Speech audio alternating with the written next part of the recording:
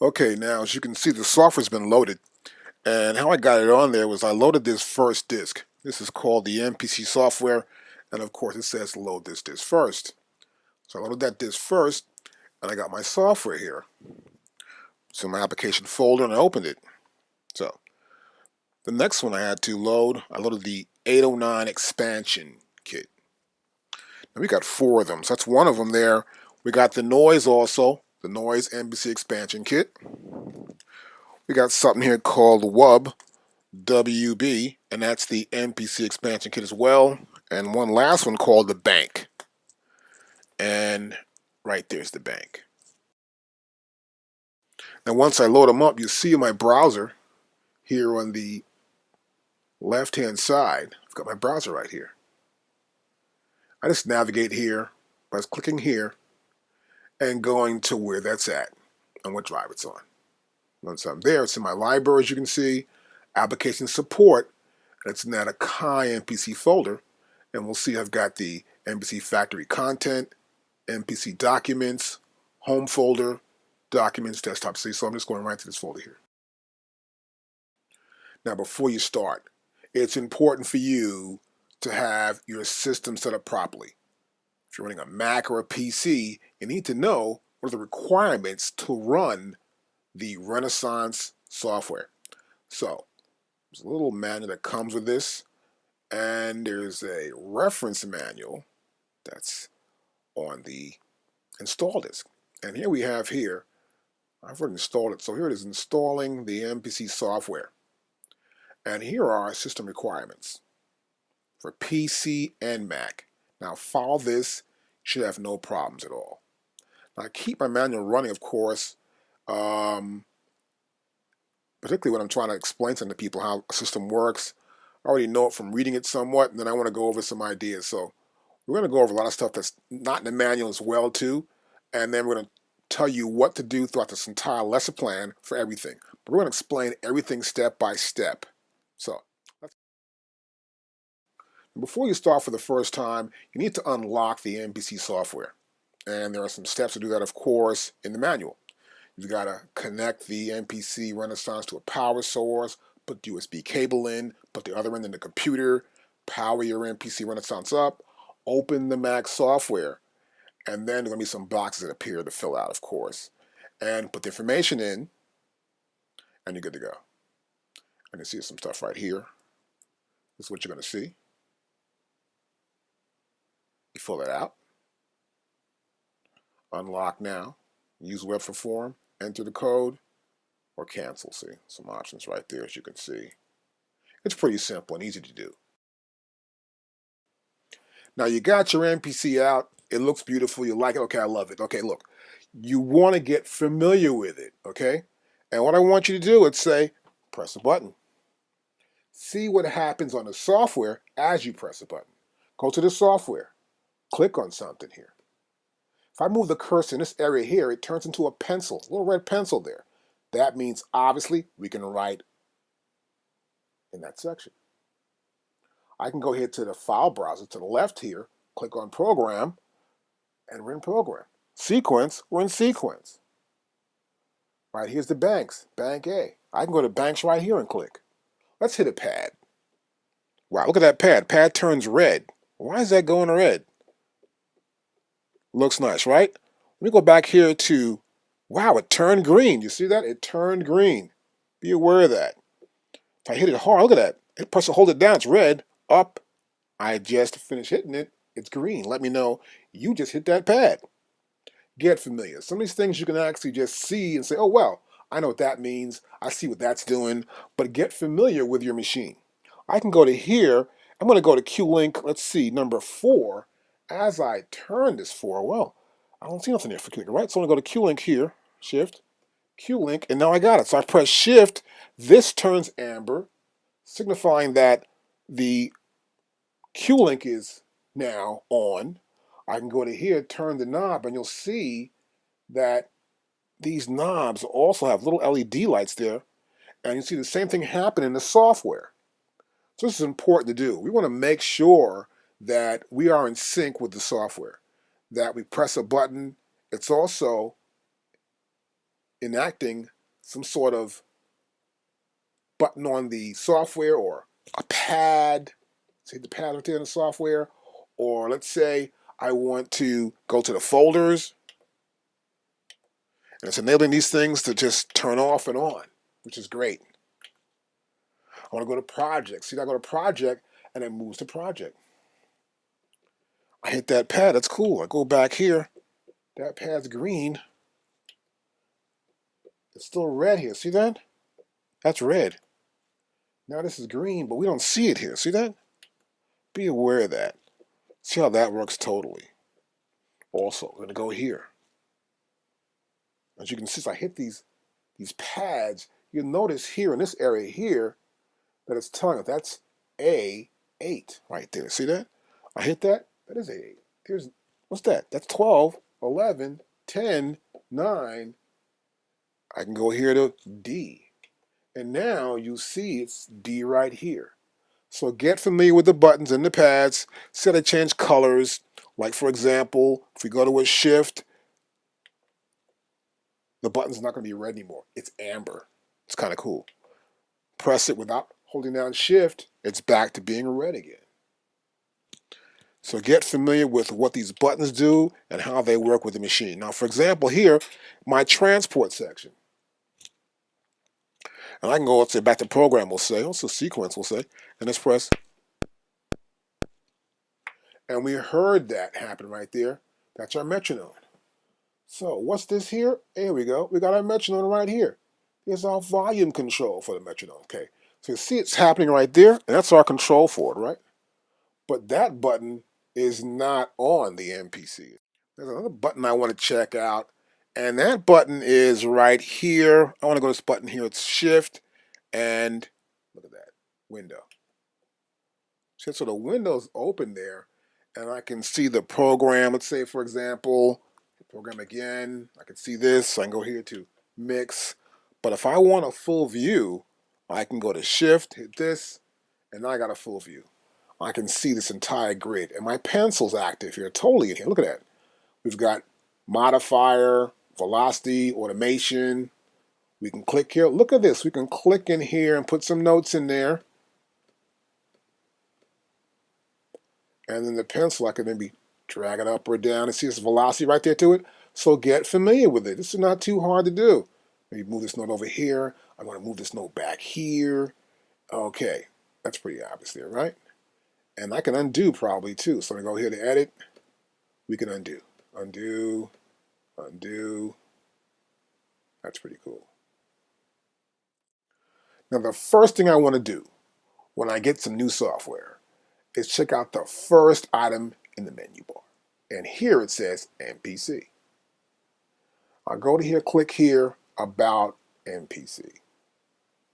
You see a picture of our Renaissance here, the version right here, who owns it, and we see right here, we see this says the guys involved in the project.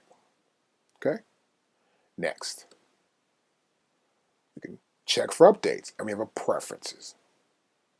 I always want to see preferences, so I know I might want to change the setup one day or something. I want to see what options are available. Now here in preferences we have audio, MIDI, plugins, auto load, sequencer, and other. Now the first option is audio. So I've got built-in audio because I want to send my audio directly through the video I'm shooting here for you, right? And so I'm using built-in audio. But I can also use MPC Renaissance. I have a Pro Tools system. I can use Pro Tools Aggregate lined up with it as well.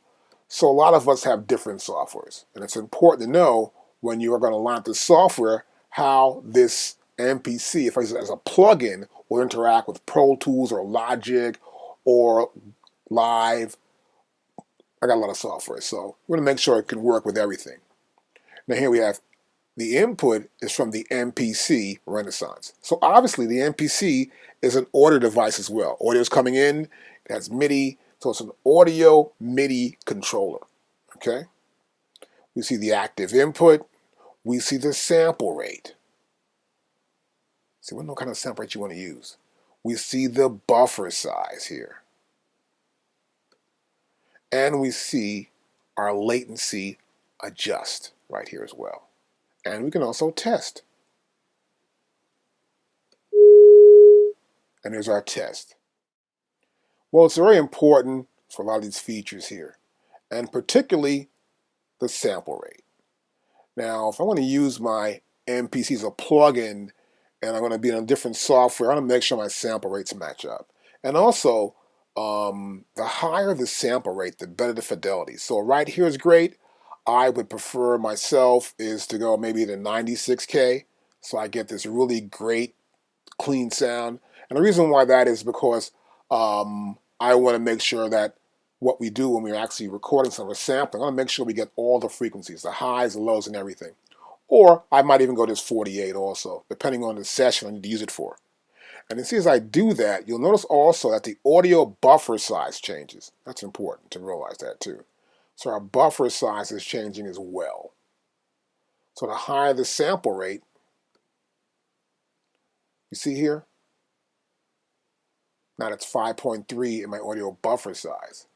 If I go down here 44.1, we're at 11.6 milliseconds. Okay, I want to go over some other ideas here about dealing with audio. And in my case, I'm using built-in for the computer to pick up my voice and the playback, all the production I'll do here for the video. But in your case, you may have bought some reference monitors or some standalone speakers, and you want to hook them up to the back of your MPC Renaissance. Well, you want to use MPC Renaissance right here. And that will send the audio out the computer into the MPC, which acts as an interface, to your speaker system at home. Now, for the purposes of this demo right now, I'm going to keep my sample rate pretty low, about 44.1. And remember this, the higher the sample rate, the more memory it builds up. I mean, it's going to take a bigger file. A file that's 96 hertz is going to be a pretty big file. So what I also do is I will save my stuff to a hard drive. I can use an external hard drive generally. It's going to save something down, or make sure your computer has enough hard drive space so you can save your samples. If you take like a vocal sample or a keyboard player comes by, or a guitar player, and you want to sample them into the system, make sure you know where those files are too as well. Now, once I'm ready to go, I'll press OK. And I will come back to explain more of this later on in our lesson plan. Okay, next what I want to do is, I guess, load some samples and make a beat up. So I did this earlier with the little pencil here. And now I'm going to move the hand there. I'm going to grab that. And I'm going to go to Command X. And I can get rid of it. So I can just grab it. Let's obviously grab something and say, let's go to Edit right here. And I can do Cut. Yep. Let's see if we can do something else. Let's grab it. Let's go from here.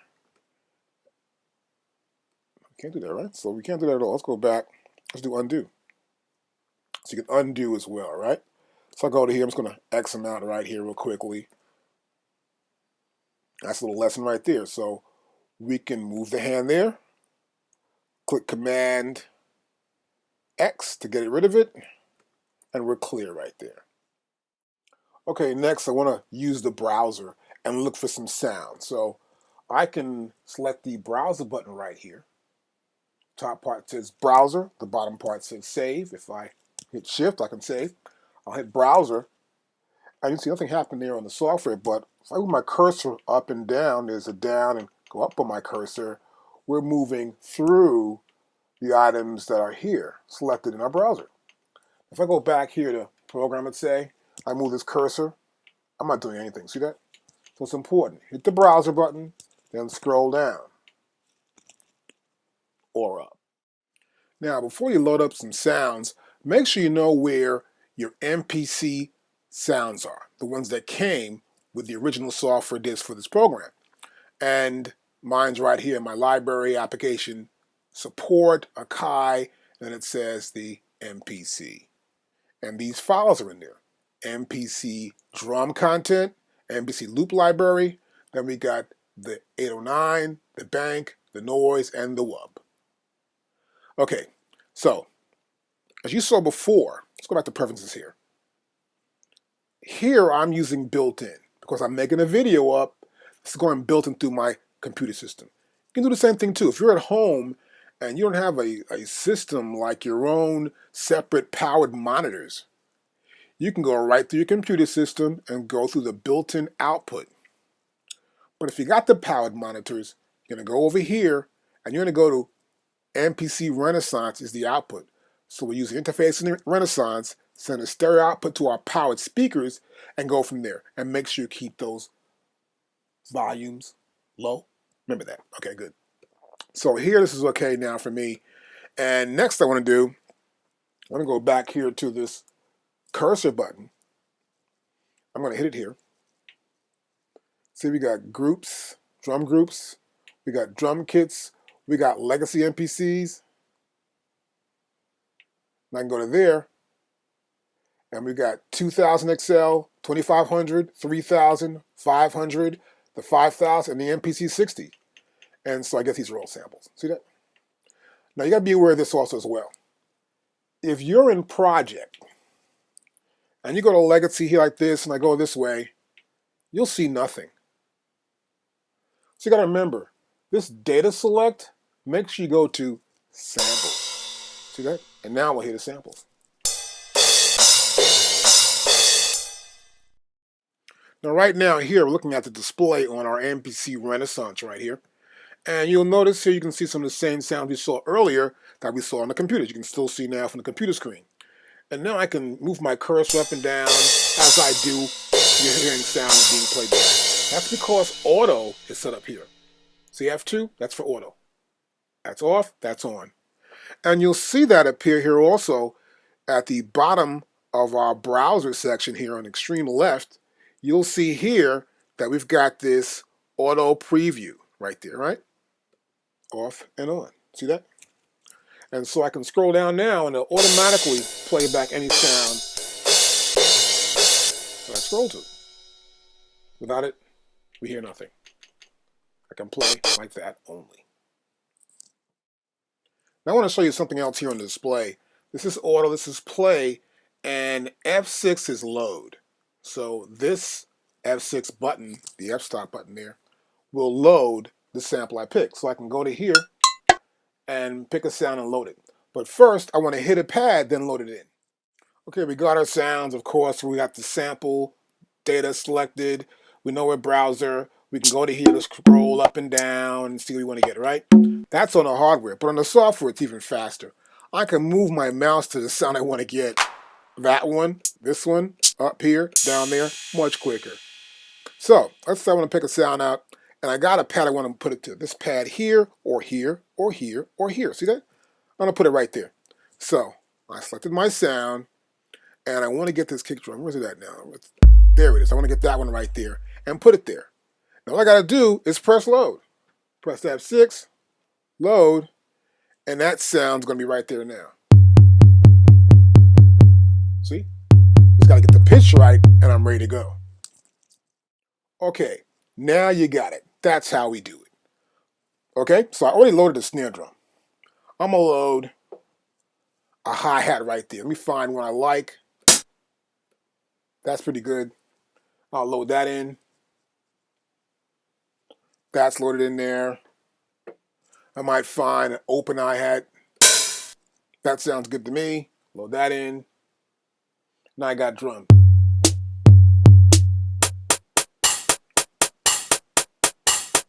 I've got some drums loaded in. And that's how easy it is to load up drums, get a drum set going on, and you've got yourself a little set happening, and now let's make a beat up.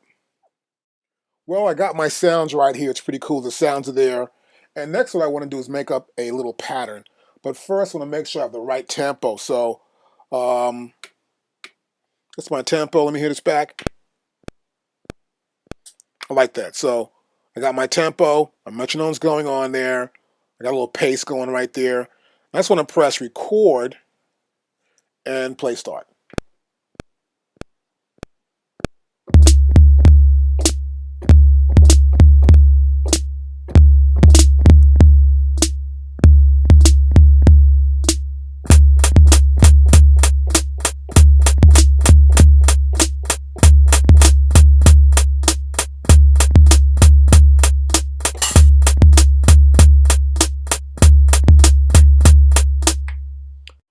started making a new program, and I've loaded some sounds in already.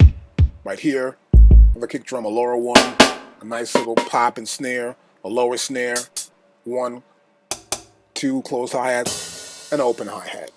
Now what I can also do when selecting sounds, instead of putting them on a pad, hitting a pad, I might just want to get a list. And you'll see here in project information, we have program, we have samples. So I can take a sample and say, I got one here I like, I'll play it here. Hear it again. Okay, good. I want to put it in my sample list without using it yet. So I can go here and double click it, and then it appears right there. See that? I can pick some samples I might want to get. There's some finger snaps here. I like those. Double click that. That appears in the list too.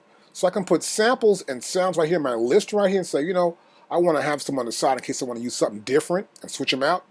So what I'll do next, I'll take this one, and to put it in the pad, you just drag it really. It's pretty simple. Just take it, you drag it over here. See the pads highlighted, and you put it right there. It's right there. I got 2 different open and closed hi-hats. Makes it easier. Now I've got some more sounds here in my list right here. And this is the sample list. This is a program list.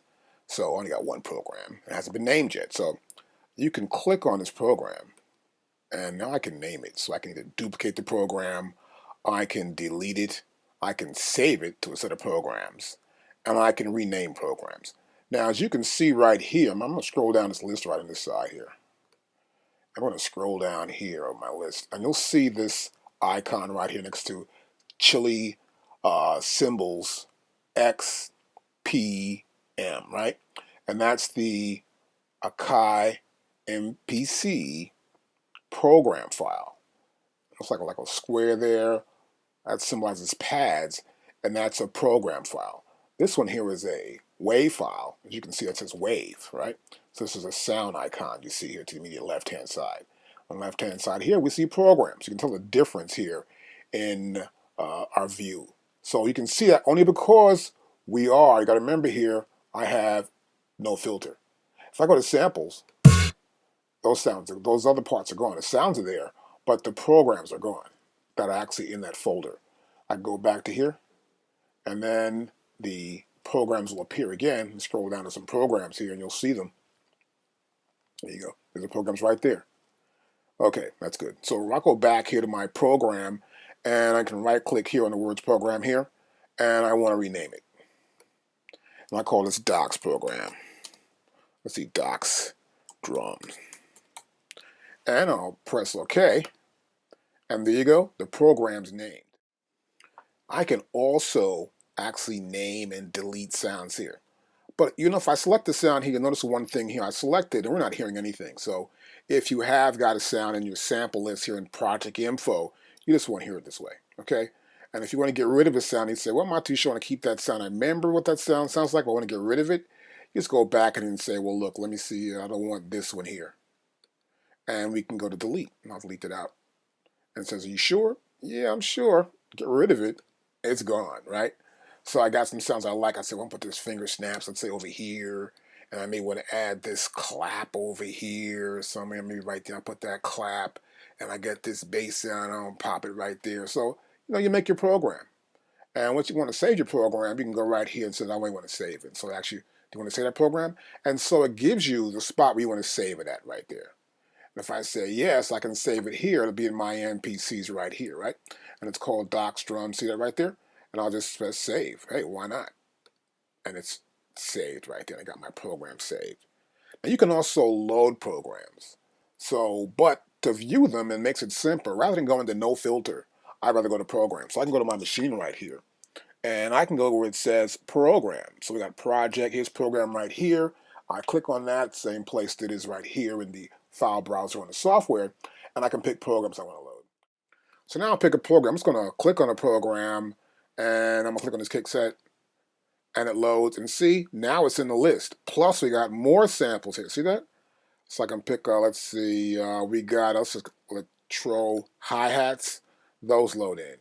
And I may want to get something else, maybe some house kick drums. There you go, that goes there. I can just pick sounds I want to load here. Of course, these are all programs. I can just pick a program to load something in with, and let's get some stabs here.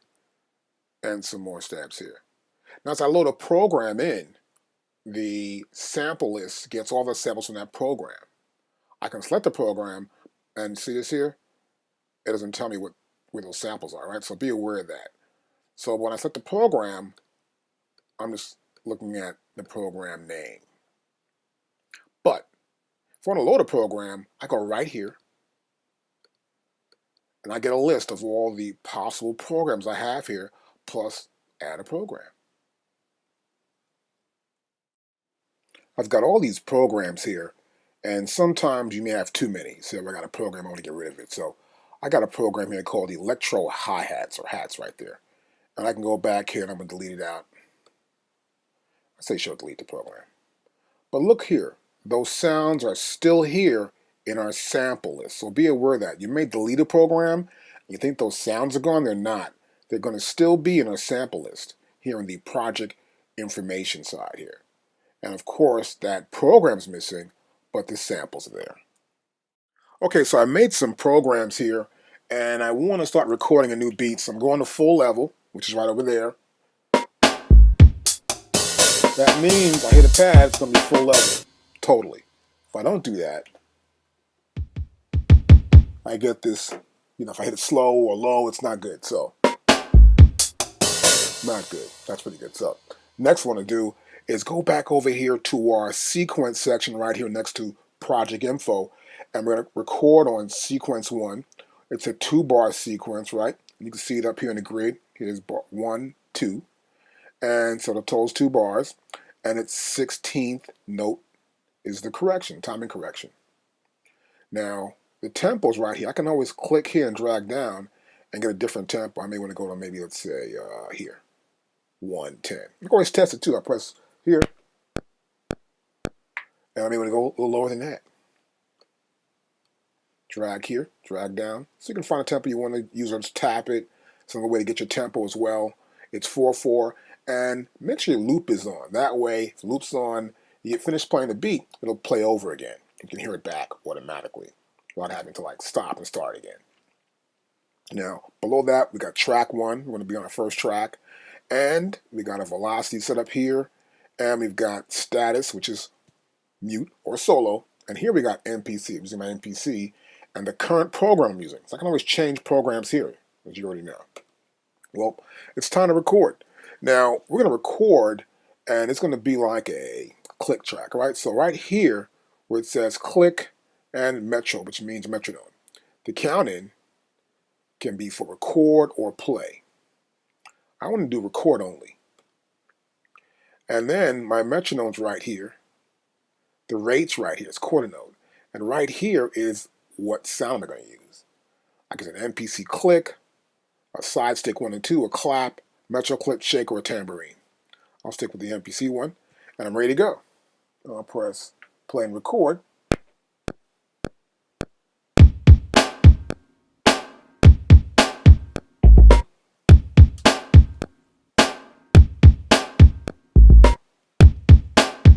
And I got something. Okay, this is pretty good. I got it going on already. What I want to do next, though, I want to record a hi-hat on top of this. So I can press play start, hear the track back, and say to myself, I want to put a hi-hat here somewhere and find out where I want to put that at. So I'm going to stop this, but I want to use note repeat. Now, note repeat's going to repeat a note once I hold the pad down. So I'm going to select my quantized value. It's going to be 16 notes in this case, and I'm going to just practice here. I'm going to hold down note repeat.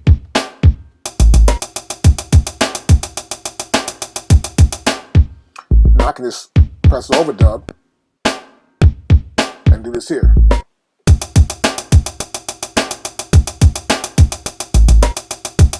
And it's in there. Once I stop, it's still in there. It's rolling right along. Now, if I don't like that, say, I'm not too sure about it. I'm not too sure if I'm liking that or not. So look, I'll go back in. I'll go overdub, but I'll hold erase down this time. And it's wiping it out. Okay, we can do stuff while it's just playing, right? So let's go back here. Let's go to eighth notes. I'm going to pick my other hi-hat. I'm going to go here, no repeat. Try this one.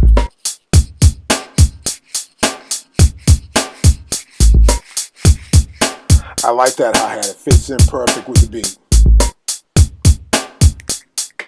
That's how we can overdub and erase any part in the track. I'm going to go over a couple more features here. I'm going to press record and play, but actually just play first. I'm going to do overdub. I'm going to add a kick drum in here.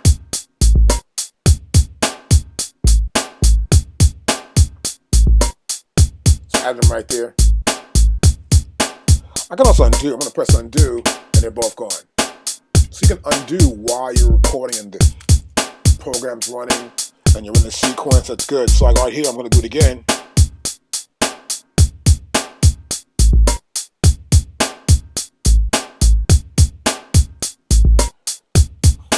Then I want to probably do this clap here.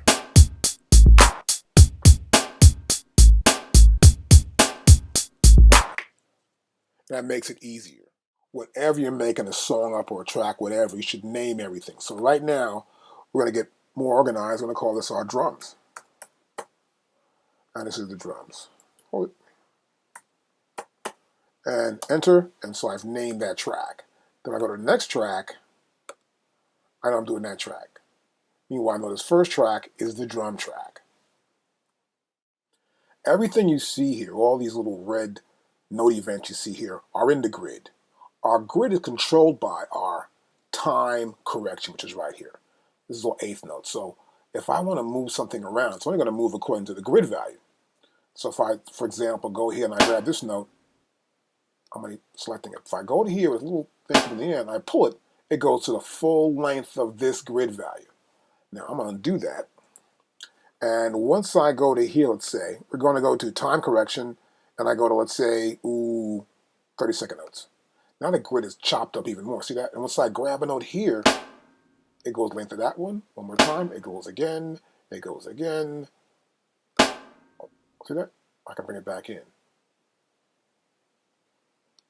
To that, only to that size. See right there? I'm going to do that a couple of times, and I'm back to my original. So remember that. Based on the grid, as I move something and extend that note, it will only extend as far as the value of the grid. Now also, I can also select a note like this. Let's put a little hand here. And once I do, I can hold down the shift key and then use my arrow and I can move it over. See that? And it also moves with its velocity as well, as you can see there on the bottom. It moves right there with its velocity right over at the same time. I can play it back again. Sometimes I know how to move that. I can also move my pencil right here. And once I do, I can change the velocity of that note also as well. I get a different velocity for that or for a different note. I can also actually copy a note. This works. On a PC, all you really got to do is press Control. On a Mac, I hold Command down. I just drag. And I just copy that note. See that? I just undo. I'll do it here to make it easier. I can go right here, Command. I got another one right there. Let's place back. I can take it, go back here again, move it over here. And go over here. Let's go right there.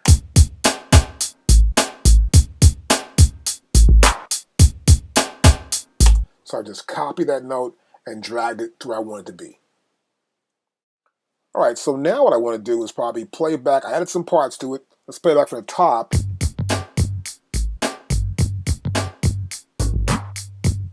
I can do some little mixes up here. Now what I can do, I'm going to press Program Mix, which is right here. And once I do, you can see there on the software, we've got Program Mix going on with a different view as well. Okay, so now we have the view from our MPC Renaissance.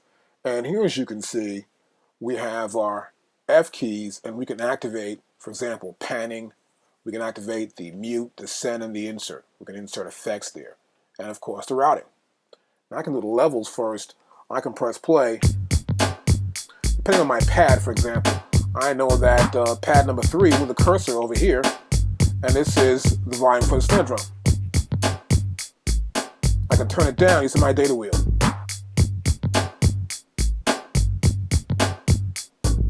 Which is kind of cool. So we can change the level there. We can also change the panning. I go here and play it from the top again. It's the center.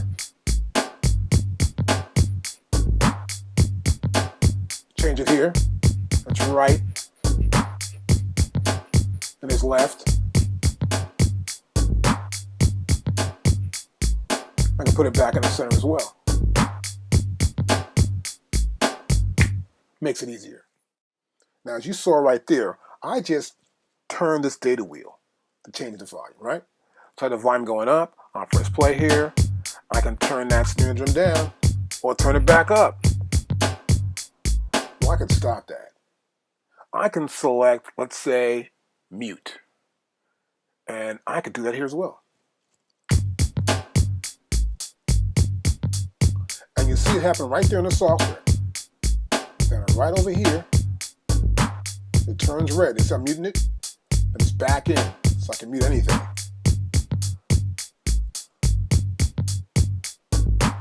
I can just move it over, my cursor to where I want to move it into that field, and then mute it. It's pretty cool. Now, a better way to do this is to use our cue links. Now, the MPC Renaissance makes it even easier to actually edit this information. And if you notice here, now I've got my camera view is on my cue link section right here. And I'm in the program mix mode, and I've selected F2 for my levels. So we see the levels right here. I'll press play from the top. And now I can just turn. See the volume level? So it just goes down. See, that's pretty smooth too.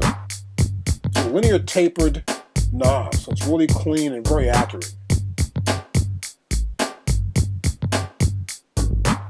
Turn the hi-hats down. Where are they? Right here. Put my hi-hats down. Bring my snare down. Hi-hats up a little more. Bass drums all the way up there. And you can see where everything's at. So it makes it really cool. I can stop this now. I'm going to press F4. And now we have our mutes. Now watch this. I'm going to press play from the start. I just got to tap something. I just tap that. That sounds like it's coming right now. I'll tap it, take it out. I'll tap this one. And now the snare's out. Bass drum's out. Bass line. Basic groove now.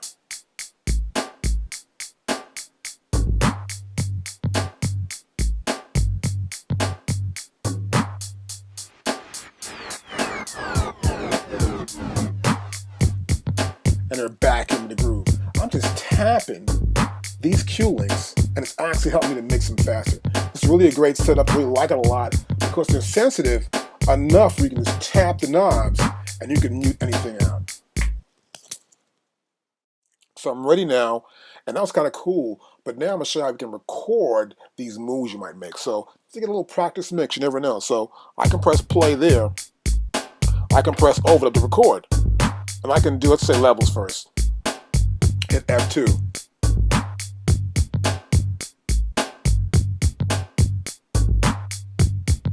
And now that's turning, right? That's pretty good.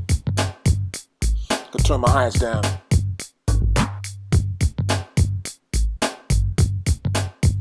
Stop that. I want to go, let's see. I want to go to mutes. And now, back to record.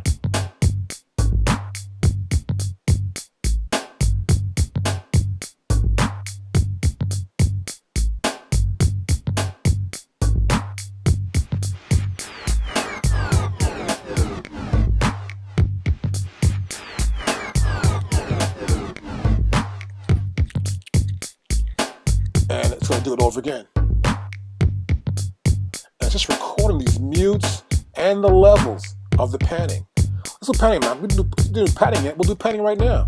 Let's change the panning of this sound. So we're going to back here, put that sound back in, go to levels, turn the level down a little bit.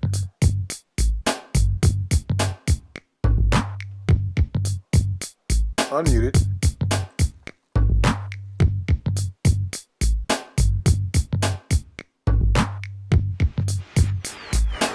Now go back here, turn the levels down.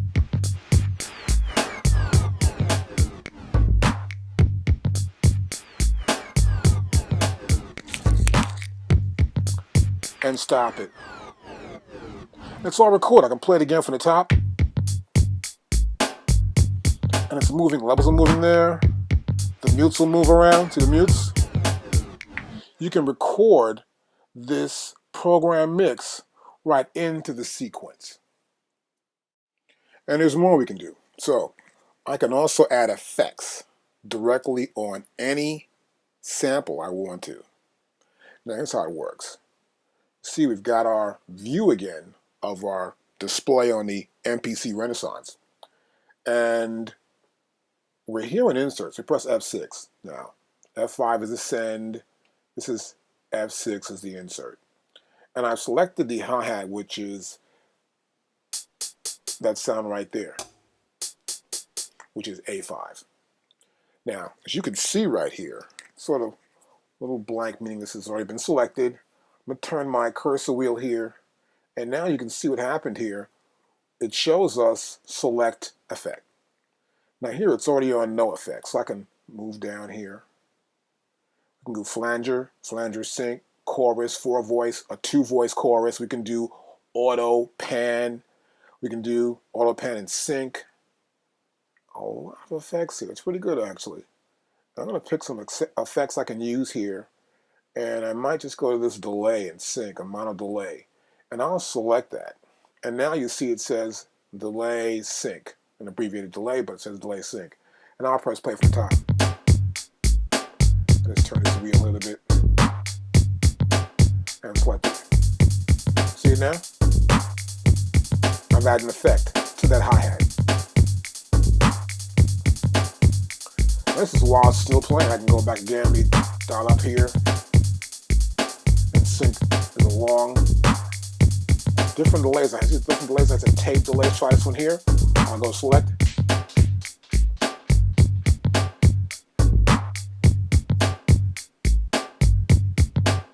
Nice delay there. So it delays the sound. There's a nice little flange to it almost. And you can select these effects while you're in motion here.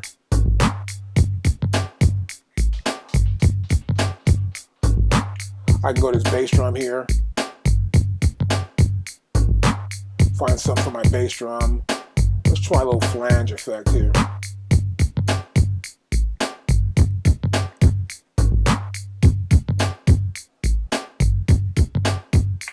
And add a little more power to that. It's pretty cool. So you can add effects directly inside the track. It's really cool. And you'll see them here also in the software. Now here in the software, it makes it much easier. As you can see, I'm right in the software. I can select around different internal effects. I can go no effects now, play it again from the top, and add effects on top of effects. I got a flange, let's go to chorus. Now I gave it a different feel right there. I've got the chorus on top of this hi-hat, and it's a 4-voice chorus, so it thickens up that hi-hat a lot more, and delay almost makes it sound like it's really above the track, but just driving the beat along. It's really cool. I go to the bass line here, for example, and pull up another effect here. I can go to here, click there, it's on, and now we can do it directly here rather than doing it from the hardware. This makes it much, much easier.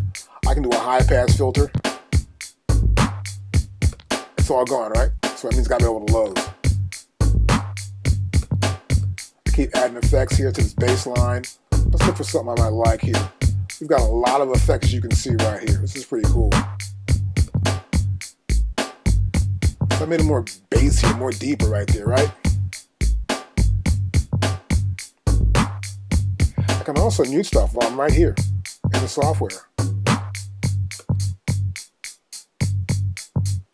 You can bring this down here also as well. Just like we can do on the hardware, but from here it's much easier, as you can see right there. And I can bring stuff, unmute this, unmute that, unmute this, bring it back in, and the groove's going again. Still going real hard there. I can add more effects if I like to as well too. It makes it much, much easier. And that delay still goes on. Nice dark delay, I like that, really cool.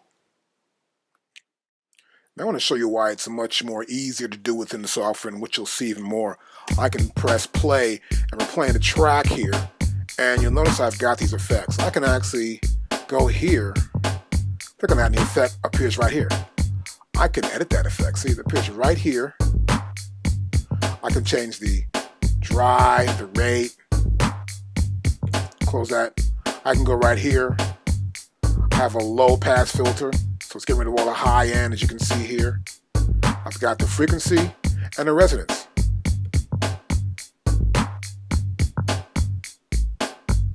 So I'm changing it right now. Close that out. I can go back here to my delay, open that up, and I can edit the delay settings for the analog delay sync. This is so cool. Go back to there. Stop it.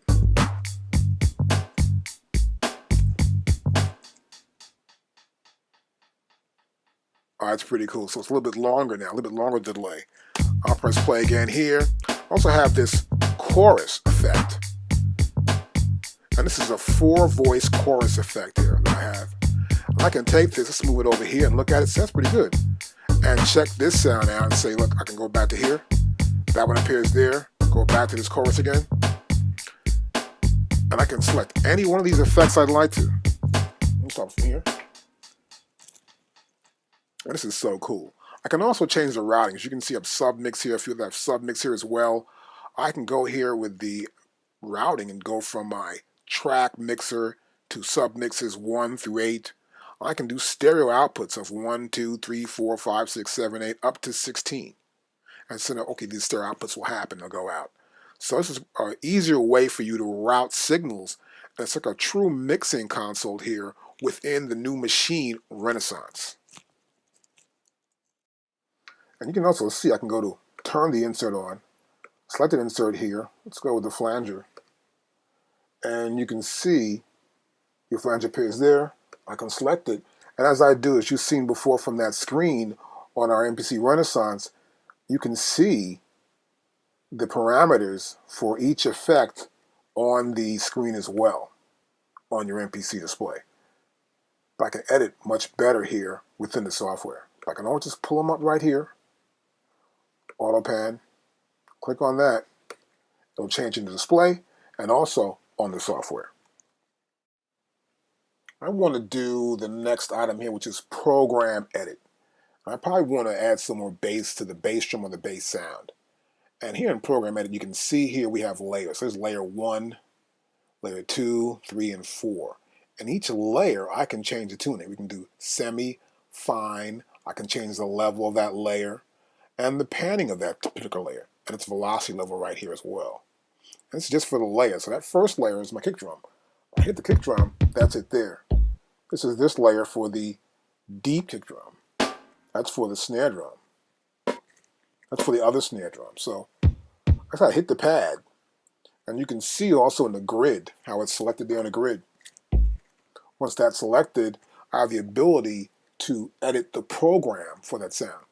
Like for example, I go to the first one here, and what I can do here in this first track here, which is this kick drum, is I may want to layer something. I can go right here, and I have all these sounds I can layer.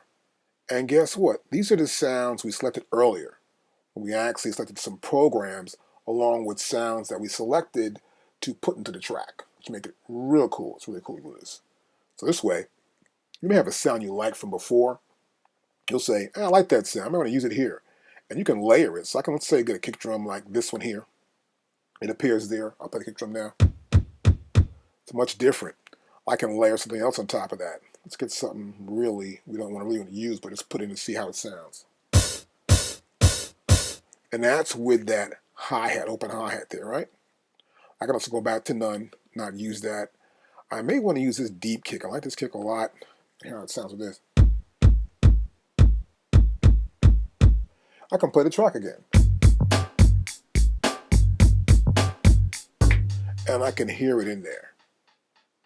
And that's how we can layer sounds up also. So I can go back to here again, go select none. And I'll go back to the third layer and select none as well. And I may want to just tune this sound.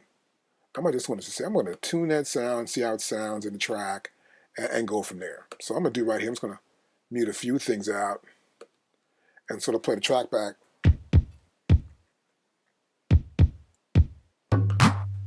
And I can go here actually on Q-Link 14, as you can see here.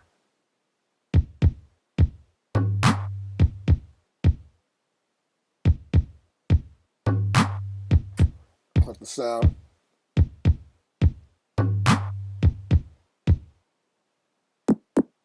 So I'm tuning it now.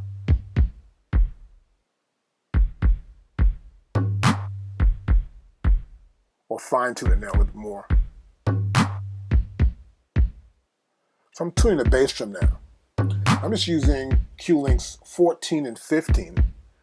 As you can see, the turn there in the software with the tuning right here. I'm able to pitch any sound also as well. Now we got this overall view of our MPC Renaissance right here, okay? And we can see the Q-Link section, which is going to correspond to that part for our program edit. And we can see here that we have this bass drum right here, the first one. That's Al BD bass drum Afro. So I hit the pad, that's the bass drum, obviously. And I'm hitting the pad to make sure it's selected. Otherwise, if I hit this here, you can see now it's changed to that one. That's changed. They're all changing, but I've muted those sounds. I just want to hear this one sound back, right? I'm going to press play, start. Now I can change the tuning here. Okay, that's Q link number 14. I can get fine tune it to get deeper. I can change the level. Now I'm going to select another drum here. I'm going to go right here. Now I'm going to select a different bass drum. I want to get this deep one here. I got that one. So next, I can also tune that one.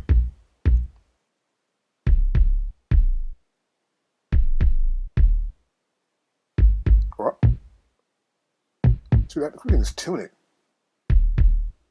I can get finer there and then get the level. I want this lower.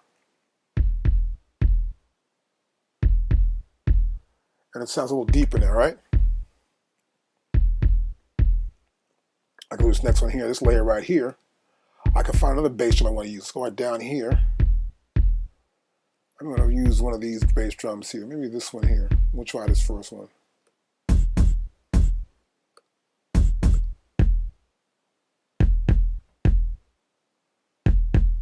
That's kind of cool.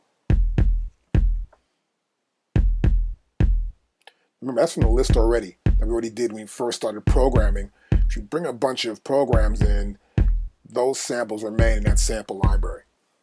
And you can see them right here for the project information. That's where we're getting them from. I'll click on Program Edit again. I'm going to change that, picture that one. I'm getting deeper now.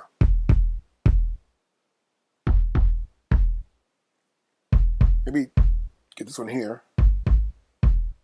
then do this one now. And get the level a little lighter. So I can get different levels of these sounds. And what's even cooler, let's say for example, I turn off full level here. And I may want to have a certain sound play at a certain level of velocity. I can hit it and turn this up a little more.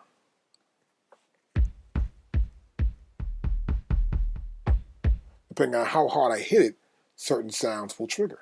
It's kind of cool. I go right here, get louder here. I want to get this sound even louder, so I can turn this up. Go back to full level. So I can change the velocity for each one of these layers. I'm only using 3 currently. It's kind of cool. I can also change the volumes, as you can see here, and make one softer than the other one. I'm going to bring this one down more and play the track again from the top. Once you get it, you can probably hear it back to other stuff you want to use.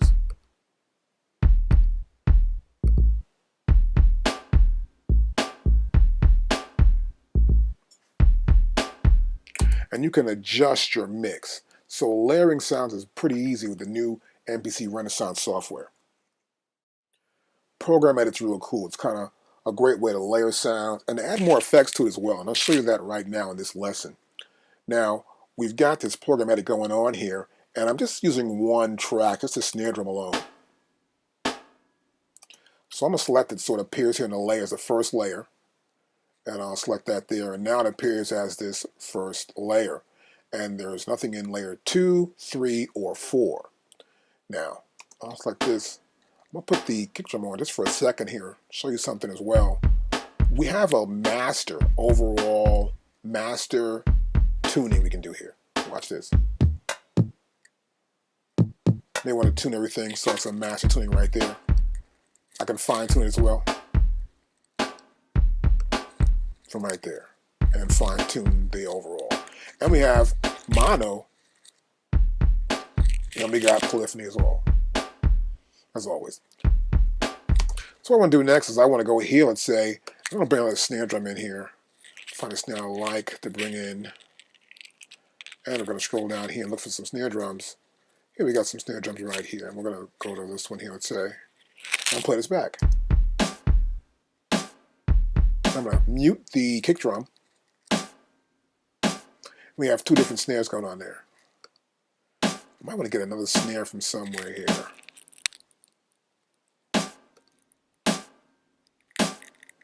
That's pretty good. Now, I can go right back here.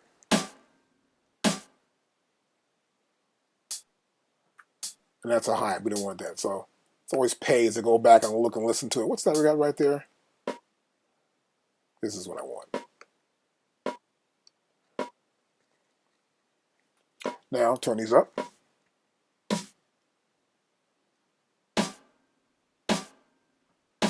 And we've combined 3 different snare drums to make one. Now, over here on the right-hand side, we can also add effects to the pads. Now, I've turned it on. Yours might be off. Here's the on and off switch right there. And now I can select an effect. I'll go to, I might get a flange here. Here I get a 3/4 voicer. And maybe I'll pull a tremolo up. And pull this back in. And we can adjust these effects as well.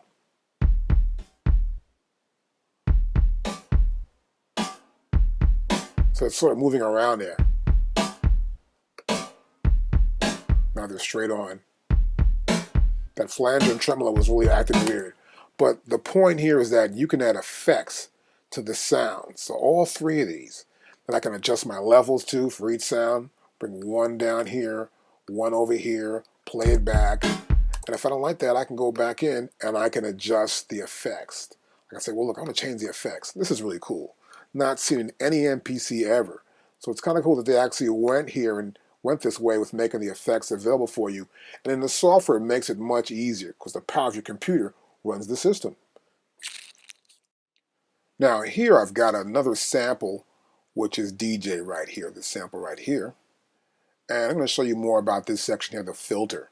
So DJ. I'll play it back and it's saying DJ. DJ. Now here in the filter section, I have a lot of filters I can use. A low pass, 1 pole, a 6 pole, 8 pole. We got a high pass filters. We got band pass filters. We have model. This is model filters right here. We have vocal filters. So let's try vocal right here. DJ. Hear that? DJ.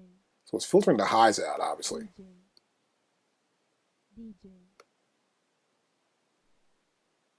Hear nothing at all there, right? Let's go down to here. I'm going to turn some items up here. DJ. You can hear what's going on now. DJ. Get some envelope going here. DJ. There you go. DJ. Now go to here. DJ. DJ. Band boost right there. DJ. It can also affect the velocity DJ. pitch. So when it hits the velocity DJ. setting, DJ. sensitivity right here. And this is for the DJ. pitch. Now watch this. DJ. DJ. DJ. So we're changing the pitch a little DJ. bit after it's struck. DJ. Can also change the panning DJ. too after. So watch this. DJ. Now it goes to the right side there, left side rather. DJ. I'll put it here. DJ. It's going to go slowly back to center. DJ. DJ, DJ, And this has to do with the velocity sensitivity setting DJ, for that particular sample, DJ, like right here. See? DJ, DJ, DJ,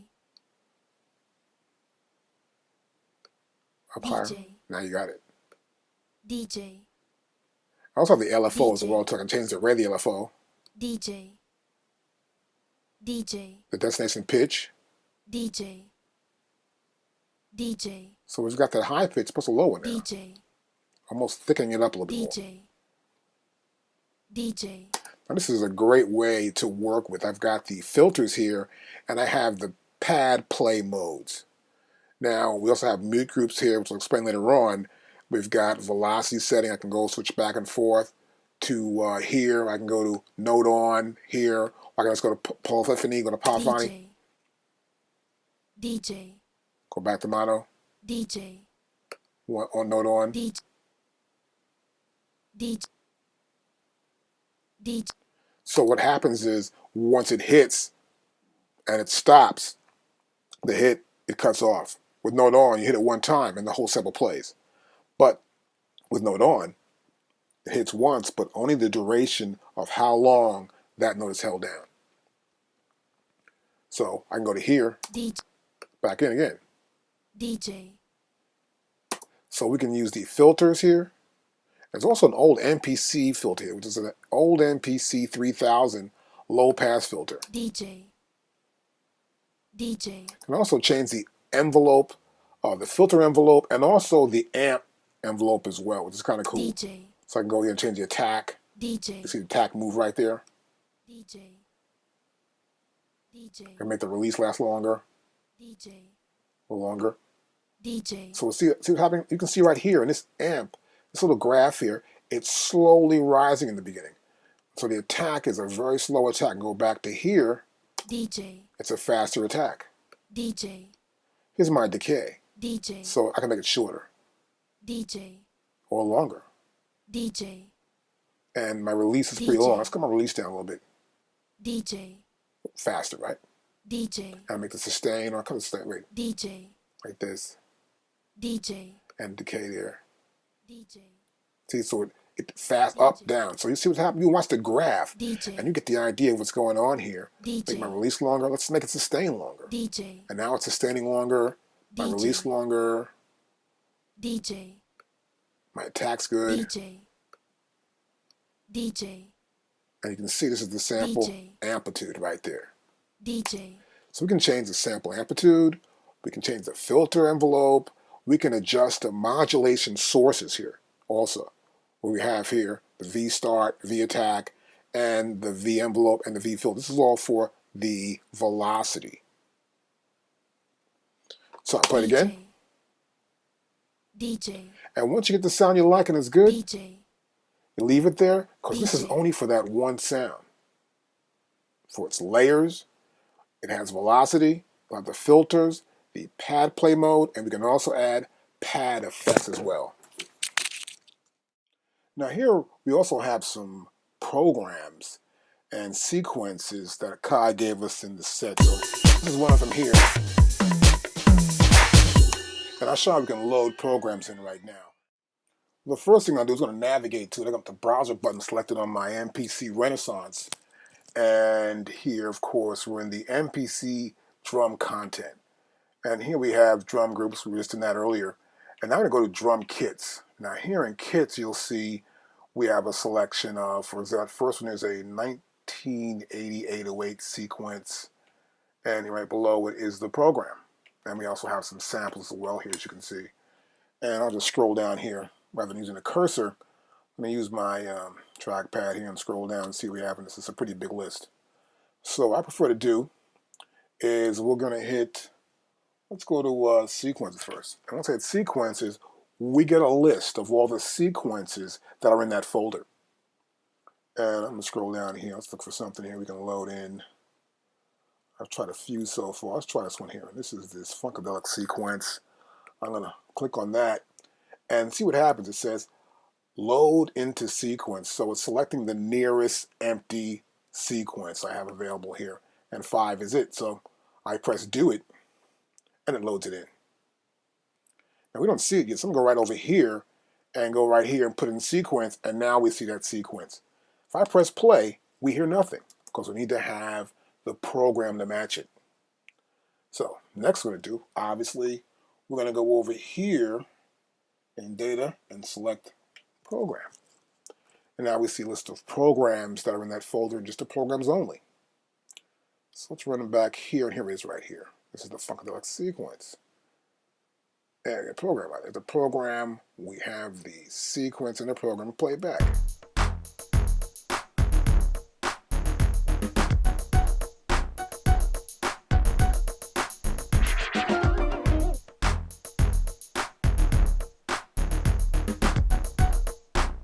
Okay, that's pretty cool. So we can load a program and the sequence in. Now, you notice here too, this is more than just 2 bars, like we've been working with earlier.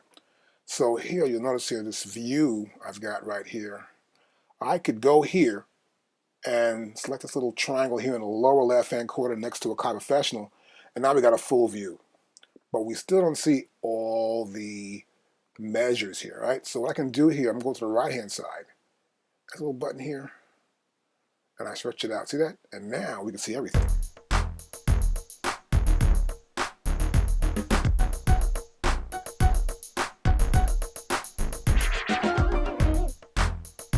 It's right there.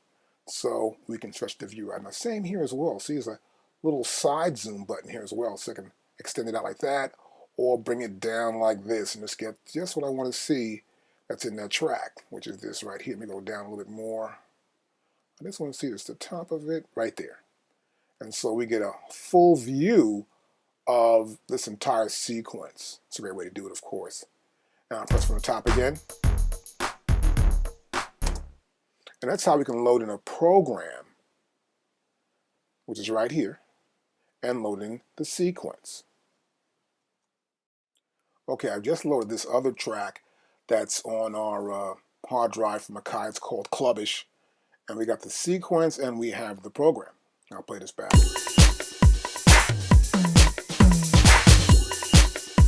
Okay, what I want to do here this time, I want to add a bass line and make up a key group. And we'll do that next. So the first thing I want to do here probably is just select a brand new track. Here's a brand new track right there. Now, I want to get a program going here. So let's see here. I want to add a new program, right? So we're going to add a new program. This is program 3, but I want to make this program a key group. I just want to make it play a bass line. So I select key group here. Now it's selected, and I'm going to press OK. Now you notice here on the left-hand side, we have some piano keys right here. You can see it right there. And here's 0, here's C minus 2, C, 2, here's C1. So it's a full keyboard you can see there. If I scroll up and down the keyboard right there. And so this track's going to be a keyboard track. Next thing we're going to do is we're going to find a bass sample and set this track up. Now I've got a bass sample I like already, which is right here, we used earlier.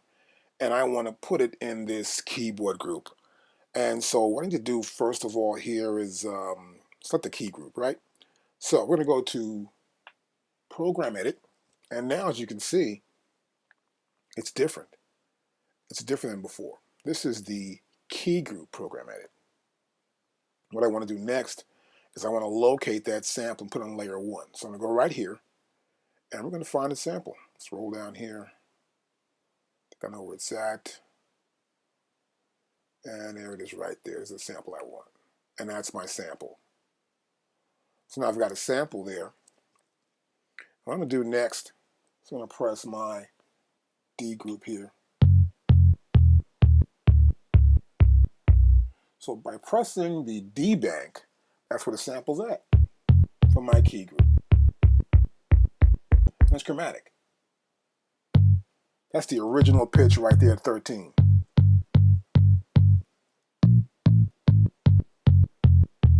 It's going down chromatically in semitones. And that's how I put the bass line there. So I'll go back here main again. And you see this is that second track there. I'm gonna call this bass. And I got a bass there now. And the first track is this drum kit. And see here we're actually in D, right?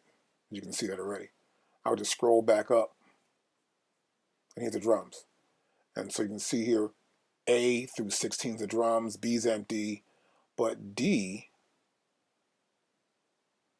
right here is my key group for that bass line. Now here, you have nothing at all, right? If I go to the bass line,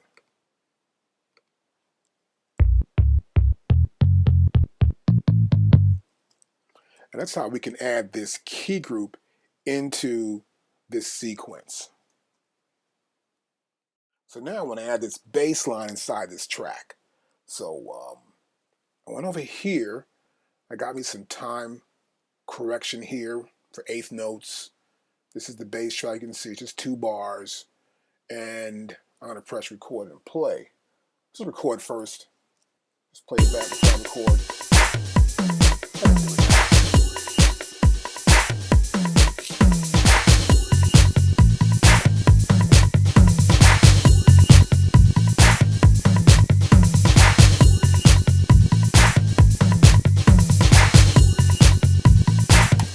That's pretty cool. Now, I got a mistake here. I'm going to get rid of this one right here. Grab that note. And get rid of that one.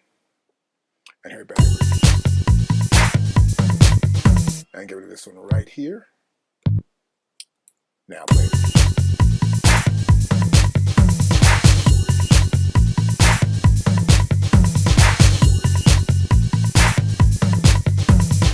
And I got a bass line.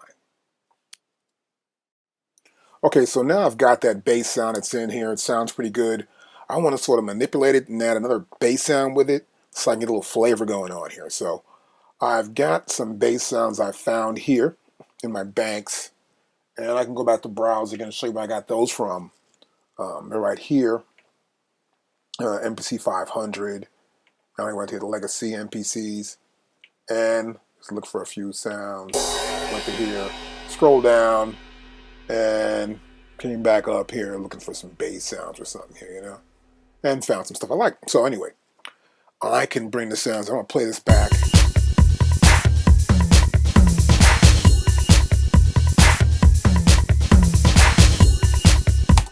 Now, I got that bass sound there. I've got one already I've selected, so it's going to be in that list. So it's already in those session samples right down here. And I've got a second bass line here. Now this is different from the program edit when we're just going to program edit drums. Here we're layering some sounds out for keyboards, as you can see here. So it's a little different setup. We have a key group play mode right here. And we can play the layers and a sample play as well. So I can do a one shot or a note on. And here we can do cycle through velocity, and here's random as well. So I'll play the sound back.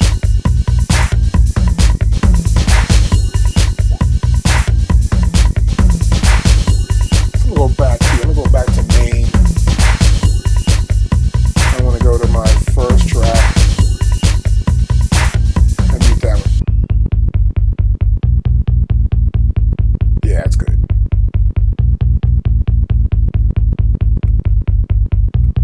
Now the bass line right there. Go back to program edit.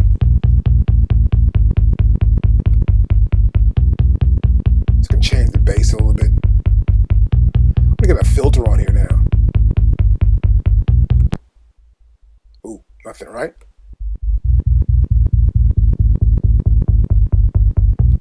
A little resonance.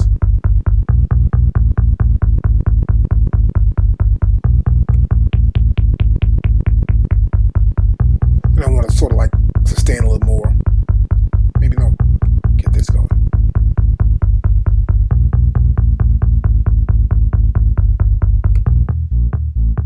That's nice right there.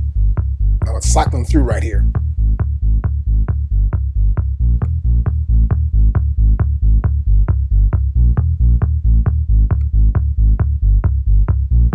a little bit more right there.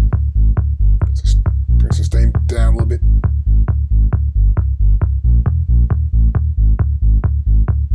So we're creating this bass sound here.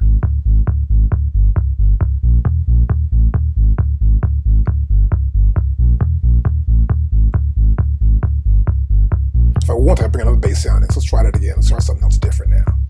Let's try to develop something here.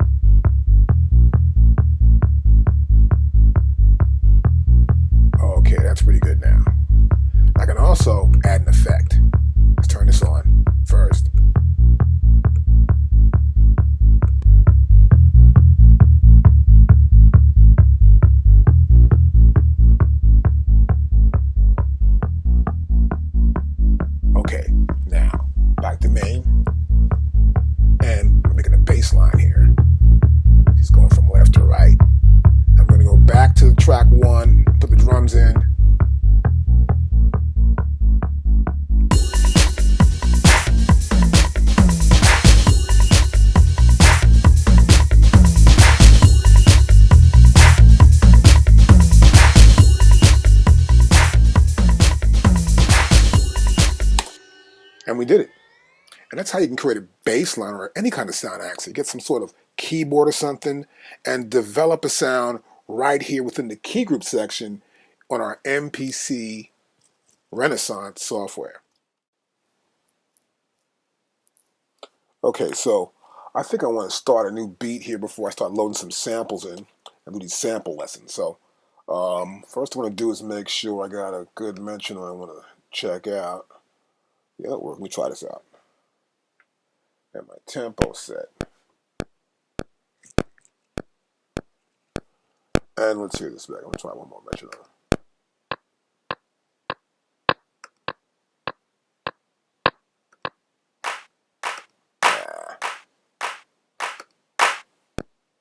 Okay, it's better.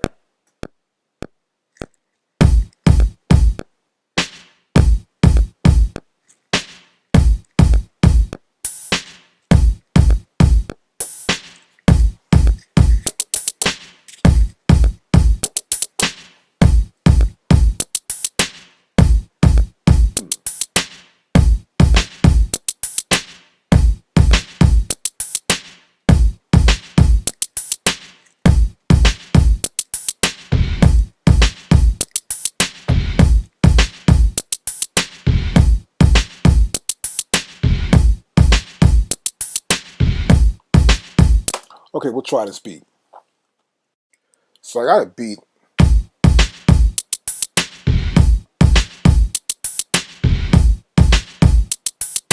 think what I want to do is I want to probably copy this beat. So to copy, got our button, window button available since there's a light here. I'll click here. It's on sequence right there. And now I've got this option here to copy. I can press F4 I want to see what I copy it to. I want to copy it to sequence number 2, and I'll press do it. And now it's copied there.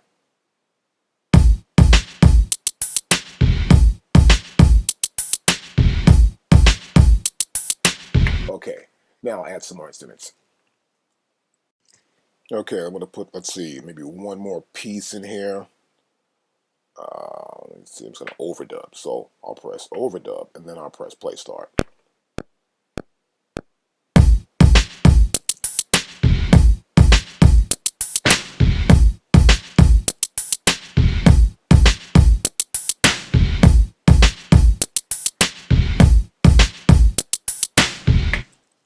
Okay.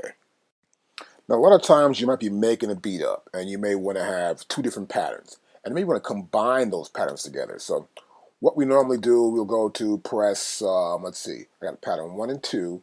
I'm going to press, go to mode and press sequence edit. Now here in edit sequence, I can insert blank bars, I can delete bars, 3 I can copy bars, 4 I can copy events, 5 I can copy a sequence, transpose, erase, and then of course I can copy just one track. So in this case, I'm going to go to 3. I just want to copy some bars. So I'm going to go here to 3. And I can copy from sequence 2. And I want to copy, you can see what it says right there. I can copy the first to the second bar. And it's sequence 2. It's a copy of sequence 1, actually, as you can see that. And so what I'll do, I want to copy it to something. So what I want to do here, I want to go to here. And we want to copy after bar 2. So essentially, I'm turning bar 2 into 4 bars. And I can make the number of copies. So I want one copy, I'll make it just 4 bars. So I just press do it. And now you'll notice here that this is 4 bars. Now I'll play it from the top.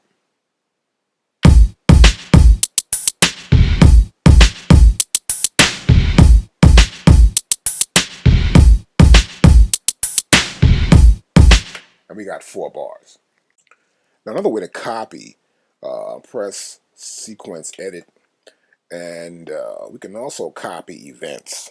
So you see here, option 4 allows me to copy just certain events. So I can say, sure, I'll press 4 on my keypad right there. And now I can copy sequence 2, which is called the beat now, and I can copy it track 1. I can select the track I want to copy. So I can go to here, and I can say, okay, track 1, or whatever track is available. I want track 1. And the length, which means the time here. That's from the first measure to the 5th measure, meaning that all 4. Because there isn't actually a 5th measure, but it's going from 1 to the end of 4 before a 5 would start. Now I just need to find out where I'm going to copy it to. So I can go here, and let's say I want to copy it to sequence number 3. It's going to start track 1 on the beginning, the first measure. I could say replace or merge. I may want to take 2 items and merge them, but in this case, I'm just going to press replace. And now, I go to track 3. Now we have track 3. But see, the name didn't even copy over, so realize that too. Also, you can see here the tempo isn't copied. So if you're going to do a track and you're going to copy it over, it needs to match that same tempo. Be aware of that too.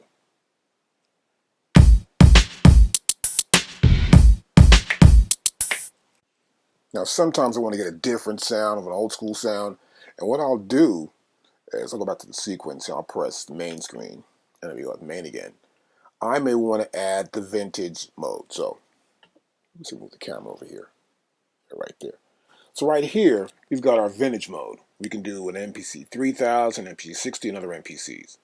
I prefer an MPC 60, so I have that anyway. And it's a great way to give it a little more of that old school flavor that I like to get, where it's a little warmer. And you'll notice right here, now it says MPC 60. I can go to here again and go to other, and it says SP 1200. Now I'll play that back.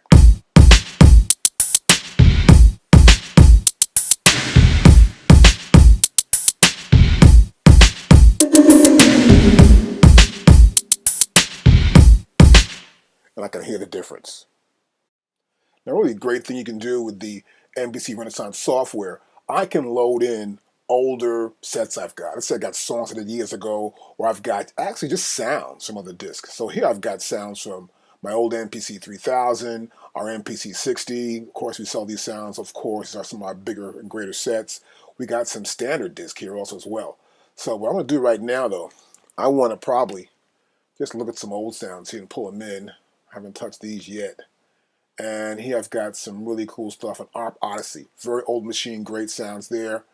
And I want to go to Moog, one of my favorites. Let's see how this sounds. Okay, let's check this out.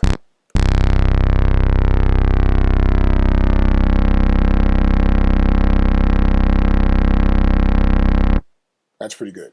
So I can also go ahead and load a program up. So it says Moog, see there. Okay, here we go. I got a couple of programs I can load up here. So these are the old programs, say AKP. So take this program here and load it up. First, I'm going to go back to my main screen here. And I just want to go do it here. And it's loading it up. And there it appears right there. Great. So I've loaded up all these Moog programs here. We've got here 1 through 9. Here's some Moog programs. I load them in. And when I do go to those programs, like for example, I go back here. Let's see. If I go to this one, we don't see the keyboard, right? That's meaning it's a drum setup. When I go to my pads, you don't hear nothing. I go back to bank A. And we hear those pads, of course, now. But when I go to Moog, which is from the original MPC 60, it comes up as a keyboard. Because I would say there's a keyboard group in that old format of the older machine. But the MPC Renaissance will still read it, which makes it real cool. So the sounds don't appear here in bank A or B, but they do appear.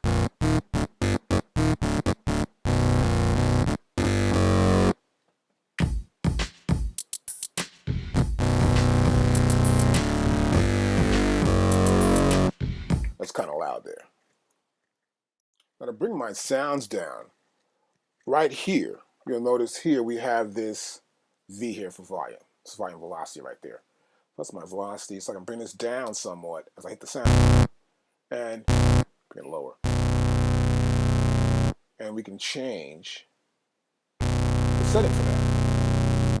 And that's my MIDI Moog right there. As you can see, MIDI Moog 9, and it's track 2. So I've got my little beat going on here. And what I want to do now is I want to add a loop to this. Start looking with sampling and get these sample lessons going on. So I've got a beat here. No, this one right is better. Just something smooth like this. We're going to try and take this beat and match it up. We're not going to make it permanent now. It's just to show you an idea of what we can do. Now you can see here it's an ATL system, it's Atlanta file from the MPC files that come with the program, so that's why I'm using it too. And it says 90 BPMs, I believe this is, and it's called the Drum Loop 27. So in order to get this beat inside and this whole song program stuff, we just double click it. All right, we double click it and it's going to appear here right there at the bottom of our list. Next thing we're going to do is we're going to go to our MPC, or we can go right here in the software, and we can click on sample edit. So I can go to sample edit on my MPC. I can click on the sample right here, or on an MPC, you can scroll to it, you know. So before it was someplace, I would say it was right there, right? I can just scroll to where it's at and say, well, look, where's it at now? And it's there. I can just take this wheel, data wheel, and scroll down. There it is right there. And I've got the sample right there, okay? Now to play it back, I can hit this pad over here. That's this pad 13, you can see it playing right there. It's playing at a loop. I can just play sample by hitting pad 15. Just play the sample. and it ends. All right. So we got the sample in here, and it's inside. And what we're going to do next, we want to try and look at this sample. So we're going to go to Chop. Now here in Chop, see what happened? It's looking at the sample saying, wait a minute. It's seeing these peaks and these valleys within the sample. Now here on our screen display on our MPC, you'll notice there's these little lines that go from top to bottom in certain sections of the sample. And what the software is doing is looking at it saying, well, that's a sample, this is a sample, and that's a sample. Now here I've got Audition. I can press Audition here. And the first pad is playing the first piece, the first sample, this first slice. So what happens in Chop, it's making them into slices. When my cursor's here on slice, and that's 1, I can turn the dial at slice 2, 3, 4, 5, all the way to the end. And our last slice is slice 22. And here we have link on, and we have start, and we have the end. So this is start and end this one particular sample. And we can adjust those parameters actually. So I can, let's say, go to this sample here. I move my cursor over to here, and I can adjust whether that's right or not. Now, to do it differently, we have also this chop to threshold, and this is the threshold. So what's happening here, the software is recognizing that this is a sample, and it's saying, well, I want to look at this sample and see the peaks and the valleys. Now here on the computer, you can see even better, of course. You can see these peaks and valleys, right? And you can move these little lines to just hold it down right there. See that? I just move that a little bit. So I can always look even closer here on the computer and look at a particular slice if I want to. And these lines go from top to bottom, and it says, okay, this is a slice. And the reason why it is because there's a peak behind it where something gets louder here. So it knows that this is one piece, this is a piece, that's a piece, and it goes right here. And it's in stereo, obviously, right? It's got almost identical 2 lines, these wave files. So it's a stereo file too as well. Now, once we got our file like that, what we can do next is we can hit these pads, and each pad represents one of these slices.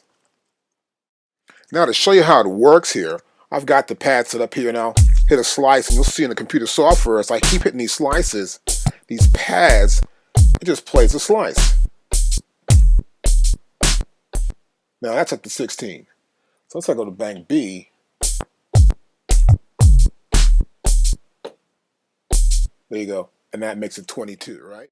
I want you to see something else now. I'm here in threshold, and of course I can go up to 84 right there. So you see here we're in threshold 84, and notice what happens. It keeps adding more and more slices. Now what's happening here, it's getting real sensitive. It's saying, okay, well, this little piece is a slice, that piece is a slice, and this one's a little bit higher than that, and that's a slice, and this is a slice right over here. So obviously the software is just going nuts, right? And then if I go further down here, and I go to threshold level lower than 50, it sees less. It's like getting lazy now.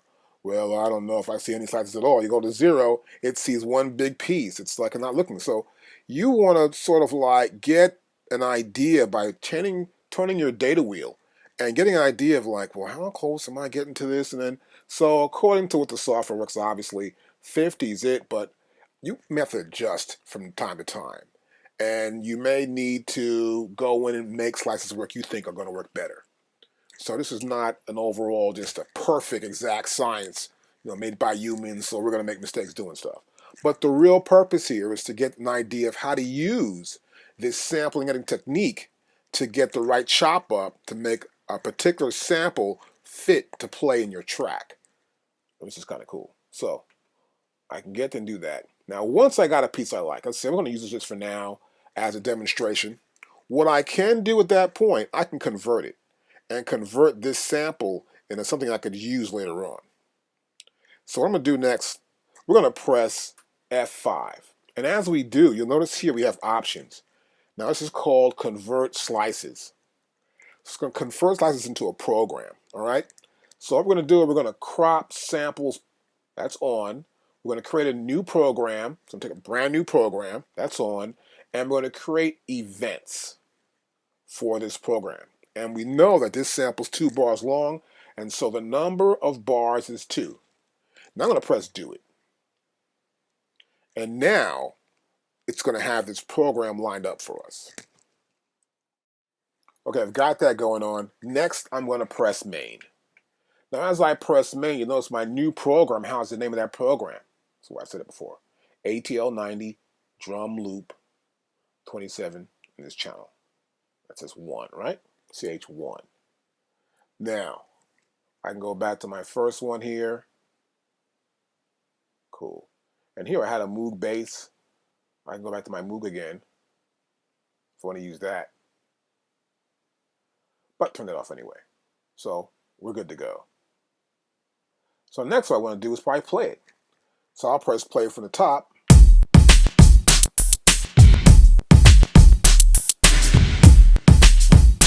can see it right there. Now it's in time, obviously. Doesn't fit pretty well.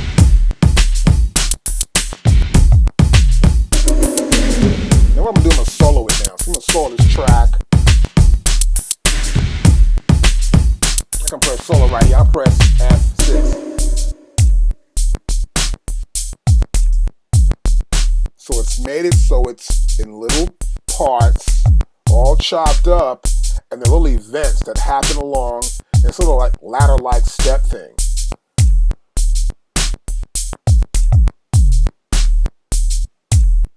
And you can see it.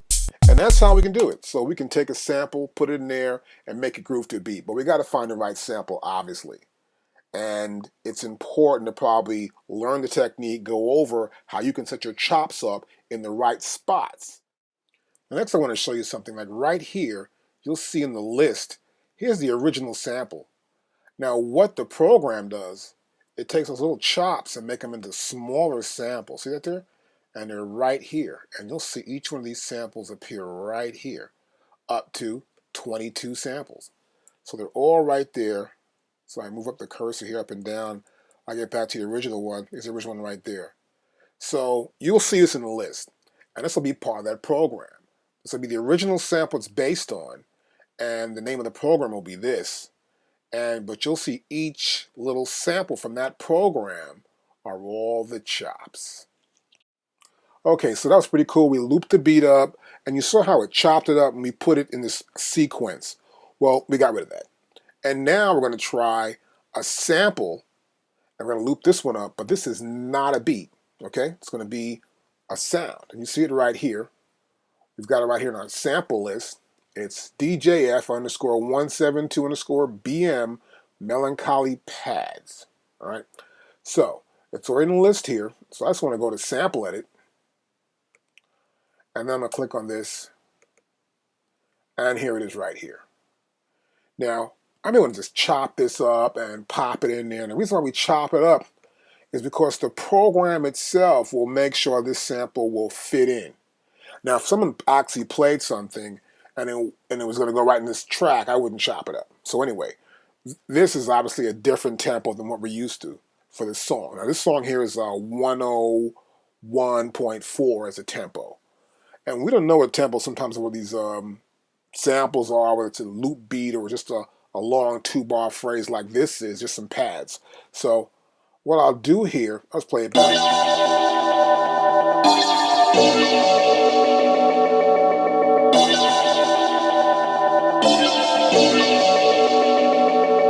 That's the whole thing. That's this loop. It'll loop that whole part there. And to make it fit, and what's going on here is I press chop, and I can see chop or to trim, or go to chop. And here we are in chop. It's looking at this section here and this section here, as you can see, and it says these are different sections. So it's saying that I've got these chops here that we're going to use in this loop. Now you can't see where these chops are in terms of transients for beats like a hi-hat or a kick drum or a snare drum, you know, boom, bap, bap. You don't see it. It's just all one long sound. And so it's kind of a little difficult to see what will fit sometimes. And what you have to do is you got to depend on what's going on with the software. So here in Chop 2, we have threshold, of course.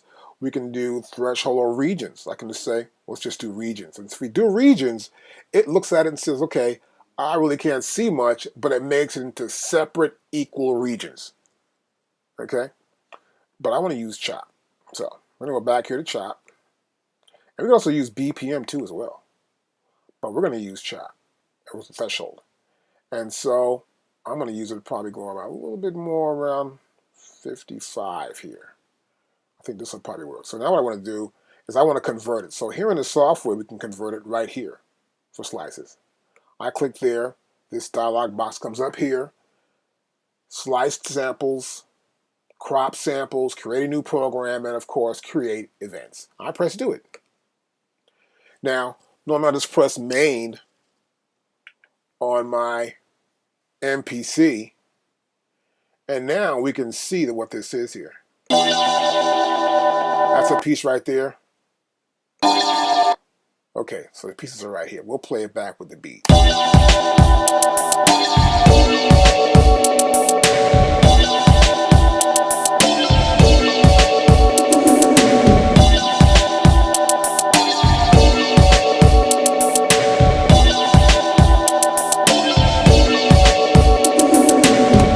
Pretty easy once you get a sample that you think is going to work, and if it blends in with your beat or within the parameters you choose for that sample, you can make it work pretty easily. Okay, so we've got this sound going. And you see we got these 6 different chops of that one sound, and sometimes it's too loud. So what we need to do is go into this program, and you see them right here in the pads. We have these 6 pads. We're going to lower them. So the way to do this is to go back to Program Edit. I hit Program Edit on my MPC, and we can turn these sounds down. Because there's 6 of them, they all appear right here, 1 through 6. So I can go in here and bring them down. Let's see, I'm going to put my 52 there. Bring this down about the same thing. So I'll just bring them into the same, get them all the same level. Let's do real quick here for the demonstration of this video. And here's 5, and then here's 6. Now they're lower.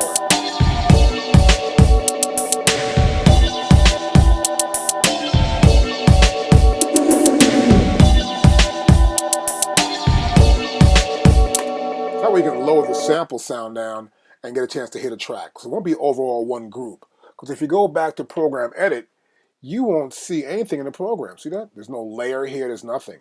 But what I can do in Program Edit, this is important to realize, I can still change the tempo. I mean the pitch.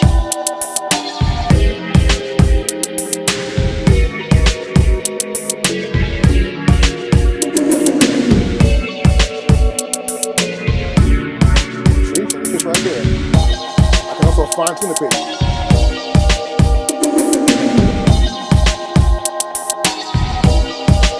So I can fine tune the pitch right there. So we won't see any sort of layers here. The use of the filters, can't use that at all. We have nothing to layer the filters with. And the pad play modes don't actually work. But what is working is that we can use the master here for tuning of that sample. Now I took another sample in, and the purpose of this lesson is that sometimes you're taking a chop in and you chop it up, you like it, but it sounds a little off some spots. And you can move it around too, so.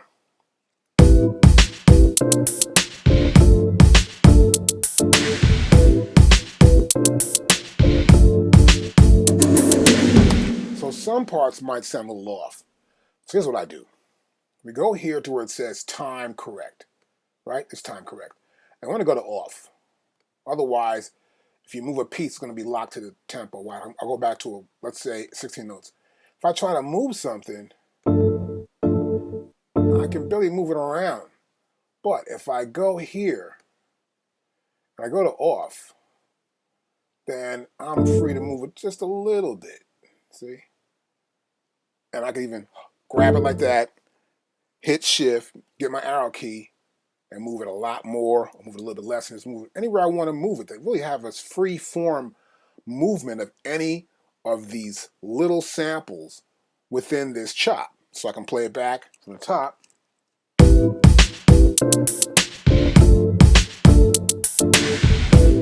And some might come in too fast. I might say I want to pull this one back a little bit. Let me get rid of that one. And go to this one. And since I am in its free form, where I've got no time correction, and if I can just keep it playing actually, and let's keep adjusting.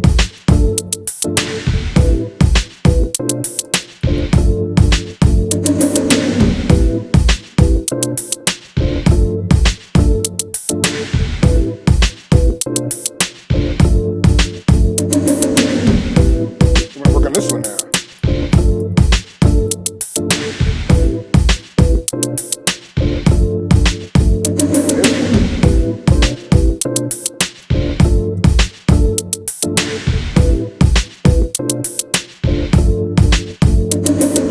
Once you get it right and you like it, then you can do some stuff, add a little effect, a little bit of reverb, or a little bit of delay somewhere to make it all mesh in together. And this is a cool way to get those samples to work really well with your beat. Okay, that was kind of cool. We looped some stuff up. Well, now I want to really get more in depth about the sample edit page. There are 3 ways to load samples. We can go here to our pop-up menu. I can scroll to a sample, click on it, it loads into the display. Next, I can click on a sample here in the project info section, click, drag. It loads into the display. I can also click on a sample, then right click it. I get this menu, go to edit, it loads. Let's go over the display window. Now it's pretty simple. The top part of this window can either be samples or time. Now I'm going to right click right here on that number line. You see it right there. It's time in seconds or milliseconds and in samples. Now currently the selection is samples. I'll go here and now I'm in terms of time. Now the end and the beginning of a sample, they're green. See this green line right here? That's green, that's the end. The line over here to the left is the start, and that's green as well. But if I move this line, it turns red.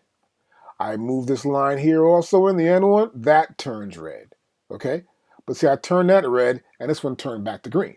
I grab this one, move this over here, now this one turns back to green. Be aware of that. Also, sometimes you want to zoom in. You want to see, well, I don't know, it could be close, but what? So you grab right here, this little button there, and you zoom in. Oh, there's our beginning. We get a little better view. We can zoom right into the sample. I may want to move it back some. I'll move it over here. Let me zoom in again. You grab the little button, you zoom in. Now, once you have zoomed in, you can always get this little piece right here and go right along your waveform and look for other parts you might want to zoom in for. But of course, you want to bring the button back out so the longer that little piece comes in the middle, you can get even a better view and you get larger increments to view of your sample waveform. Now let me put this back in and we got the full. Now I'm going to go for sample edit right here. Now we can do one or two things. We could trim it up or we can chop it up. You know what I mean? Now trim means we're going to just get the edge here. I'm going to trim it here, a little bit there, a little bit over here, and get the right size. That size right there I want. Or we can chop it up into a whole bunch of pieces. And I'll click on chop right here. And as you can see right there, what the software does, it looks at the peaks and the valleys. Okay, this is this high, that's that high. I'm going to cut here, stop here, cut here, put a line there, and these little lines appear there, little green ones. And you can always click on them, you know. Hey, I want to move this one over here. I think that's a better place for a chop. So between chop and trim is that, of course, chop is going to look at the entire waveform and find parts to chop up and make into little samples. Now to play the sample back, we got these pads that are designated as playback pads. For example, A13. That says play loop.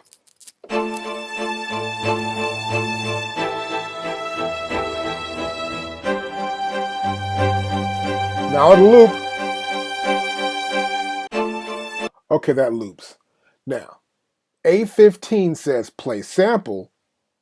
A16 says play all. Okay, here's the difference. I'm going to take this part here, put this into here.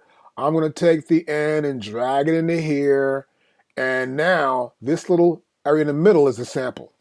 I'll play the pad. That's it. But now I want to play the whole thing, not just the middle part. I'll hit A16.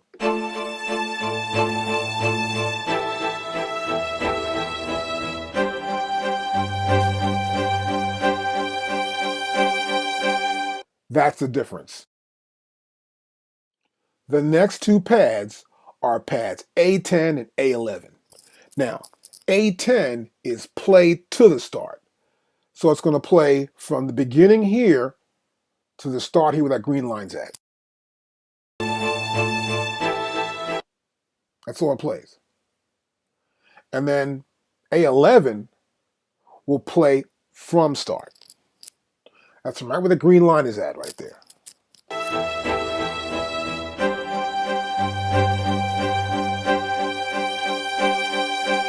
To the end. Now we're going to use pads 6 and 7. To do it, I have to click on loop. So loop here has to be active, right? Now it says there, play to loop start.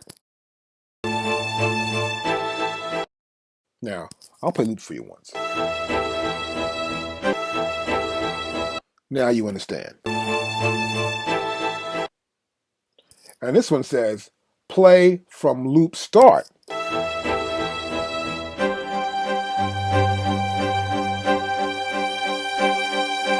Now this pad goes to obviously to the full end of the sample, past the actual end that we see here in loop. Okay? Okay, two more pads. Pad A2 and A3, okay? 2 and 3. Now if I hit this pad 2, we play from the green line here, start to the red line. And if I hit pad number 3,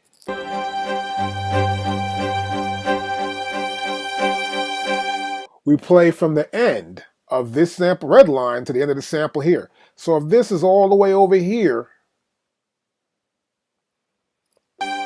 that's all we get.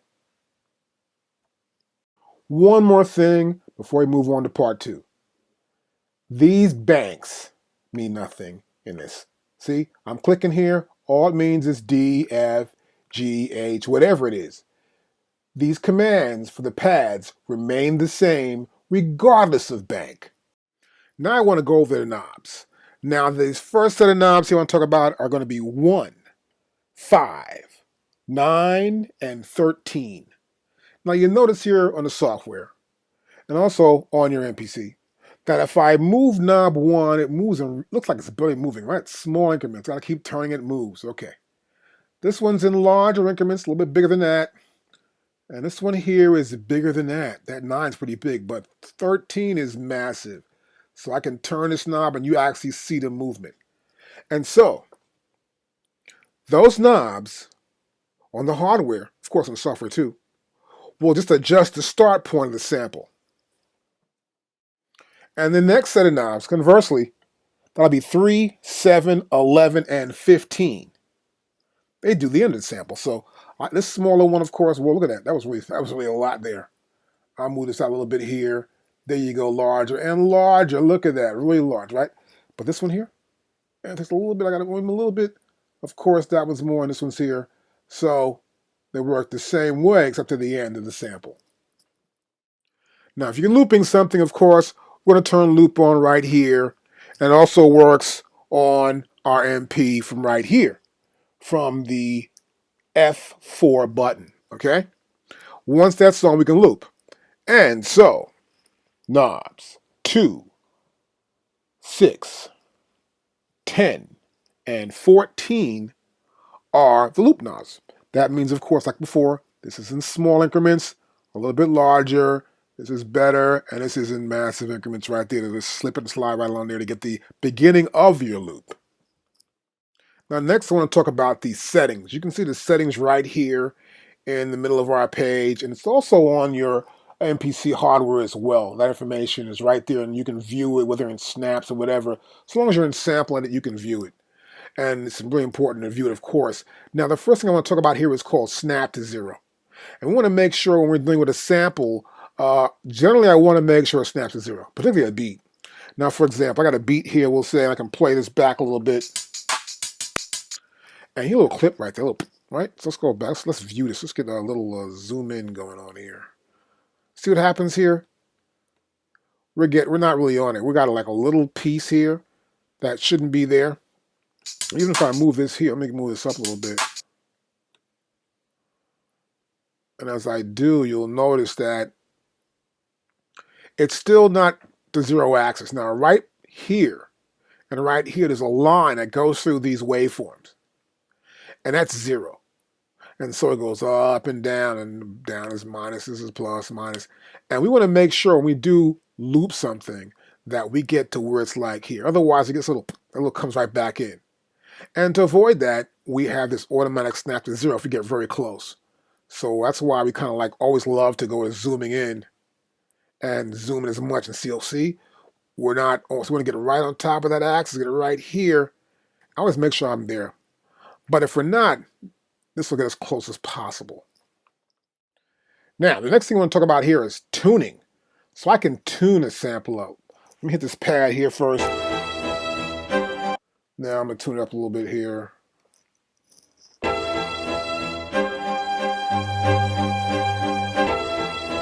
I can also use a knob.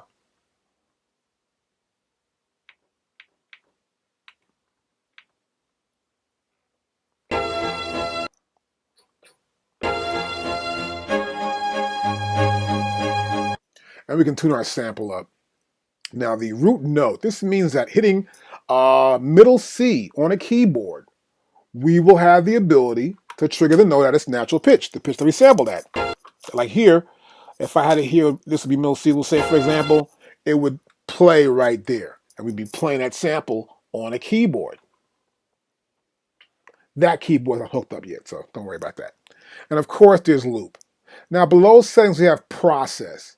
Now sometimes you may want to delete what's there or discard something. I want to delete the sample. Don't want that sample. I want to discard the beginning and the end. I want silence here. I want to extract one section. I want to normalize, reverse. We can fade in. We can fade out to the sample. We can pitch shift, time stretch. We can gain change, and we can copy it. And we'll all do that next. I've got one more thing I want to talk about. That's the loop lock. Now, loop lock activates the option to lock it. And by adjusting the start point and the end point, it'll keep those points at the same distance, equidistant. So no matter where that start point is and the start point for the loop, the distance between the two will remain the same.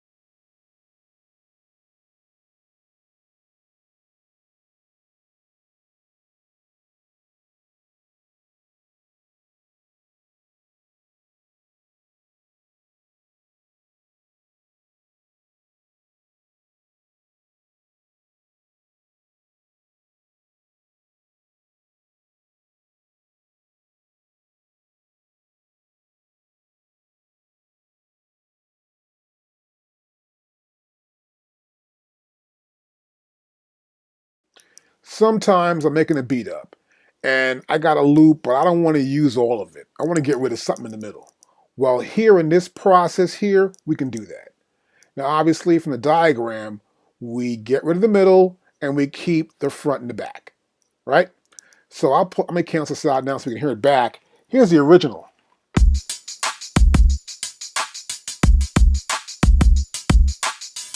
That's the original. Now, I'll go here to delete. I'll press delete and I'll press delete. Now we'll hear it back again. Let's loop it.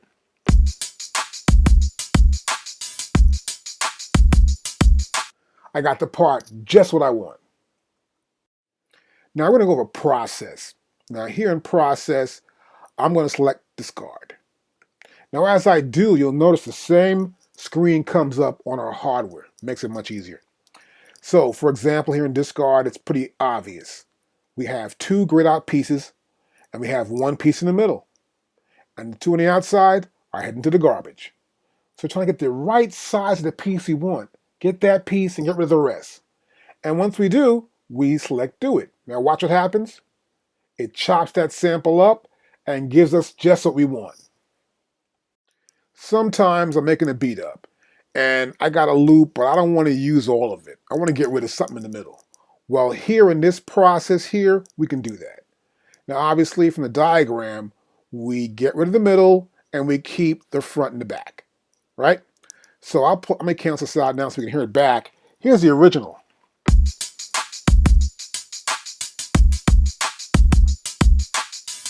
That's the original. Now, I'll go here to delete.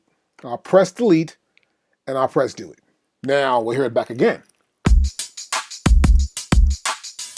Let's loop it.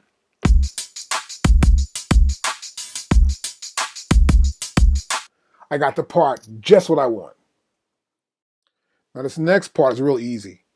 You may want silence between something. Let's say you got a singer or singing something and let's say they got bangles on or earrings or I don't know, maybe they're scratching something, you got noise, you want to get rid of it.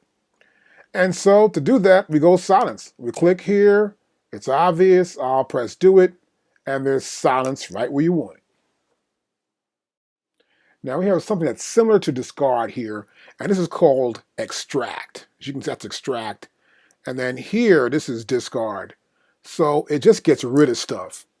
But in extract, we keep it, we make a brand new sample, because you might want to use both of them or something. And this way, we can extract what's in the middle and get rid of the ends. Here we are normalized. This is pretty simple. You can see right here, this first diagram depicts a small wave file, meaning small but low in volume. The one it's going to become is higher in volume, which means it normalizes to the maximum without distorting that sound quality at all. Now, if I do it here, you'll notice here in the middle section that I've actually got between the start and the end point. It only does it there. Be aware of that. So if you're going to pick an area you want to normalize, either pick the entire area or just a small area within that sample range. Now, one of my favorite features always is to have a reverse. I love reversing samples now and then. It's sort of fun. I like to do hi-hats a lot, actually. So anyway, here we are, reverse. This is obviously, it's going to turn it backwards. I've got an area picked out, and bam, reverse this area right here. And I think I'll play it back.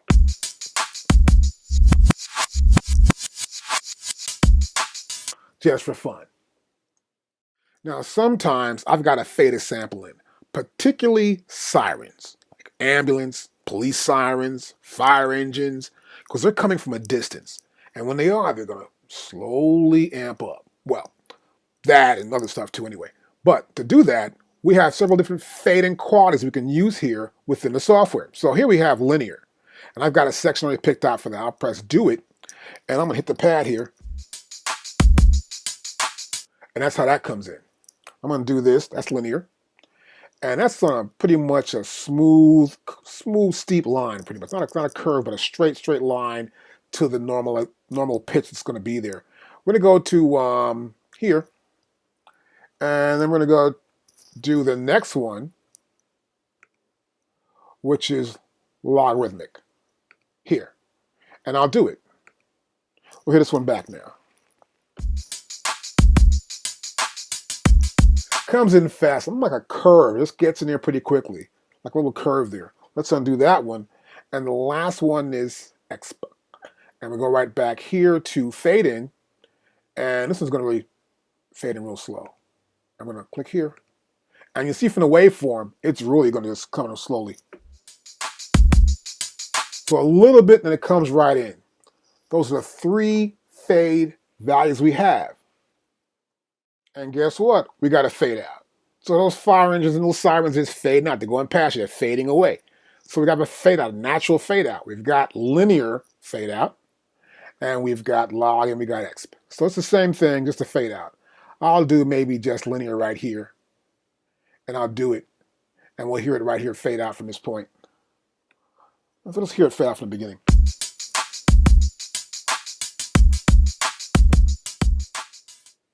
And that's the fade. You got a vocalist. She's singing some background parts. One part's a little off. You want to fix a little bit. What I normally do, I try to pitch shift it up, make it fit in properly.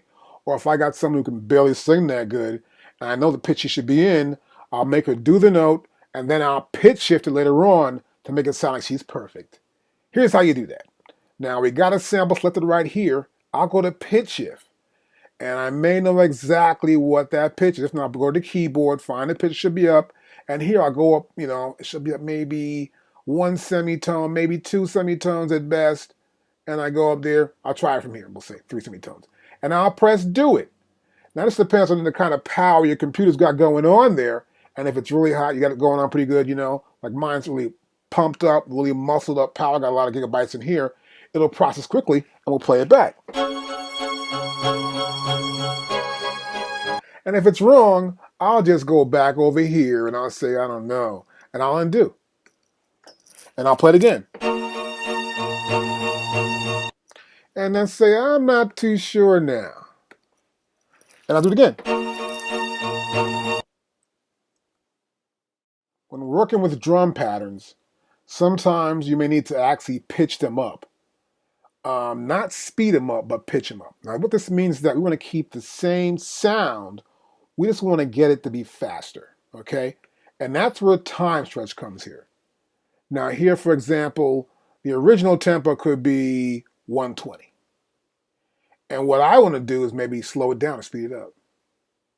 I'm not too sure. This original tempo, this one I believe is about 90. So I'm going to go here to 90.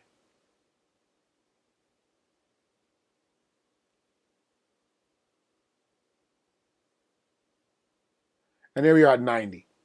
And I may want to go to 120. I don't think that's too fast for me, because sometimes if you go real fast, it's going to have a really bad sound to get this digital artifacts thing happening where some noise is in there. I'm going to go to maybe 103.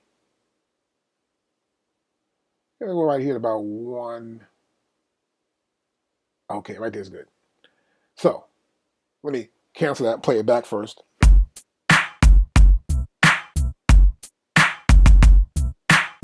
Okay, now I'm going to go back here to time stretch.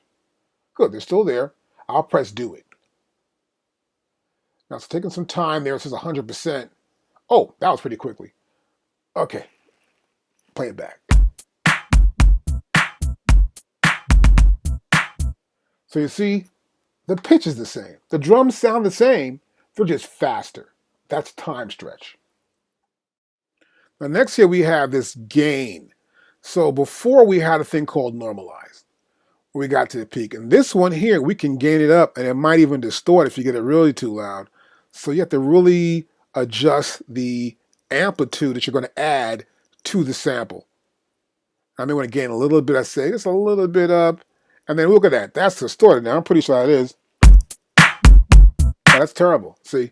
So you got to be aware of what you're doing. Make sure you do it right. If not, do it over. Now, this is very simple. It's just copy.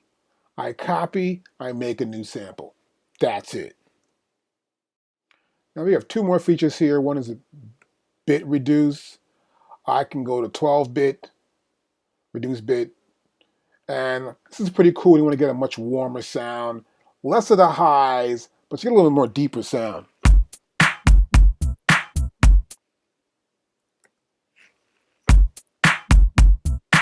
the original sound. And also, I never do this, but if you want to, you can always turn a stereo track into a mono one. So turn a stereo sample into one simple singular sample.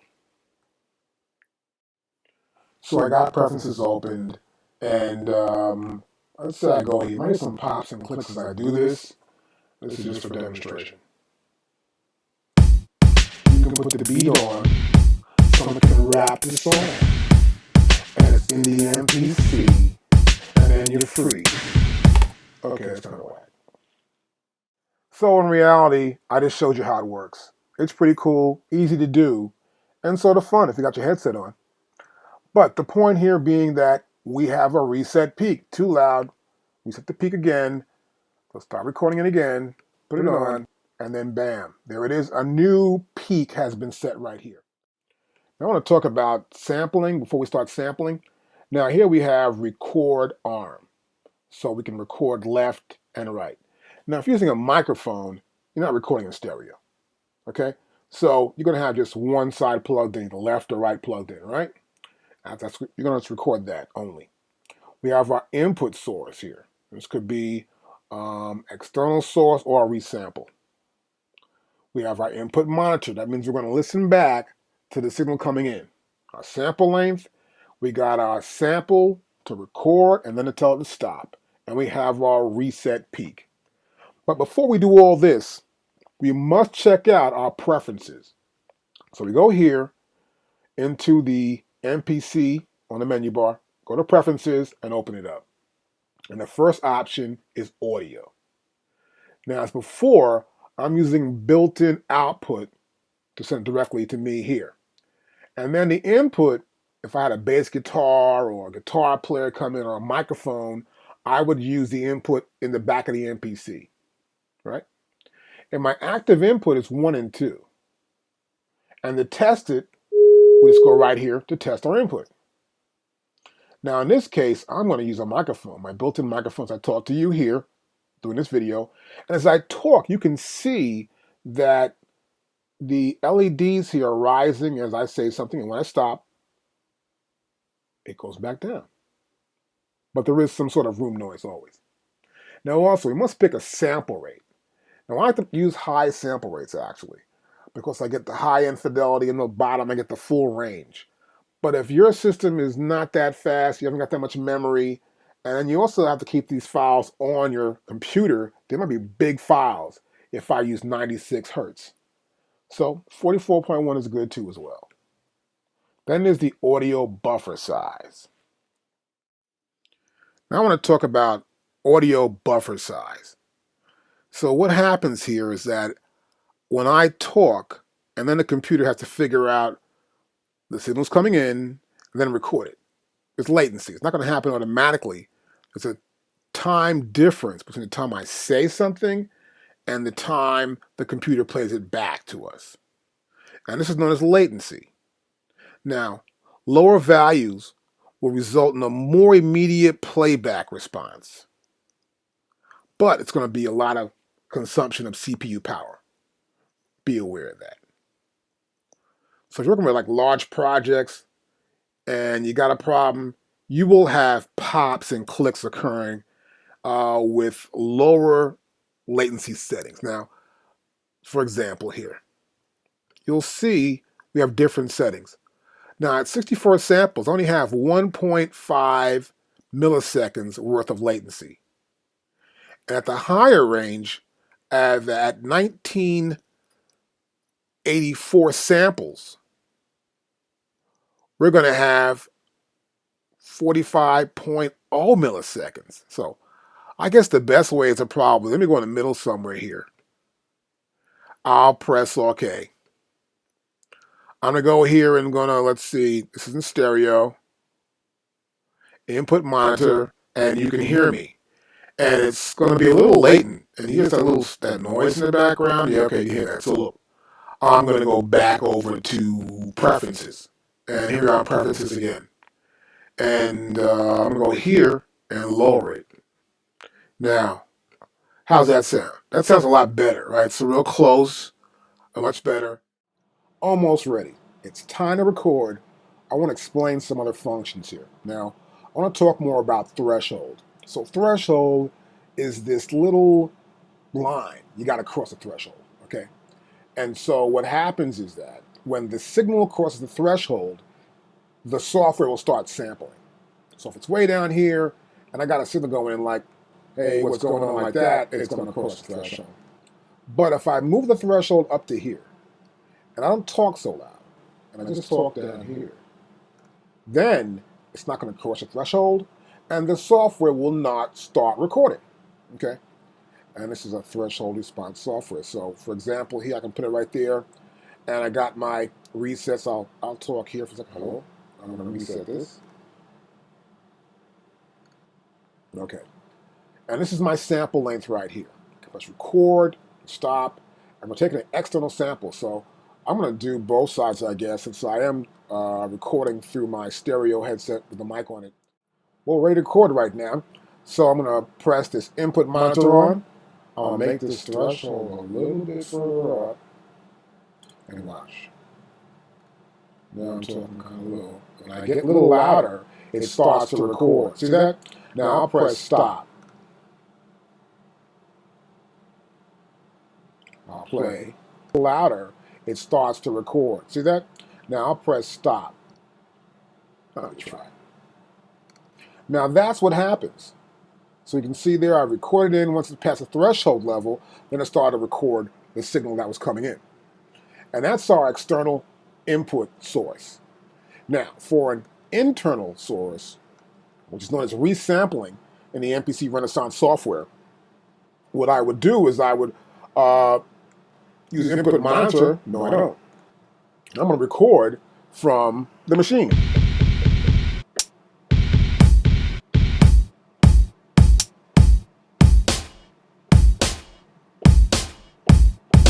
Okay, I'm going to record that right now. So I'm just going to press record here.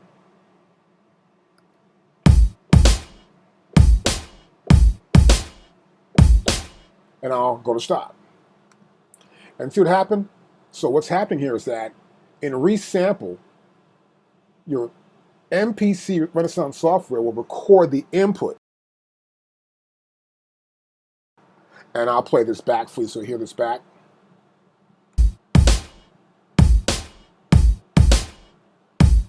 And that's just a resample.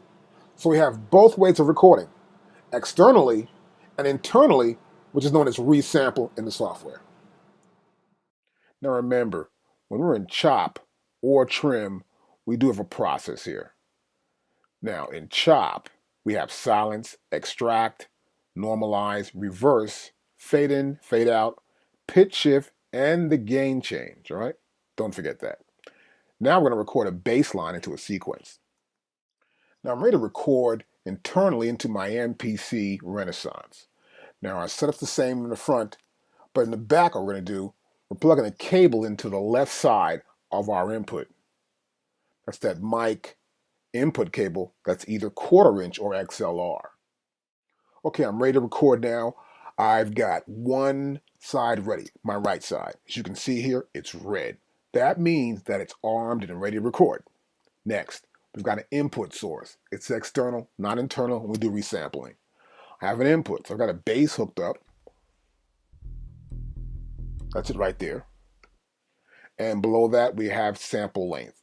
Now, over here, on our Q-Link side, over here on the left, Q-Link 1 is a threshold. So I can always change my threshold right here. Q-Link 3, I can designate how many minutes I want to use for this recording. And 4, how many seconds. And here's a track right here.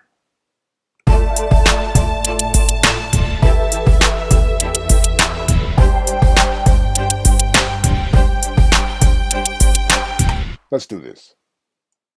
Okay, here we go. I'm going to press record, but first I'm going to press play start. And now record.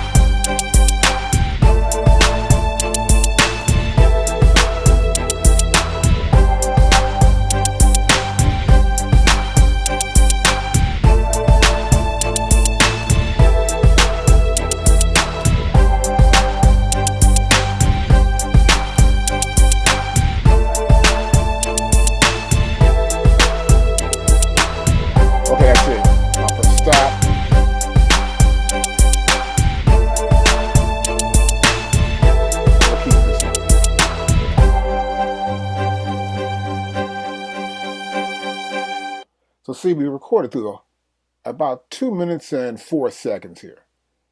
And we can see it's almost 2 minutes long. Of course, here it's in samples. I'm going to go to time, and now we can see how long it was.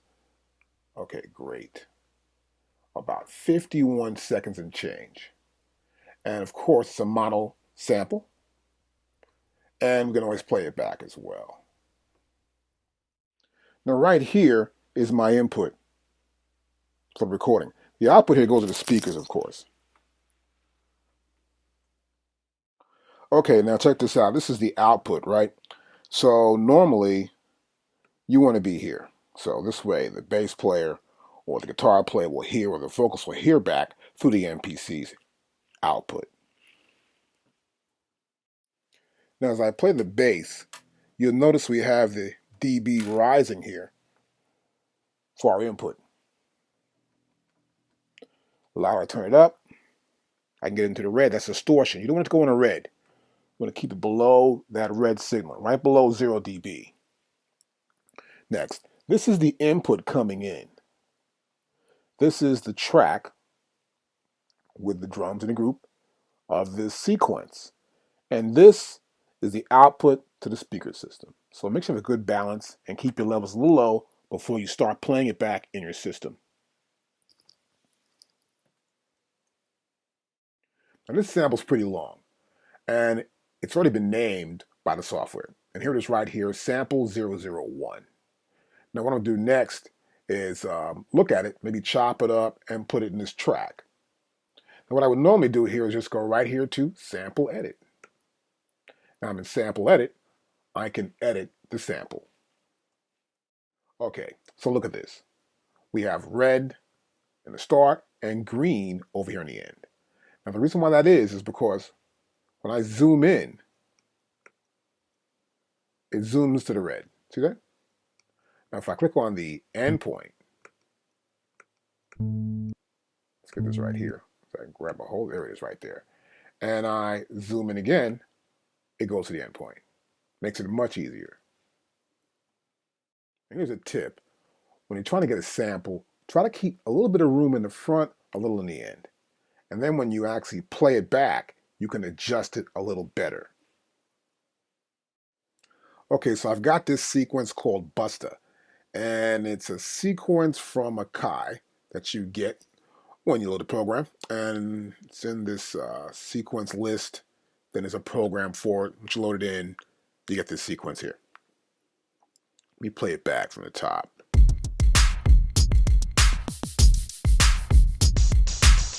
Okay, what we're going to do is we're going to do step-by-step recording. Not that hard, it's pretty easy to do. Now, we did recording using note events. You know, you go in here and you say, okay, I want to put this here and I put that there. Okay, yeah, and then we'll bring down this level of this down to here, and it turns a different color because the velocity is lower. We're going to do that right now. But we're going to do it using step edit.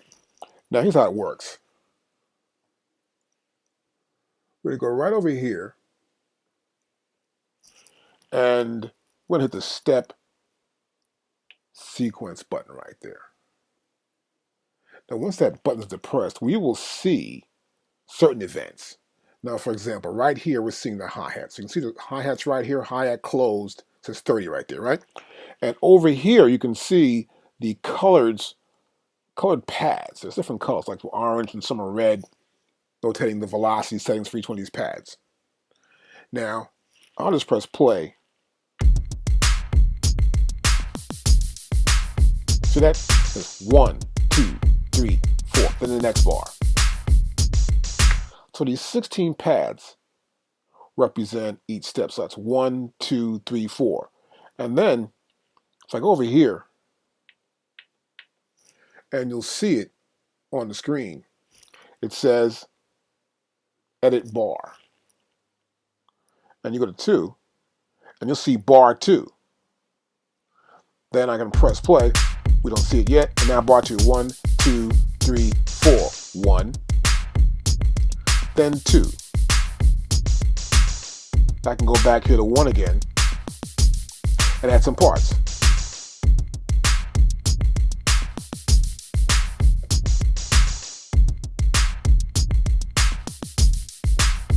and stop it. Now, I can also go back here, select the kick drum, press play.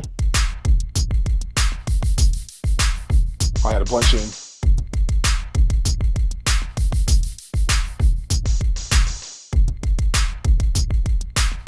Add more here.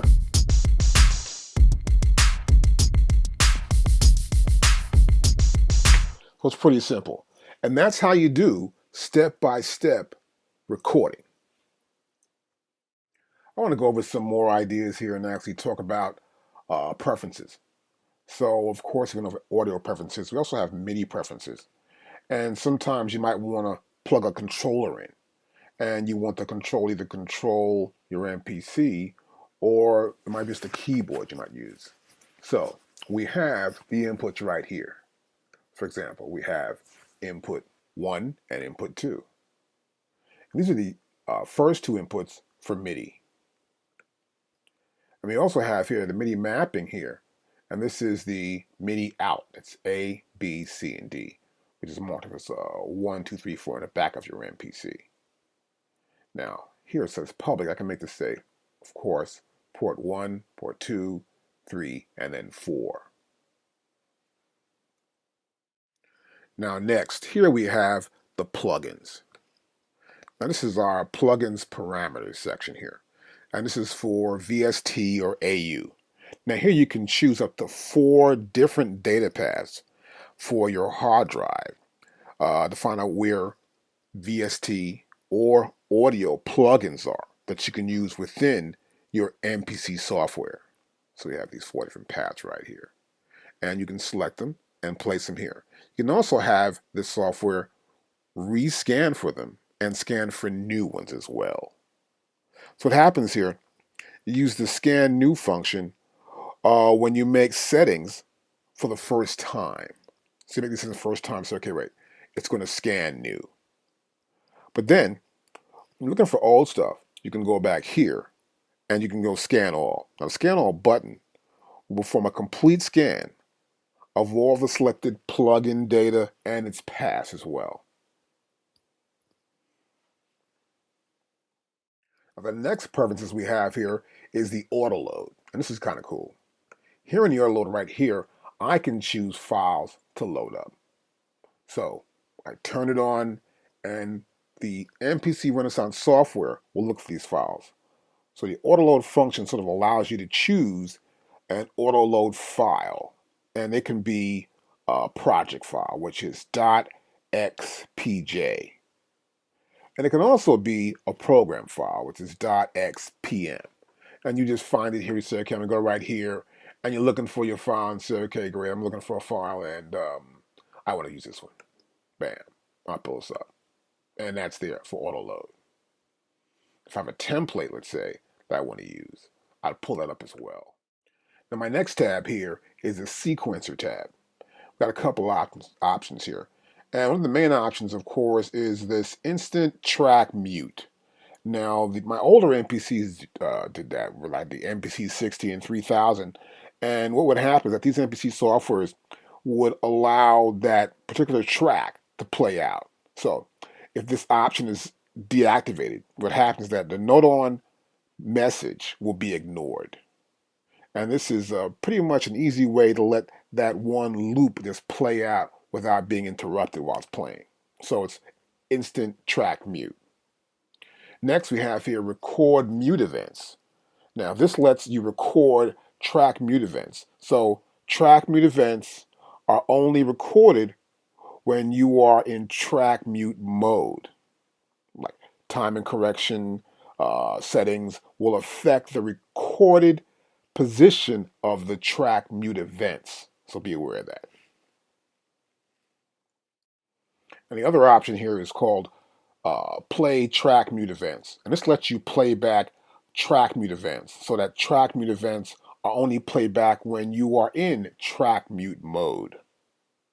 And the next one we have here is, let's see, record pad aftertouch events.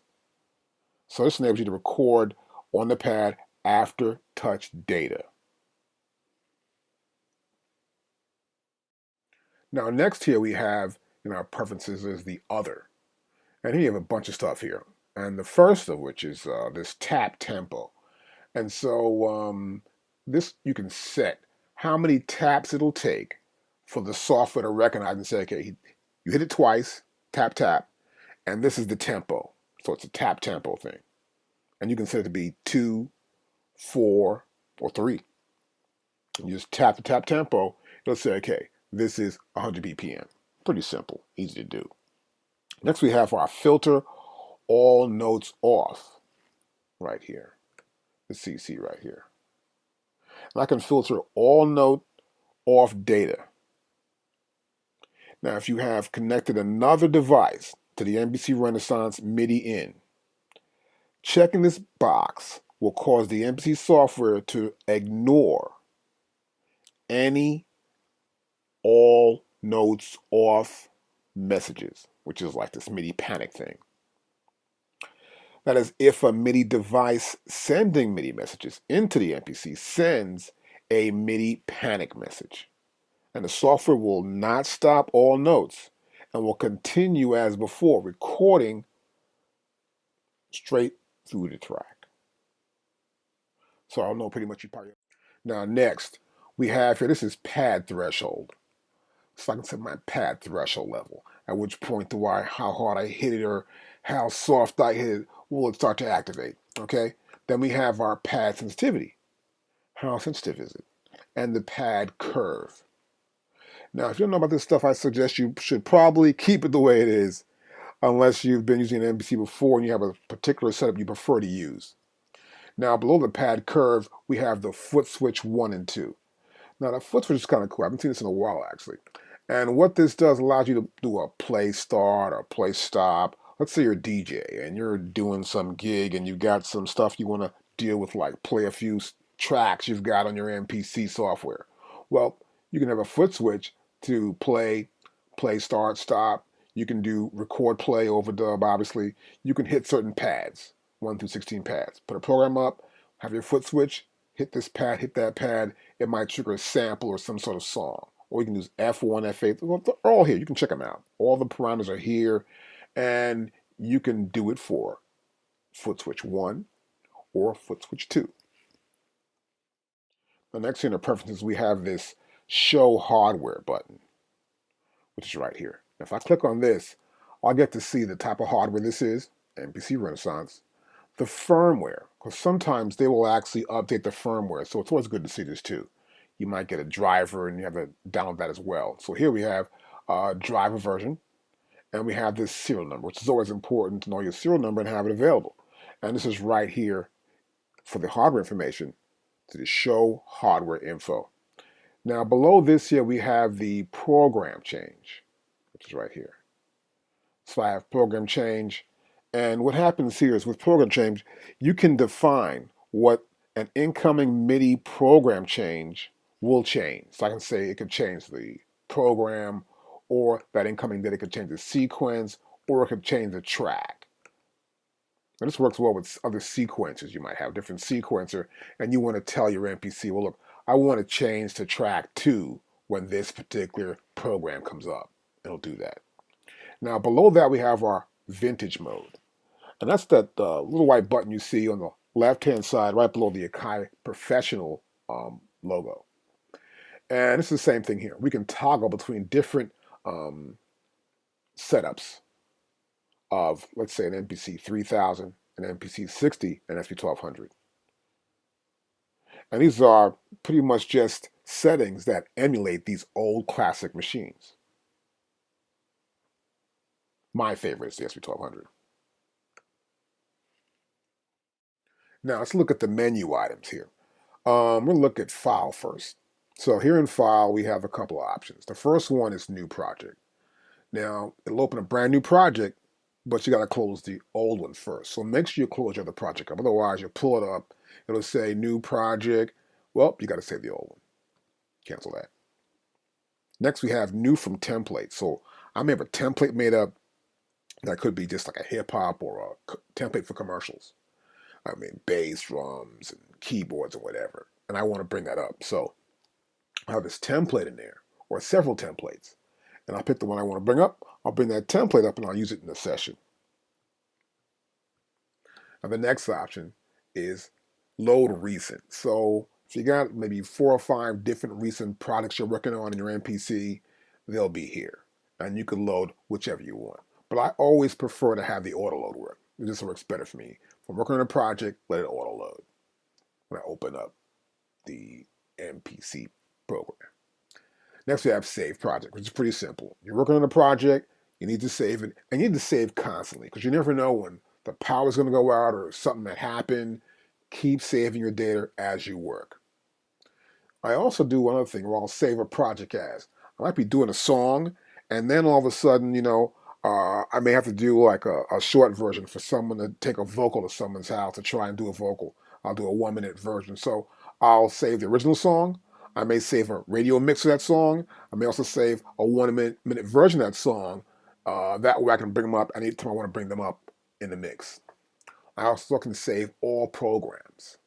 You can save current program. I can also save the current sequence. So, just work with your project, and if you need to save something, save it in the format that works best for you. Now we can also export files. This is kind of cool. I can export my MPC files into, like, say, a MPC 1000 or for an MPC 2500 sequencer, or as an MPC 1000 or 25 sequence program, or as an MPC 5000 sequence or an MPC 5000 program.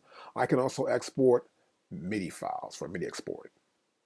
Or I can export everything as an audio mixdown, which is kind of cool. So I press this button here and I get audio mixdown. So I can say, look, I want to start from the beginning here, and this is the end, and this is how long it's going to be. So, okay, cool. And it's going to be a WAV file. See, it's from the master output. It's going to be a WAV file, or I can make it an AFF or an MP3 file. This is kind of cool. You could be working on a project, and then you want to say, well, I want to save this, and maybe I'll play it back on my iPod. Or I may want to just save it and send it to my friend in Chicago or something, or LA or whatever, and check out this mix, see if you can get the synth and put some vocals to it. This is kind of cool. And you can also save for different formats. So we can do an 8-bit, a 16-bit, 24-bit, which is really great. Plus, we can also do sample rates, which I like a lot here. You can do a 44.1, 48. We got an 88, and of course, my favorite, the 96K hertz, which is really good.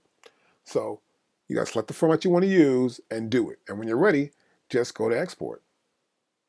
Export will say where you want to put it at, and you put it there. Let's see here. Okay, we're going to edit. Okay, this is pretty simple. This has your standard edit commands. Undo. That's pretty simple. You're doing something, you make a mistake, or you don't like it, you undo it. And the cool thing, of course, here, we have 200 undos. So you can keep going back, which is kind of cool, providing you're still open in the session. If you close the session out, you lose undos. Pretty simple. We got redo. So I can do, and then undo, and then redo. Okay, good. You got it. We can cut stuff out. Obviously, grab something here. We go to here, we say cut it. Then I go back to here and I say undo. Well, did it. We can copy, we can paste, and we can clear. Pretty simple. My next option here is time correction. And this has to deal with us quantizing the values of certain notes. Maybe you want to do 16th notes or quarter notes or eighth notes or 16th note triplets. Now, if it's already set and you like it, you'll select the area you want to select. Like, for example, I'll select this track here and I'll say, okay, apply. But if you're just starting out and you want to make it a certain setting, you go to settings. And here you can do so. Quarter note, eighth note, 16th note, quarter note triplet, eighth note triplet, 16th note triplet, 64th note triplet, all there. I select off, it cuts everything else off. So I go back to here. I can also change my swing value between 50 and 75. Also have window. We also have shift timing and strength. And of course, we can select events, whether it be all events, selected events, or in a certain range in that project. Let's say 4 or 5 bars here or there. Next we have syncing. And to sync is to like get another controller, or let's say another MPC, and you want to make these two instruments work together, the MPC Renaissance and the MPC 60 or something. Well, we got to sync them up. And here in the sync settings, I can select my syncing, send. I can send MIDI clock, or I can send MIDI time code, which is commonly known as MTC. I can select the frame rate. So the frame rate has to deal with primarily film or syncing to film. So we have a 25 or a 24, which is used mostly in Europe, and we have a 30 drop and a 39 drop. I can sync to other. I can always sync to other outputs. Like here, I can sync to public, the port in the back, of course, the MIDI ports out. I can send my sync data there. I can select, maybe I want to send a 1 here, and I may want to send 1 to here. I select that. There you go. I check it off, and we know where it's going.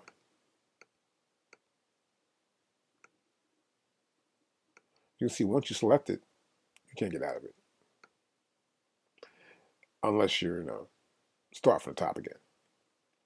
Then we have device control. And this is for MIDI machine control. Now, what device control does, it allows you to send MIDI machine control information from the transport buttons on the MPC. That's called MMC. And it only sends transport commands. It does not include like track arming for like record or other really super advanced features. So it's just saying, okay, we're going to start and we're going to stop. Okay, so you probably know by now that we deal with mostly programs in MPC. And a program in the MPC is a file. Like, for example, this is a file right here. And the file contains a list of all samples used and its settings for each sample, like where the pad is assigned for this, or the loop points, or the pitch tuning, effects. And what happens, the MPC edit program mode lets us edit and assign these samples. So for example, I can go in here and I can assign these samples. I'm here, I'm in main, and we don't see this part of the sequencer, but we generally going to see the parameters that we can edit. For example, here in this keyboard program, I can edit the sample types in layers. I have 3 layers here. We also have the velocity level. So if I strike a key, like for example, right here, this little keyboard, it was hooked up, I would hit it soft or medium soft or semi-hard, hit it hard, there would be a certain sound that the keyboard would generate. And you'll see it here, for example, we have these velocity ranges where it's 105 to 127. And the second layer is from 90 to 114. So between 105 and 114, we'll hear both of these samples. So you're getting the idea of what's going on here with a layer within the key group. I could also pitch right here and turn other sounds around and turn the keyboard from being a keyboard to like almost a bass where it's mono. Here it's poly. I can play more than one note at a time. Now, there's a difference, of course, with the drum group, for example. I go here and I'll select a track that has drums to it. And I'll go, let's see, let me scroll back up here. Here we go, here it is right here. And these are the drum tracks right here, right? And if I go to the program, we're going to see something different. Okay, so I hit this drum right here. We're going to see I have a drum right here. And I can simultaneously play more than one drum. I can set it to play more than one drum. Like on the keyboard, I have it there where I lay them out. And I have them polyphonic. But here, I'm hitting 2 different drum sounds. So I take this off and take this off. That's just one drum sound. So I can simultaneously play 4 different drums, and I can also add more layers here. So you can add a lot within a program for one drum sample. And I can still do the same velocity setting here, except it's a little different. It doesn't say sample here, right? So, but I can do the same with the velocity levels right here, which makes it much easier. So there's a difference between the drum program and the Keygroup program. And you got to be aware of that too while you are creating these programs or even using them. It may seem hard for right now how to create a program, but it really isn't. And we'll explore that right now. We're going to go back here to main, and I'm going to make a new program. So I'm going to go to a new track, and we're going to go to track number 3, and I want to go here for program. And right here, as you can see, I can add a program. Now, once I do, the software asks me what type of program do I want to create. So I can create a drum or a key group program. In this case, I'll create a drum program. And I can name that program.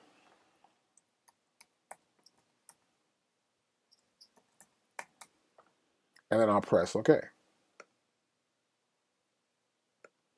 And now I have that program.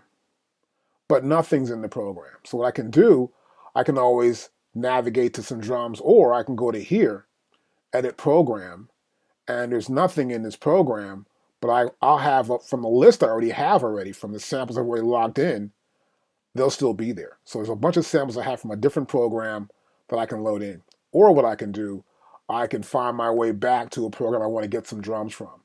Let's say, for example, I've got this drum kit here. Open this up, and I want to look at some samples. And I want to load a few samples here. And I'll pick out samples to load. Just loading them up. And so I click them.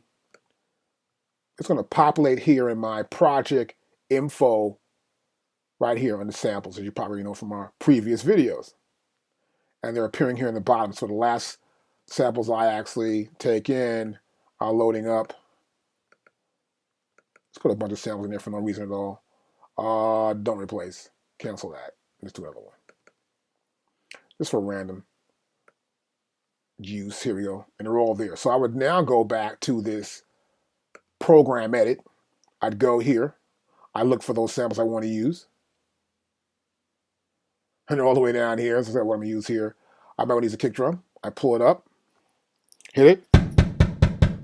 It's that kick drum. I can go to here. I may want to add a layer of a kick. So we can create a program. And it's pretty simple to do that. And this is how you can create a drum program. Well, now I've created a new group, and it's called Keats. So that's wrong. I want to go back here again. I'm going to probably delete this group. Delete that. And make a new group, a group called Keys. I'll click here once. Good. Now Keys plus. And then it's got to be a key group. So I'm going to go right down to here, and we'll say key group. I'll press OK. Now, I'm going to make a key group up. We're going to go here to program, and now we're going to see that key group, only because we were in that track and it was already selected right there. It makes it much easier. You'll notice here we have some of the same settings I showed you earlier with a key group. Now, what I prefer to do, what you should always do, is create zones for certain samples. So for right here, I'm going to make sure that this is my zone here for the sample. Then I want to load some samples in. So I'll go here in my list, I'll scroll down, and I'm looking for this sample first. And I want to have my next sample come in there next. And that's this one. That's A. These are all A, the same note, just different levels, different volumes of that particular note when it's struck a certain way. Of course, when it's hard or soft or whatever. And here we go. These represent actual music notation, of course, F, MF, MP, and P. And so I would create a range. So here I'm going to create a range for this one. Like before, it was, oh, that's good enough range there. And here I'll go maybe to here, bring this down to about there, and then over here I may go to take this to somewhere within that range. This can go overlap a little here, and then overlap somewhat there. And this one can take the whole bottom end that's over here, from maybe right about there. And then that's that one note right here. I hit this one note and it'll trigger that note right there. So, and we're going to make sure where that note's at actually. So I'm going to go here to C, keys. Because we're actually here in the C bank. So you see here? We're in the C area. So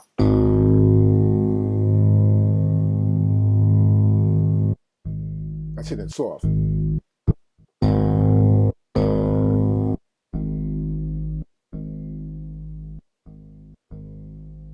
So you can see the different ways I hit it, we're going to get a different sound of that note. And if I could fine tune it, I took more time, I would fine tune that note. I can also pitch it too. I'd say, well, I want to make it louder or start from a certain range of these notes. Hard, softer. So we can have this key group where these notes have a different sound from different velocities when struck.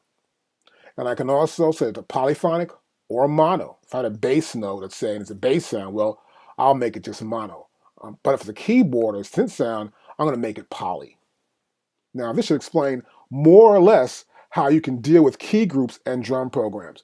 But music is a creative art form, so it's great to be creative. Take a sample and put it in there. Take two samples from the same record and layer them together. And what I would normally do, I might bass one out and keep one a little bit high end. And try that. It's great to be creative when creating music. Okay, that's cool. So look, the coolest thing they have now is this file browser. You can see it right here to the immediate left of your window. And what you can do with the file browser is you can actually set it up to have files that you plan on using some point in time in your projects, whatever. And here, of course, this right here is a little path button here. It leads us to the path of where this particular group of folders are. And so the file browser sort of lets you navigate through your computer's internal and external hard drives. And you can actually just look for groups of folders and samples you want to say, I'll keep it here, I'll keep this here, and you want to load this up. And the cool part here is that, for example, I have sets here. So I have no filter also. So I have samples, we have program, sequences, and projects. Now, for example, right here, I go to no filter, it'll show everything. So I'll click on this drum, MPC drum content, I go to this kits, and it shows me the sequences and the samples, and it'll also show me the programs. This is the XPM, or the sequence, SXQ, and then we also got the program, which is the XPM. And so if I want to say, I just want to see samples in here. No, I want to see just programs. I want to see projects, not sequences. Okay, you got that. So you can see what's in that folder, and these filters, which are sequence, program, sample, and projects. If there are any products in there, we would see them. Help us to look at those folders and see what's inside of them. And so what I do is I have other projects here, or I have other sample sets here. Like I have some samples from the original MPC 60 I've kept for years. I'll click here, and they'll appear right here.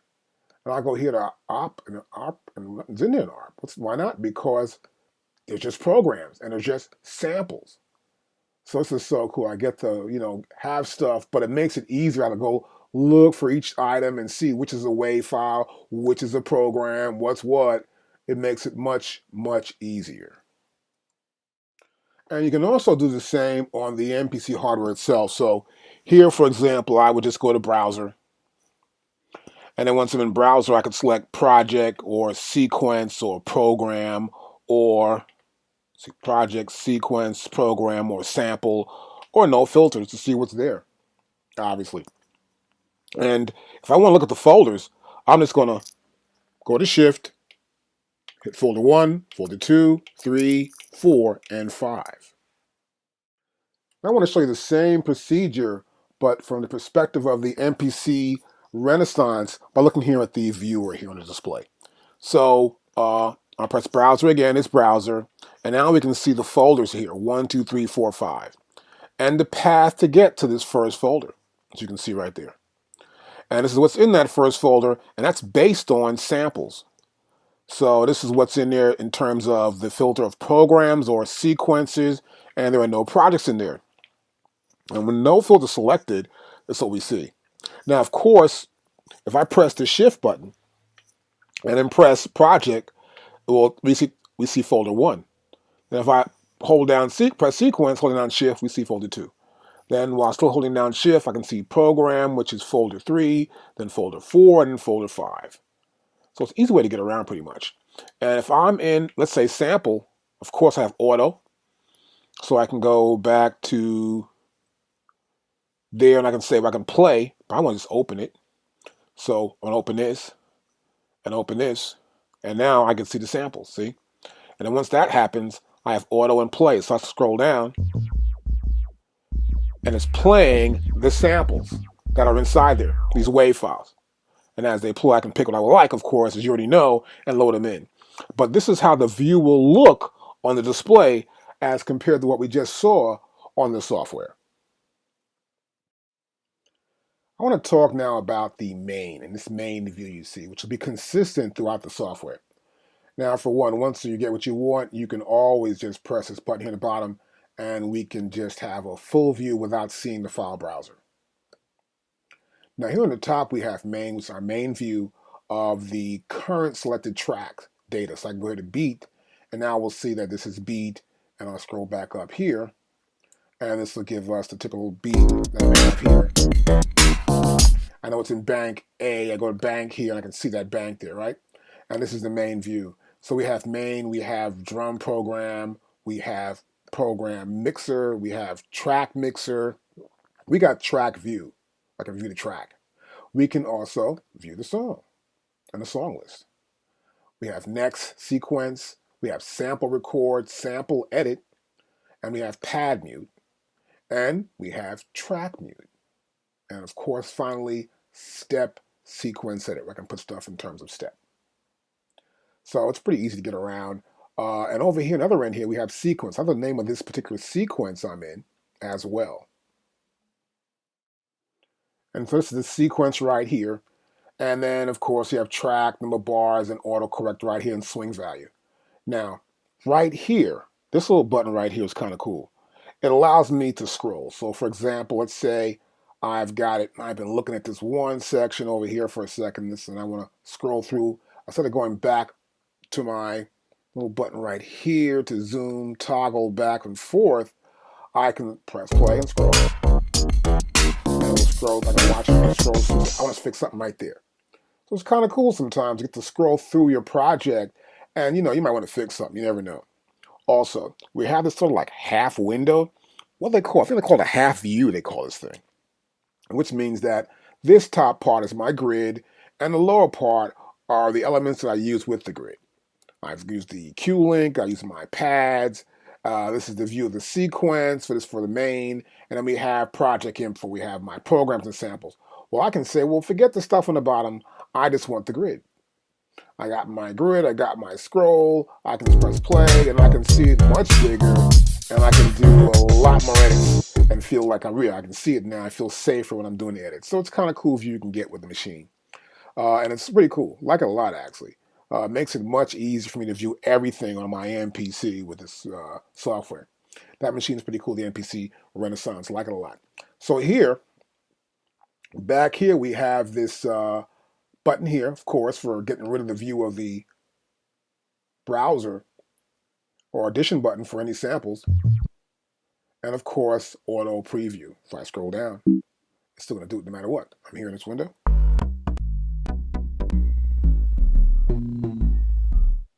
Good. And here we have CPU usage.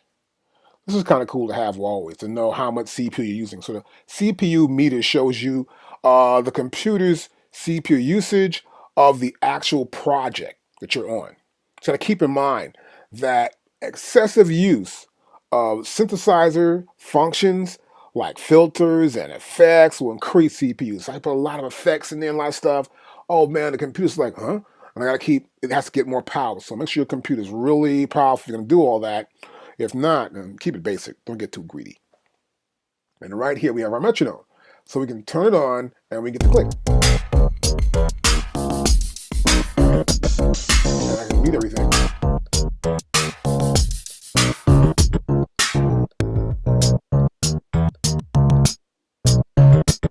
And I can actually change the metronome to be a much more flowery sound or something to hear it. I can change the level of it and then cut it off here too. And it makes it much easier. Now here we have bar, beat, tick, and the BPM, which stands for beats per minute. So now I want to look at this Q-Link section here in our main view. So we've got Q-Link, of course, and this right here is the Q-Link knob. So it indicates which knob is selected. So I can hit on a knob and obviously change that. Same thing happens with the software too, matter of fact. If I go to the software and hit a knob, just hit any knob on the hardware rather, it just changes, which is really cool. Makes it easier to do it either way, whether it's on the hardware or the software. The next step, we have the maximum trigger. So here it's a maximum trigger, or I can go to minimum trigger. It has to do with our touch and the feel of the knob, how much it actually triggers and adds that variable to the value.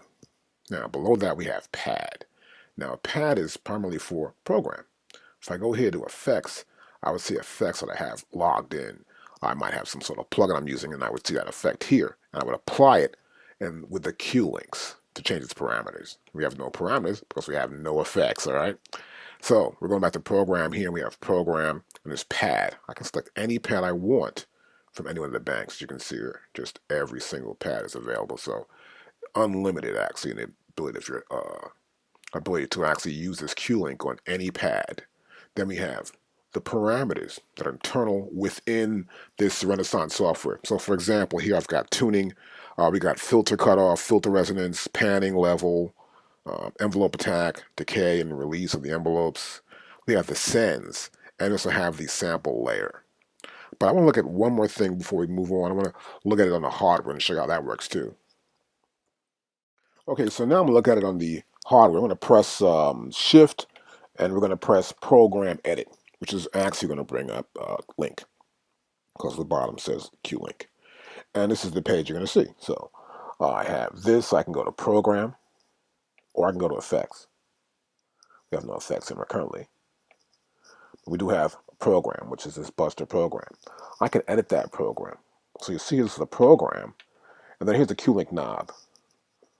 So I can select my knob here by just turning my data wheel or the plus and minus buttons below the data wheel. And then right across from that we have program. Underneath that we have change. So I can add change like note or continuous, or we can have note on. Then we have parameters. And the same parameters I showed you before on the software. So it's pretty much the same thing. And maximum minimum here is known as touch 2. While in the software it's just called trigger.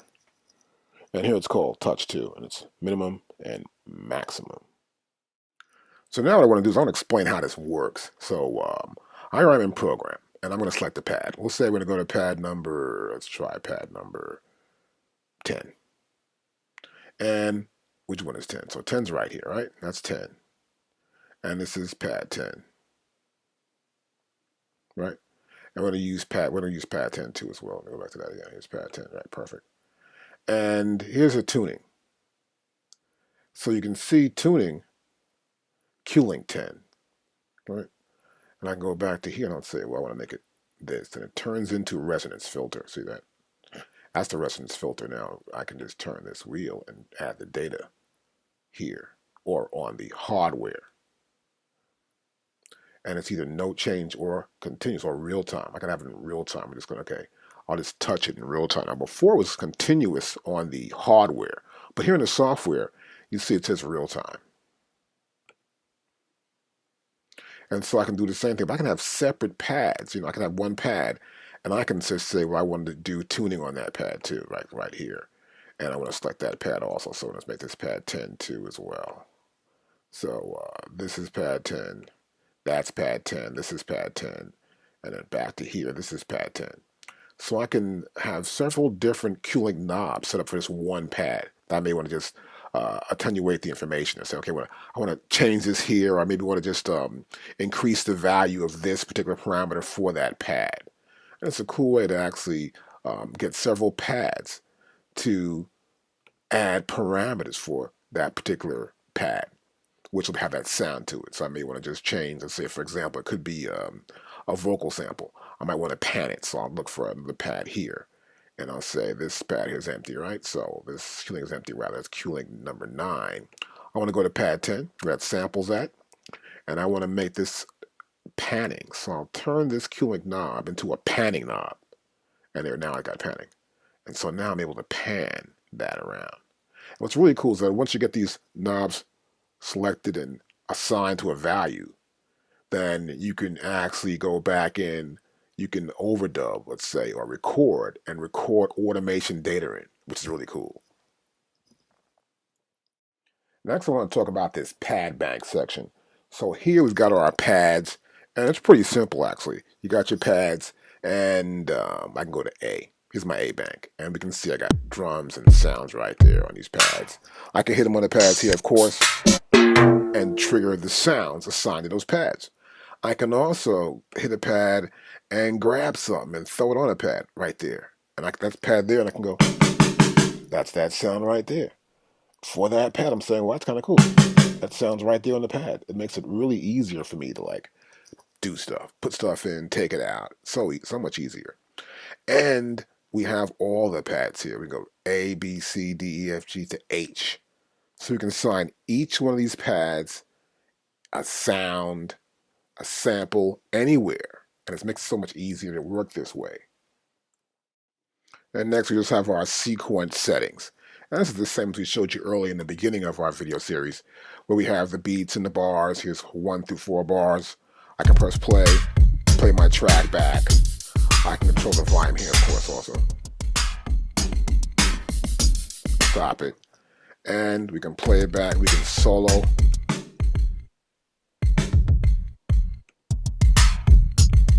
Bring stuff in and out, makes it easier. And we can select different tracks that we want to hear back and play. And also, we can select programs. So we have program, we can select the instrument, whether it's MPC, MIDI, or we're going to pull a plugin in. And we have timing correction, swing, we have bars right here, the total number of bars, first and last bar, the loop, and the time signature. Now next to that we have our program information, and this is explained earlier, of course, same thing. Programs here, all the samples that belong to the program here. If you erase a program here, I'm right clicking now, I delete it, those samples remain here in the sample library. And in order to save this information, you want to save the entire project info. It's always important to keep saving your data. You need to constantly save your data. It's important, because if you don't, you'll have problems, okay? And even while I was doing this video, I had some problems where it crashed on me. So it's software, you never know, constantly save as you work. Now I want to go over more about this grid right here. Now the current grid we have right now is this keyboard group, as you can see. And I've got sounds in the keyboard group. And what we do here, so we can edit the sounds. I can grab a note here. See, I can move it anywhere. And when this correction here is in the off, I'm not limited, as I showed you earlier. Now, the thing I didn't show you was how to select these notes. Now here, I'm in the grid here, and then there's a hand, and it's no longer a pencil. See that? That's because right here, I selected select mode. And so now it's just a hand and a grabber. So I can grab stuff and move it around, say put this here, put that there. I'd say let me play this back and do this, or I would say let me try that.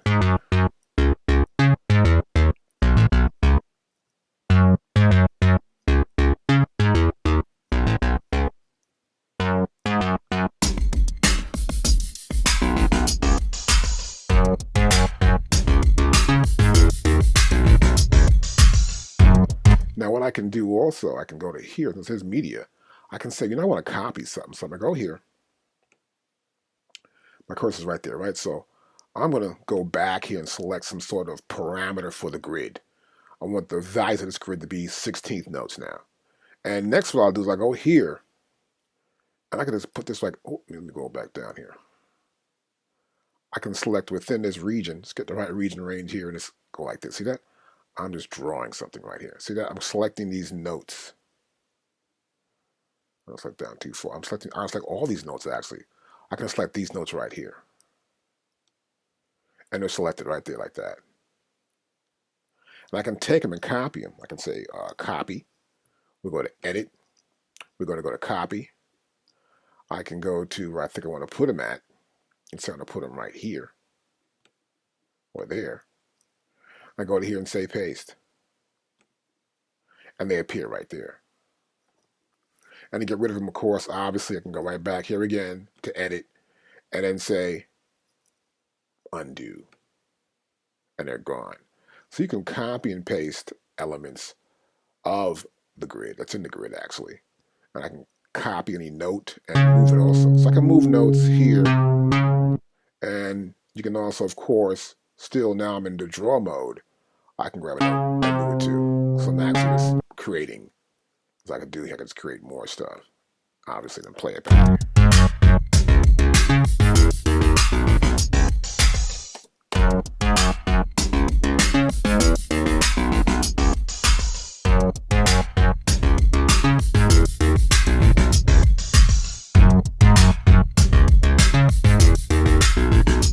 So it's pretty simple to do.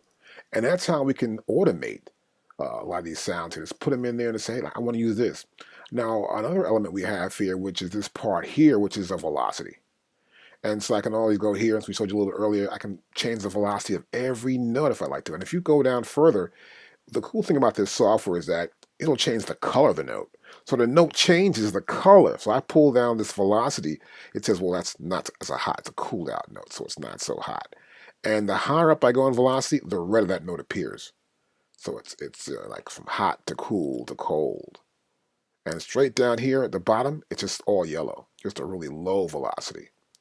And it's always cool to change velocities because it gives that kind of feel where the elements in the track, that one drum part or this keyboard part, is going to sound a little different.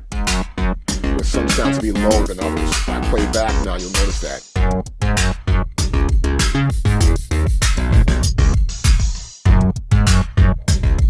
Now I'm going to switch it out to go here to my mode so I can see everything in front of me. Just grab a note. You can do this while you're just playing back.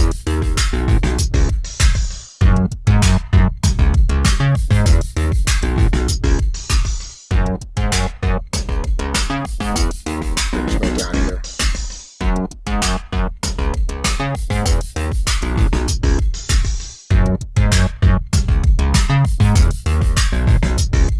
And you see we did that. It's kind of cool. And we also have automation here in the lane as well. So here, automation can be real time. So I can be real time. I can deal with pitch bend. I can deal with all notes. I can go to sustain, aftertouch. If I pull up pitch bend, then we've got this right here going on. I can do pitch bend within this. You can see like this here and up to there and down like that. So as you see, I'm just drawing parts in here. It's not affecting it much at all, you see, obviously. If you haven't got pitch bend aligned to it. But if you do have pitch bend, and you do deal with pitch bend in your settings, you have that on your output through your controller, this will definitely affect it. And I can just go back in here and say, well, I'm not going to use that. I'm going to do undo, and we're out. Now, also automation here in real time. So I can do note and aftertouch, or all notes, and all sounds, or sustain. I also have a sustain as well here, see? So I can have multiple, I just select the item here, select it here, put something in here to sustain or not to sustain.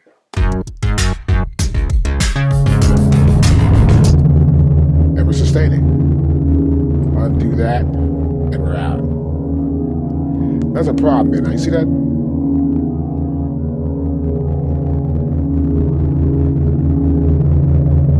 Try and get rid of it right now. So I'm going to do here,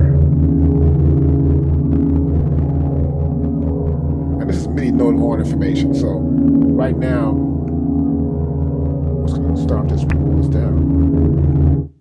Now what that is, that's the notes are still continuing there. So that's that note on for information that we want to cut off. And you make sure when you're doing that you are going to have note on or note off. This way, if you do sustain something, it's not going to sustain like it's doing right there over and over again. So normally what I normally do, I will just go back in for when I normally save the track, it's important to do that. I will just save this entire project, right? And I call this project something else. Let's give it a name here. And I want to save this project. File already exists, see that? So I want to cancel. I want to go in here. Right down here it says file. And call this Docs Groove. So that appears right there. And press save. And then it'll save everything. It'll say, okay, I know what these files are. I'm going to grab that file. I'm going to grab this one. And then it names it. So now it says here, Doc Groove. See that? And so if I want to bring it back, and I say, well, what happened there in that sound element there? If we got a problem, like for example, bring it back in, it's still there. What I've got to do is find out where the note on and note off is at and make sure that's always going to be note on, note off. Now what I can do here too,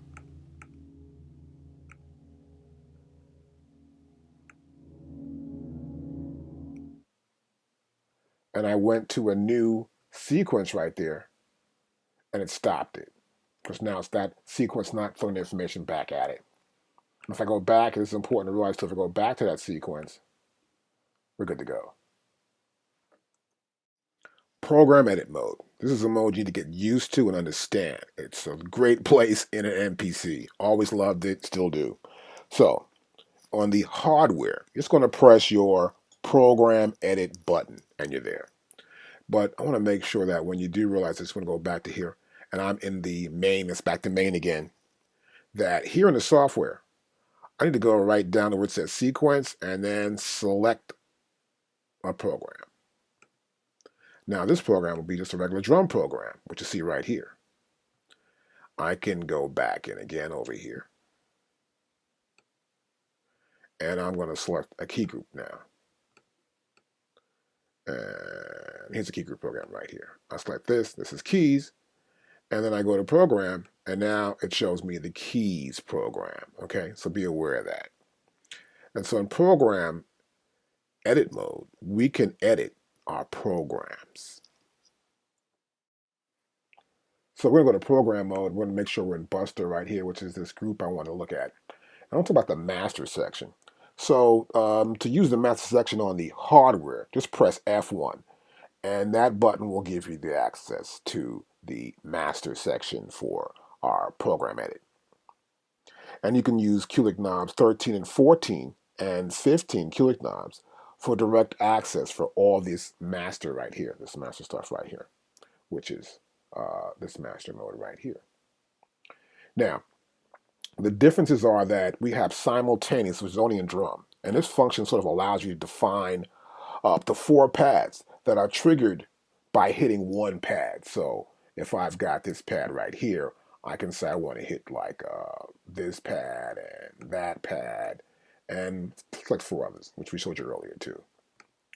And it's a really cool way to actually have more than one pad trigger several different pads. So this one pad will trigger more pads.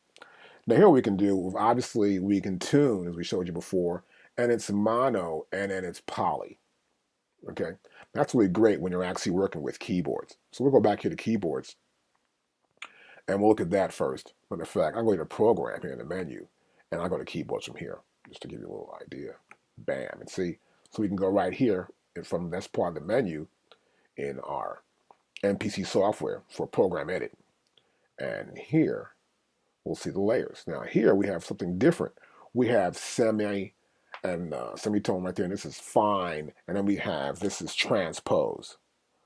So I can transpose something. Say I got this keyboard part going on, and I want to transpose this keyboard part in a certain way. Well, I can do it from there. Also, we have the key group play modes, and this is different than it was in simultaneous. So in this mode here, I can have key group play. I can have certain groups play layer, so layer and then sample play. So my layers will play either cycle through the layers here, random layers, and they can play in a way where we can play these layers with just velocity. And we also have group mute here, mute group, so I can mute group and select the group I want to mute and label a group up, and that group would be selected in that way.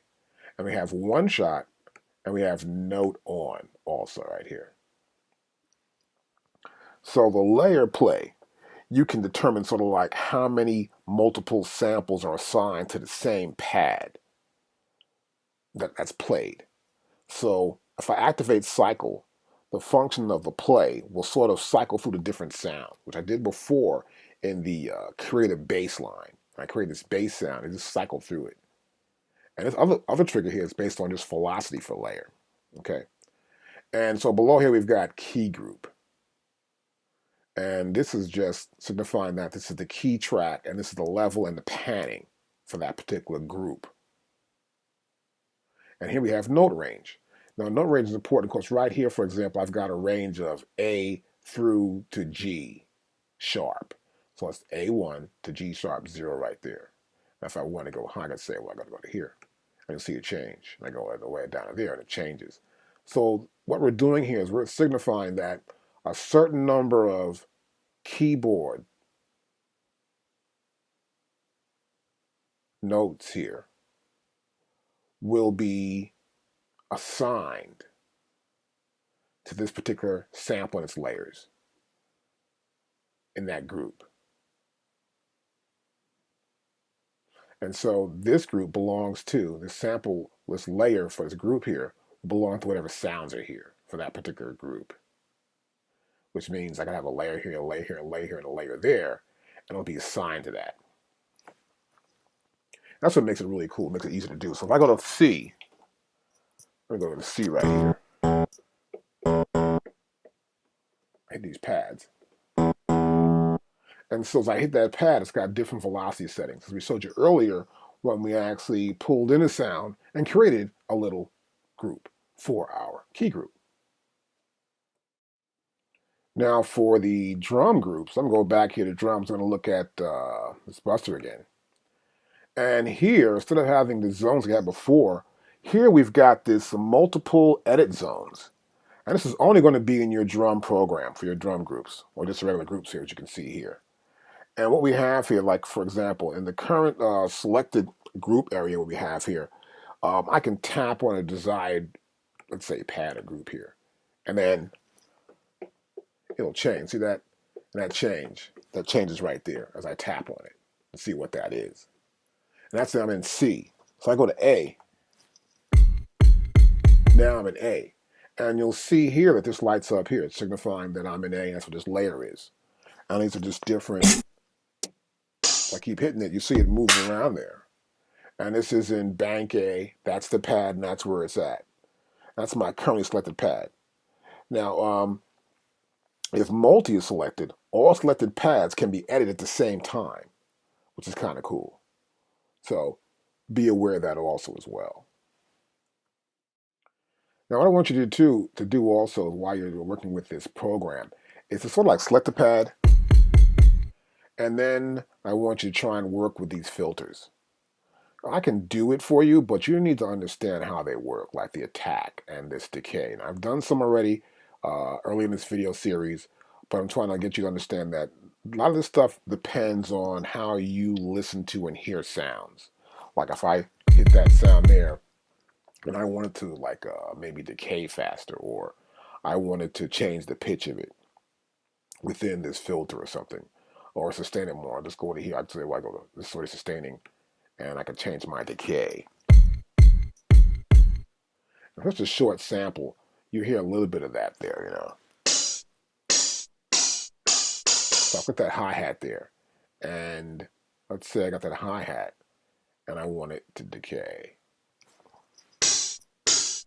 a little bit less, so I can make it release longer. And it does release a little bit longer. But you have to listen back and hear how these filters and how they affect it. Now, join what we've got here. We've got a cutoff and we got resonance, right? So we have cutoff here and we have resonance right here. And I can also apply this to sounds. That's a low filter right there. As you can see here, I'll click on here and I can go for an MPC filter. And you hear the difference right there. This is an old MPC 3000 feel. So it's good to experiment and get the kind of sound that you want to get and then use that. So there's a lot of stuff here. I mean, just so much here to go over that even making a video to explain each one of these would take forever. But what has to happen here is you have to start sitting down and saying, well, I'm listening to this one here and say, I hear that affects that. That affects that in this certain way. And I don't want that. So you're going to go back and say, I'm going to use this. And try and see how some of these vocal parameters work for vocal samples too. Or even just a regular vocalist might come over and you want to bring them in just to get an idea of how your track sounds. And you want to experiment first. You can always bring them in. But you also have these parameters you can use here that are here in the filter for vocals. Now, another great feature I like about this new software is that you have the ability to not just use these pad play modes here, which is really cool, but also, like we saw before in the Keygroup, I can also add pad effects. I turn this on first, and then I can select any effect that comes with the software, which is pretty cool. We've got a lot of effects here. And I can also do external effects too if I wanted to. See here. We have all these effects, right? All internal. If I had external effects, I'd go to those as well. And so I can just select effects here, here, here, and here. And these are the inserts. Now I'm going to go back to the keyboard group, and let's find the keyboard group here. Here it is, Keys Plus. And the same option is available. You'll see here we can have 1, 2, 3, or 4 effects. And be careful how you use your effects. Like, for example, if I'm going to pull an effect in, I'm going to pull up an EQ first.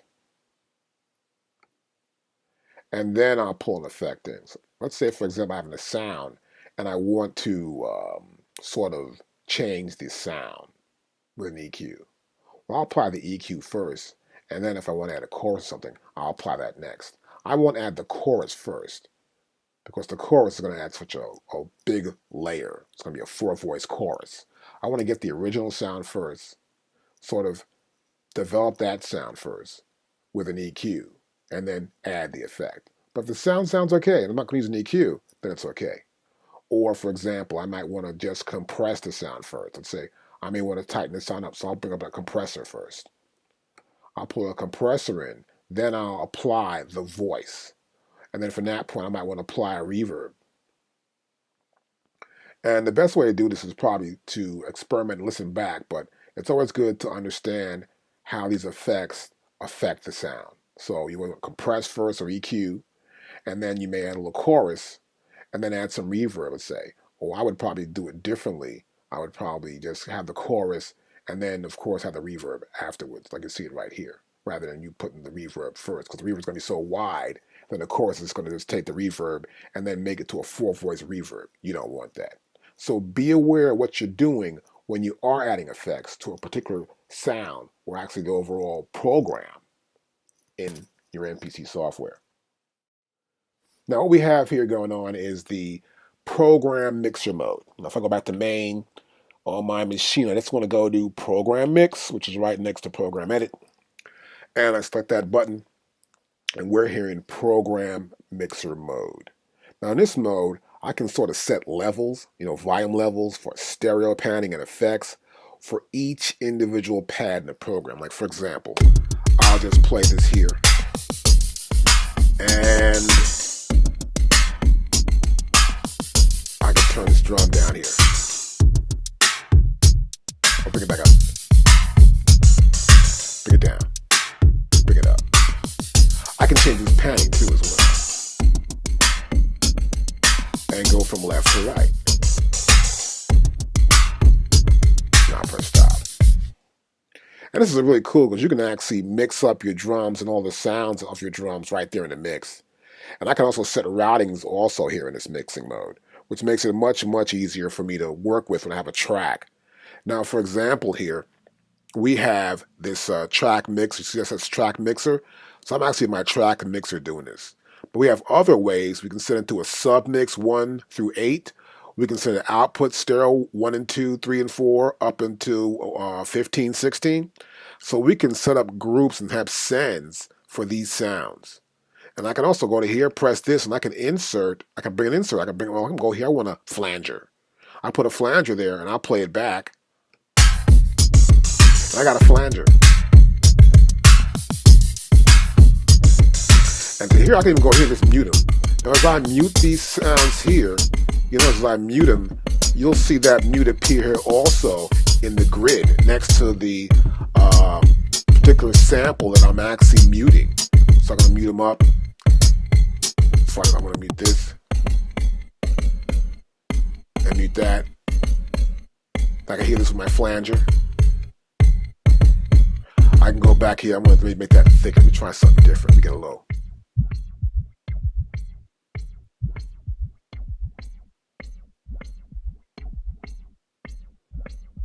That brings a little different flavor out of it, right?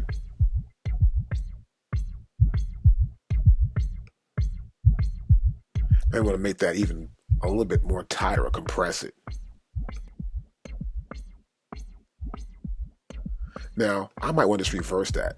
Or I can just also affect that. I can go to here and say, you know something? I want to change a little bit. There you go. Got more effect now. And bring some other elements in.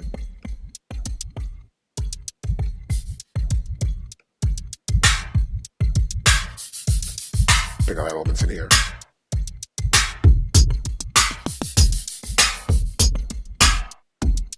If I don't like it, go back. Let's, you know, let's hear something else. Let's change this threshold maybe. Matter of fact, I got a better idea. You say, so let me just turn this off. And back on. You can get this comparison, say, well, how's it sound with it? How's it sound without it? Which is really cool with doing this with a mix. So that was a sub mix. See that? So watch this.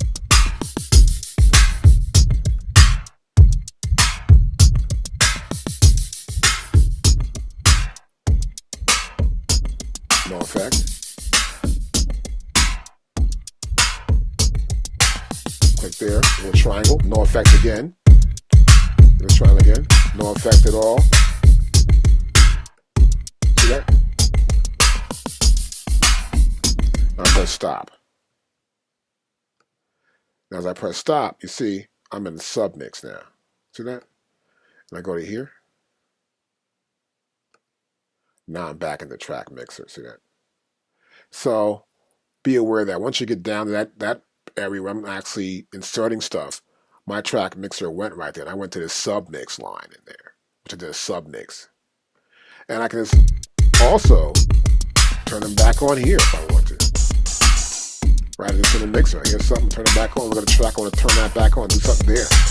And it's kind of cool too, but you can also see in the bottom here, we have these green lights. A lot of these lights are coming off and on as the sound is being active.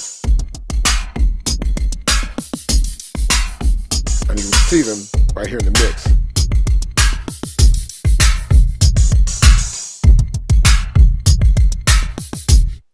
So it's kind of cool. I can set the routing and do everything else in this one mode here, plus the panning and everything else here. And what makes it really good is I have all my instruments here. Everything's here. And also, let me do this a little bit more. Here we go, like this, so I can see it better. I'm going to slide over here. Now watch this. Every pad is in there. So this is a pad mixer for every pad possible. I can have tons of sounds for every single pad and have those and mix them up in here and add effects. And it all depends on how powerful my computer is. And I can get a lot out of just one section, which is my track mixer, which I sort of like to use a lot when I get a chance to. And so I can have different effects also. So you can also, we have sub routes and route stuff around as well, as we just showed you. And then to go over your routes and outputs, which we'll all cover later on. I just want to just let you realize though that you can have these different sub mixes within this mix. Now, for example, I've got this going on. I would go and someone do a sub mix here. This would be in one sub mix, and I put the other kick in the next same sub mix. Sub mix 1. And I play it back.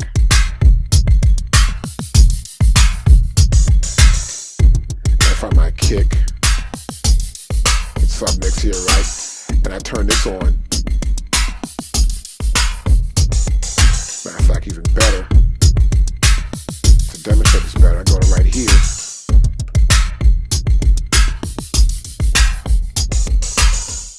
Good. We got submix going also as well.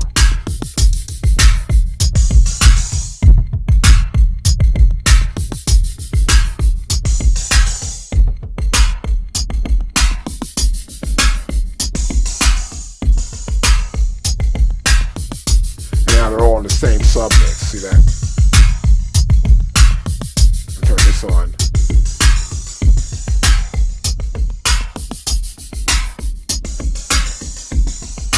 And it's auto pan right there. It's panning around the mix. And you can hear that.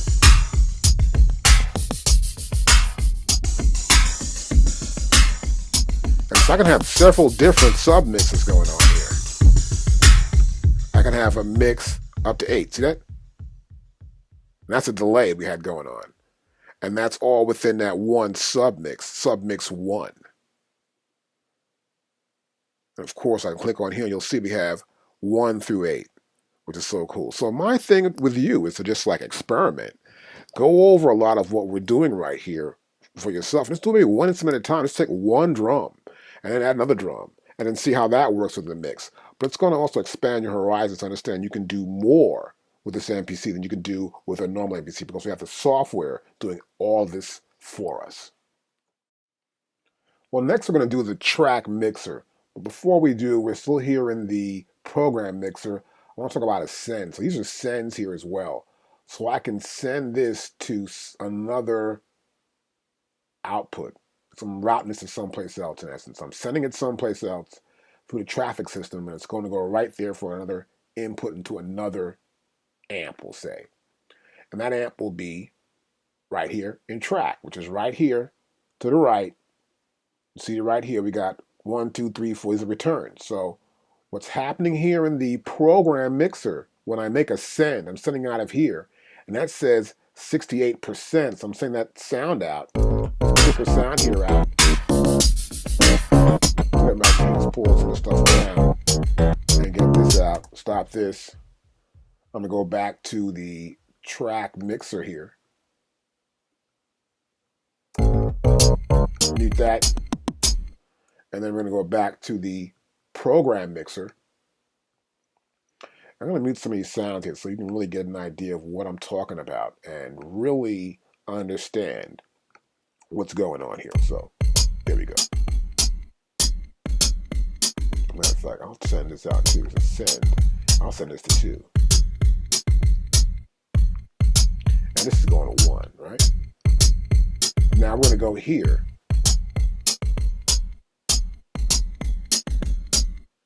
It's got auto pan. So we're going back to here. You can hear auto pan going on? So let's go back to here, routing. Auto pan is going on for the kick drum. Okay, you hear the auto pan. Good. Now, send is 1. The send for this little tambourine thing going on here is 2. Now, we go back here to routing. Nothing's on there, so I'm going to put something on here a little bit.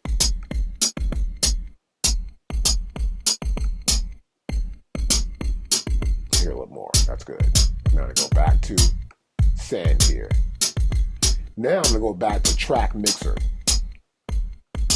Here's track mixer, right? I can add a delay here. This way you can actually hear it just for the purposes of you hearing it back. So you can hear this back. Put it in sync.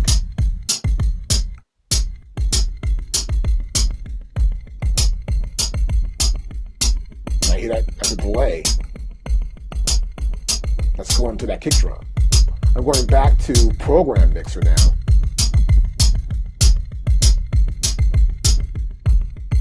Turn it up more. I'll turn it off. See? So we're routing. This is going out of here. It's sending that signal of this panning kick drum. And we go back to track mixer, and it's coming into return here. And I've added delay. Now 2. Let's do something to that hi-hat.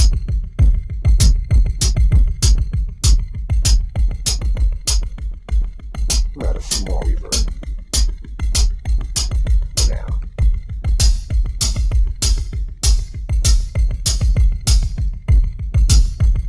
reverb there now. Hear that? Okay, so in the sends, in our program mix, for each one of these pads, these sends can be used to send to the return of the track mixer, and to this overall return right here to the right. Okay, that was kind of cool. So now I'm going to go back into, let's see, I can go back to the send here, and we're going to go down here and pull this down. And then we're going to go back to the, where's it at now? We had another send here with a hi-hat, didn't we? And we're going to pull that down as well. Was it the keys? Excuse me. We'll go back to the program mix mode. Here we go, right here. And right here we got our track for the tambourine, and then we're going to pull this send out of here. Right, perfect. And next, we're going to teach you about track mixer. Here's track mixer, and we have everything right here. Now, I've only got 2 tracks in here because I don't want to get it too difficult and you're starting, oh, how's that work? What we doing now? This is very simple. We got a keyboard and we got a drum track.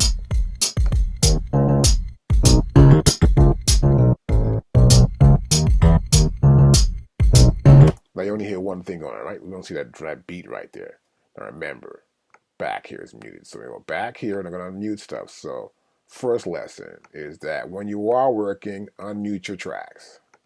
I can unmute them there, and I can unmute them here much faster. So we want to unmute these tracks so we can hear everything in that drum.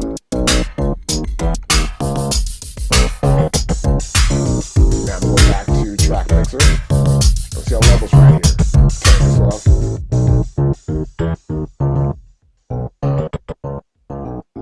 So that means each track has its own mixer. Now before, we had each pad had its own mixer. And this is just one level up now. Now, if I got keyboards and bass and a guitar sample and a whole bunch of different stuff, I can still have a mixer for each one of those tracks. At a track, I can mix them up. It's the same concept as before when I was in program mix, when I did it like this way. But also in program mix, if I went to, let's say, the keyboards, for example, I'm on the keys plus here. In program mix, there's only one thing going on. Just this one thing going on, right? That's all we got going on, right? So I'm not going to have much happening there with that part. But as I go back to main here, and I'm in that, and this is the beat here. I'm going to go to the next track, which is this keys track, and we're using this thing here. Okay, so I go back here now. So this always make sure you know where your routing's at. And we're going back here now, and then we want to look at this. That's that track there, and this is the sound. And this is the sound right here. And we can add effects to this sound. We have routing. And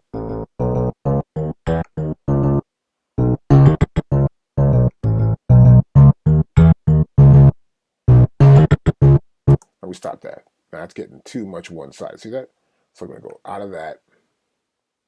I'm going to find out something here about that particular sound. And what I want to do is look for an EQ somewhere. Here we go. I got a 4-band real quickly. And that's that sound. So I'm going to go back here, and we see the layers of this sound. And there's already EQ. That's the EQ I pulled in right there. And go back here, and see the EQ right here as well. So when you are actually doing this program edit and this program mixer, it affects you again in the long run back here in this track mixer. So you didn't know where certain effects and sounds are. So I started adding stuff here again. Well, I already got a flanger on it, you know, so am I going to add more to this overall track? No, because it's already in the program already. It's already here. When I come back and I pull this out, and we go back here to program, it's missing here. So you got to be aware of where everything's at in the mix, whether it's in the program edit section or it's going to be in your program mixer section. And if it is there, you got some effects there, then what are you adding here in the track mixer? So be aware of that. It makes it much easier when you're actually looking at tracks. Say, well, what's here? What am I going to do here? What am I going to do over there? So it's important. Now, another thing I want you to realize in the track mixer and the mixer here, if I'm back here in program and I go to here, let's say, submix, and I go back to track mixer and I play it, I don't see this. See that? I don't see the keys. I need to drum out. I don't see it. No keys, right? It's in a submix now. If I add something here, we'll say, bring in a phaser or something, whatever. And then this is a different mix going on because it's submix. And here I can't get back into the track mix. Okay? So what I want to do is I want to make sure to get back in the track mix. I cut this off. I come back here and I'm back to track mix now. And then I'll see it here. But that effect is not being played. It's off. I go back on, I'm in submix again. Then I go back into here. We don't see it. I'll bring the drums in. Then I don't like that, so I'm going back to here and say, well, let me get this out of here. No effect. And go back to no effect, of course. Go back to the track mixer. Turn this off first. Then go back in track mixer. Let me get back here and you see it. And now you can see the input here, this sound. So rather than do it there, I would prefer to come here and then add that effect here. And now I'm in the track mixer doing it. I can change the effect, of course, but it's going to go back to this triangle and pick this fader. And so we can add other effects here in the track mixer. And then we have the send. As we said before, I can make the send here and send it to that delay over here. Where is that at 1? And go to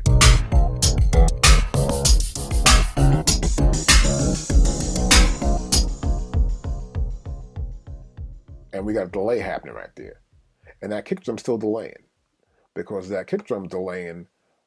we're over here in program. No, back here into program mixer.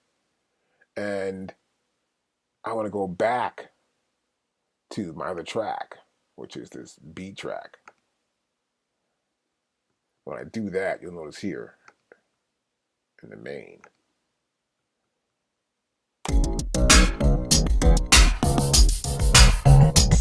I've got my beat, which is this Buster program with this beat here. So we go back to track mixer. We got the little delay going on there to make sure of that. So I go back in here, of course I want to. Just cut this off. Play. And we're still rolling. And go back and see what's happening. For example here, we got delay in this hi-hat. So what I'm trying to say is there's so much routing you can do here. And I didn't want to make it too complicated because if I did, it'd be just crazy. But the point here, as you can see, is that I have the ability to send items anywhere. So you need to keep up with what you're doing here and know where stuff's at in the mix, or you will get lost trying to find out where the problems are. But it's pretty simple. One level here in the program mixer for the drums here, for these samples in this mixer, can be sent out directly to our track mixer. And the same with the key group. Now the next feature we have here in our tabs is track view. Now track view is a mode that gives you the overview of the tracks of each sequence. And you use this mode to edit tracks and sequences simultaneously. So depending on what kind of program is selected, the track view mode will look sort of different. Like for example, here I'm in this Busters with the beat one right here, right? So I go there and I go to keys now. I'm going to my next one.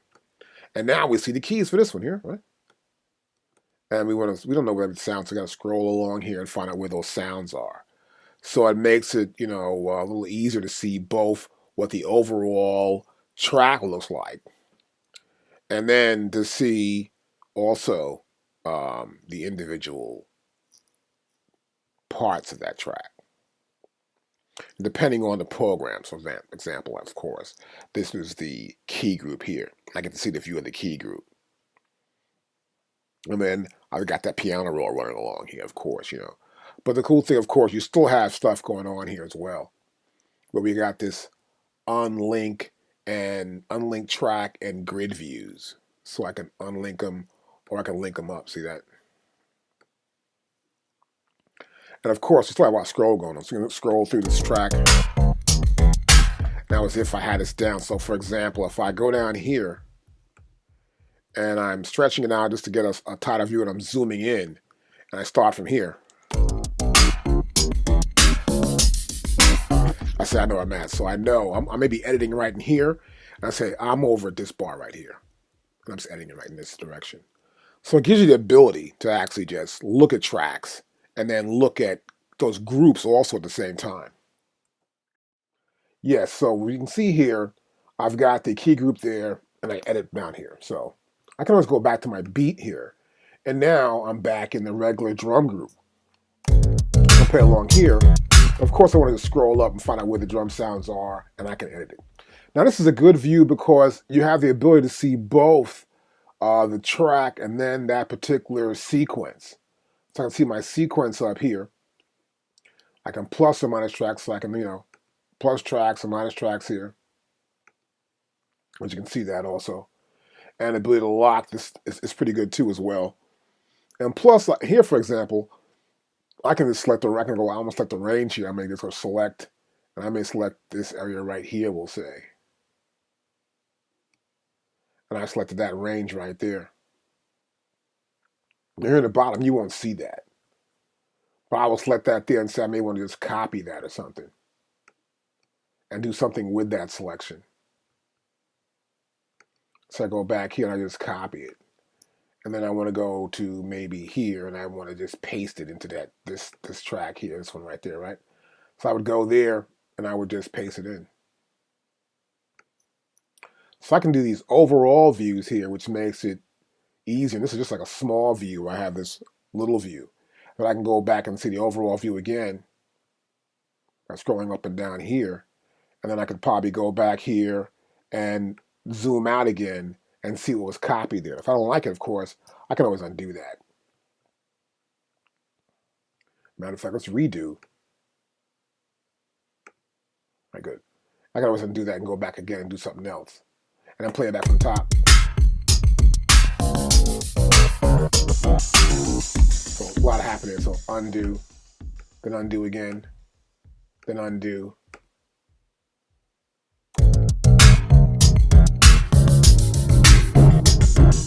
That's our delay going on there. So let's pull this off of here from 1.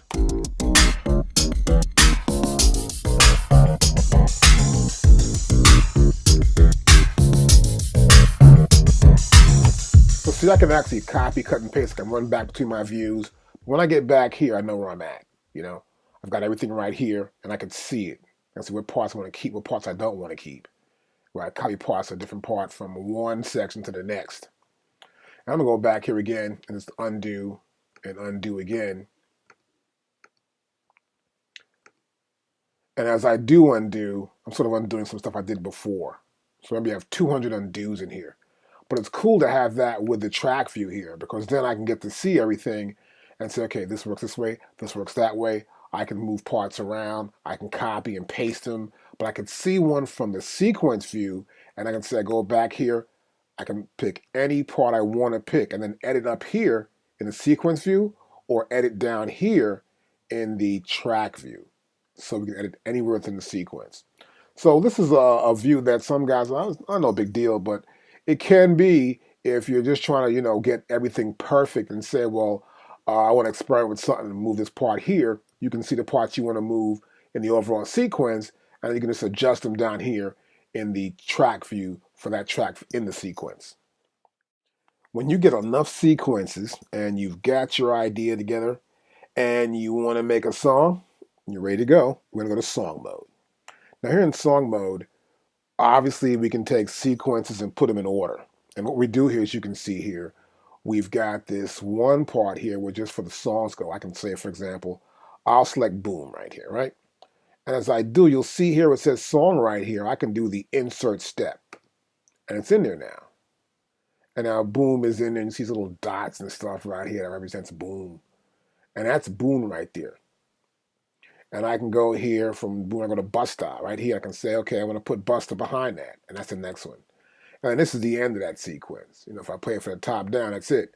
But you notice too, if you press play or play start or stop, none of this stuff here is going to work, obviously. because this is pretty much a new area we're dealing with just the song form. And if I want to clear it out, I press clear and I clear it out. Now I'm going to show you how we get to song mode. Like most of our views, I'm in main generally, and then I'll just go here to song mode, which is our modes here. Last mode we got is song mode. Select that, and we're in.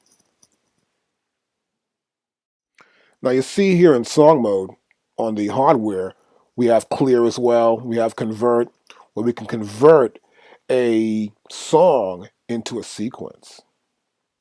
And sometimes you may want to ignore the muted tracks as well. So you might want to do that too as well when you're doing that. And we can delete parts and we can insert. So say insert, and it'll insert the first thing it sees that I have there. And I can say insert again. And I'll keep inserting that part until I change the part that I want to insert. So I'll say I'm here in sequence, and we're in that sequence there. I want to go back here to main. I have that sequence selected. I have Debo selected now. Now I go back to song, and I want to insert, and I've inserted that again. Let's go back to here. I can turn the dial. I can put Debo there. This makes it much easier. Now, as I get here, you'll see we've got clear, sudden, next. So next sequence. We have convert again. We have delete and insert. So I can delete, and I can insert again. But it does the sixth one. I can go back here and pick whichever sequence I want to put in there. So here, we're back in the software. We have the capability of adding over 32 different songs, which is kind of cool. And each song can have up to 999 steps. That's a lot. There's too many, really. And we can keep adding stuff here. We got this is Boone here. I can go back here and say insert again, and insert's right there. I can also go here and just edit it out. I don't want that. I want to add this other part in. So I can go in and out of any steps I want to go in and out of. I can find something else I want to put in there, and I might just want to do that and insert that in here. We got Boone again, and there's Boone again. And I can go down here where it says steps and go to Buster, and Buster's in there. Or I can go here and say black gold. So it's selected here, and then I can switch back and forth between what is selected and say I want to try this instead. And the beauty of it, of course, these first two you see there are 2 bars each, and this one here is 4 bars. So it tells you how many bars each step is in that song. So we're going to have 32 songs, and we have all the steps available to us. Now you'll see that same thing here in our list, our sequence list here. The length of each sequence, the BPM of that sequence, and then the repeats. So let's say, for example, I want Boone to go, let's see, a few times. So what I do here is I can repeat it. I'm just dragging and clicking 9 times. So this sequence playlist gives an overview of the sequences and how they work pretty much. Now, before I added a bunch of bars here, and this column represents bars. And this is the bar where the sequence in this list would start. So that's the column shows the start point of the bars. And it depends on the length of the preceding sequence. This means that this is 1, bar 1. But this bar 1 is length is 2 times. So that means 4. See, it's 2 times 4, that's the tempo. So that means that bar 5 is where it'll start again. So this depends on the length to get the distance to where the next bar comes in at, and also the repeats here. And of course, here's the end of the song. Another thing we have here too, if you go to like here and go all the way down, it has an HDL for like a hold right there. So just holding that space, see? But we go to 1, we have 1 there, and we have the full length of that part, which is going to be 1 time repeated, just 2 bars. Okay, so I have these sequences. And if I go to step here, I'll see all my sequences. About 6 sequences. And this pad area shows me the sequences. Like, for example, this sequence on pad A3 is 4 bars long, and the BPM is 98, and that's the name of the sequence. I can grab it, go over here, and it's in. I can grab it again, and so when I put it again, I'm going to go up here. It's in. So I can drag these sequences into this main area section for viewing it, or I can grab it right here into my little sequence section right here, where I can put my sequence list and put it right there. So it makes it pretty easy to get around, and it's those sequences in if you want to put them in. And this way, you can arrange your song out directly from your pads, either here or over there. I can also just insert. The next part I want to show you here is right here, with a 32 axis R, is this convert to a sequence. I can clear this whole thing out. I wonder if I can undo that. Yep, we can undo that, of course. And I can convert it all into a sequence. I can press right here.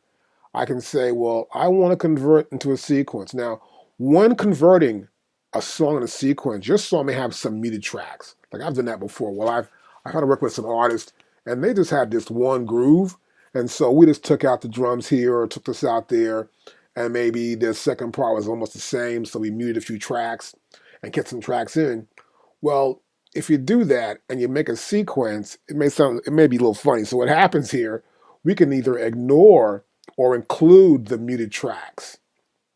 That's cool. If we ignore them, then that means they'll just give us an entire sequence, the length of this entire song, and nothing will be muted. We'll ignore the muted tracks. But if we include the muted tracks, that means that, yeah, we got parts we know we don't want to have play, because we're going to make this whole sequence into one length of the song so it sounds exactly like the song. So be aware of that. If you're going to do that, make sure tracks are muted or unmuted. I can go back here and say, okay, that sounds good. And then go here and just press do it, and we're done. And that track will appear as that.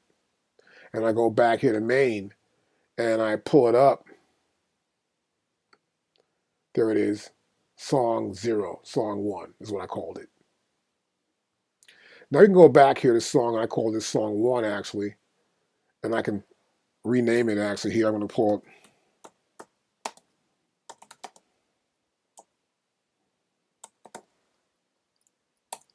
song for DVD.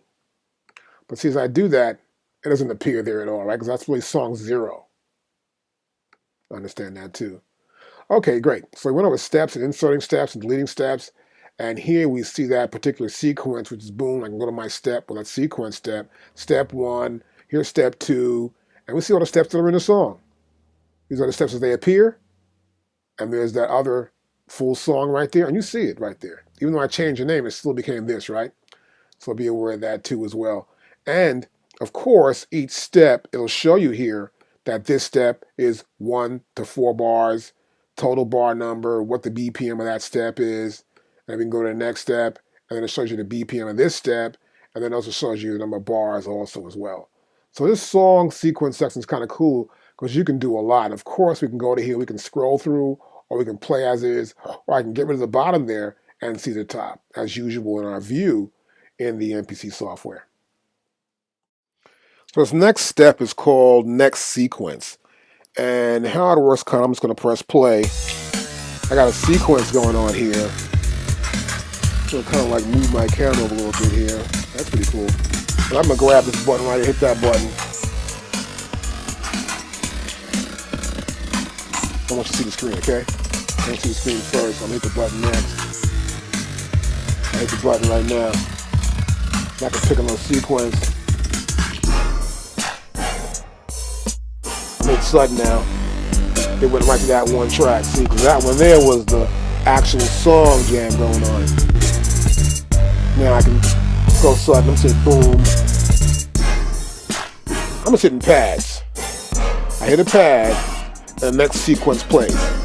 Because the next sequence, each pad has a sequence. I can go to, let's see what I'm going to do next. I'm going to do this one here. Hit 2 at the same time, see that? Now I'm going to go to crank.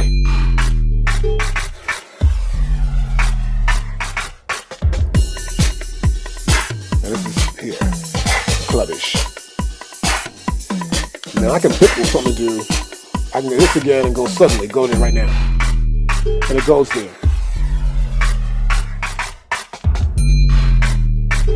I can pick something.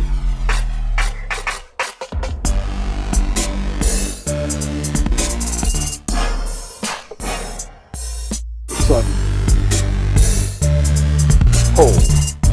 I'll just keep that one held right there. That'll be right there in the groove. Now stop.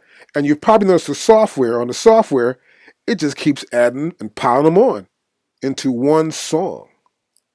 Now this is kind of cool to use, particularly if you're going to do a live set and you've got these parts you want to put in or out, and you can actually, let's say I want to hold this one part for a while because the crowd's liking this one section. I want to make sure they feel it, and you can hold that part. And now you can see, of course, I loaded a bunch of sequences from the MPC files that came with it, but you'll see here, everything I played is right here. And what it did, that next sequence just made it all happen into one big, huge part. See, and this part here was long. But I jumped from this part, so I went to sudden. I clicked sudden, but still put it into the next sequence. And if I want to keep what I did, I can go right here and say copy to song. And it becomes part of a song. Or I can erase the song, and it's all gone. So it's kind of cool, the ability to actually hit the pads, correspond to that particular sequence, and then go from there once you get started in your playing. And so next sequence is an easy way for you to get an idea of how certain parts work or don't work. And if you do like it, you copy it to the song, and you're good to go. Now we're going to look at the newest feature in the MPC Renaissance software, and that's the plugin. Now, when I first loaded it up, I showed you we loaded these plugins, these little disc, was for Bank and WUB and 809 and something else, whatever that was. Anyway, here, where Instruments at, we can select Plugin. And once we do, you see I've got the Bank right here, so I can click on that. I'll go to Edit here, actually. And there's Bank right there in front of us, but let's do this differently. We'll take this, and we'll go to None. Now I'll select it again, and I'll go Add Plugin. And now you see the plugins. So, New Plugin, I can do the Bank, the Rub, or the WUB rather, what's this one? 809, and the Noise. So, I'm going to load in the Bank, and these are VST plugins, all right? And it's right there. You'll see here, right below that, we have the MIDI channel that's going to receive on. So when I play a MIDI keyboard, or I play my MPC, it's going to send it out on that MIDI channel. And next here, I'm going to click right as this program, and looks at a list. This is a list of all the sounds that are on this Bank.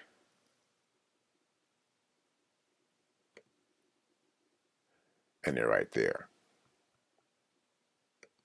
So I want to see where these sounds are, actually. Let's roll this up here.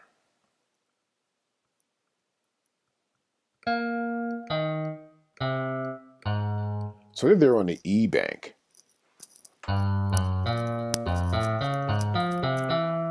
Okay, cool. So the sounds right there.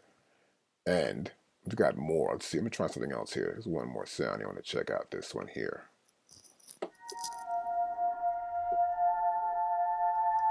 So we've got sounds in this Bank. Now, I want to show you how we can do this on the hardware next. So you can go either do it on the software or on the hardware. So we can load plugins, and then we'll check some plugins out. Now we're going to load the plugin in from the hardware. So here you can see we're on the main display on our MPC Renaissance. And here our instrument is MPC. So of course, you can select MPC to put in drum programs or key groups. So I'll turn the dial here. You can always, the next one is MIDI. And after that, we have MIDI channel 1. And this is plugin, right? So now I'm just going to move the cursor over here where it says Bank, and let's turn the dial. And you'll see here we have the 4 choices of the Bank, WUB, 809, and Noise for our plugins. Now we can duplicate plugins as well, so you can have more than one plugin. I can have maybe 4 or 5 or 6, 7 banks or wubs, or 809, or even noise. That makes it pretty cool. So once you selected one, it's there, and you have it here in program. And let's say you want to edit it, and you want to look at some of the sound. You go right over here to program, edit, and you're going to pull up this bank of pages here. And these are all the parameters that you can edit for any one sound. So I'm looking at it close to 16. That's 96 different programmable edit points. It's ridiculous. Now here in the software, I've got another sound selected here. I'm going to go back up here and pick one more sound for us to deal with. Let's try this White Russian right here.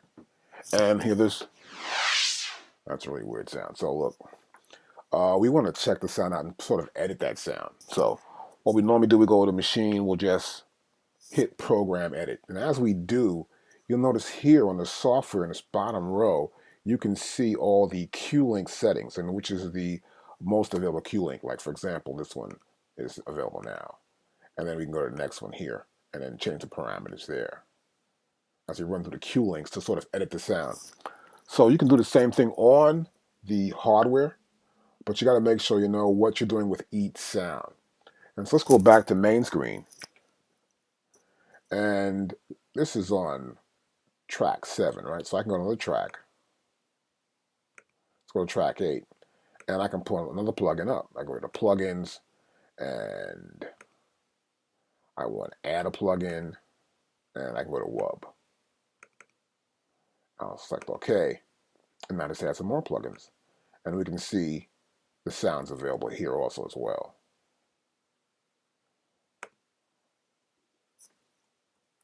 So I've got these sounds here, but we don't want to use the pads. Okay, if we use pads, you're going to get a few sounds. It's going to take forever to play, right? So we're going to go to MPC, we're going to go to Preferences. And here in Preferences, we're going to go to MIDI.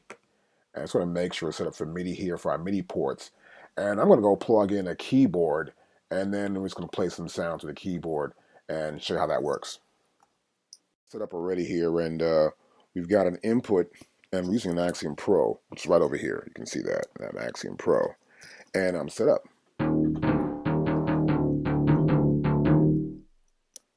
And we're just playing the sounds that we've got here in our MPC. So let me move in closer again. Let's get a closer angle on this way. And you'll see that we're just playing that program. Okay, so I've loaded a lot of these plugins in, and you can see them here. I've got 809, which is mostly a lot of drum sounds, like a 909, 808. And you'll notice here too, once you load it in, you'll see there are tuned kits. Like here's a tuned conga kit from 808. Here's a 909 tom-toms. It's all tom-toms there. Here's a bunch of tuned snares. Those are tuned snares right there. And then we've also got here, what do we got here? We got some reflective drums. Oh, it's kind of ill. And what else we've got here? We've got a dry kit, we've got a hiker kit. And here on the top, you can see we've got a hip hop kit as well.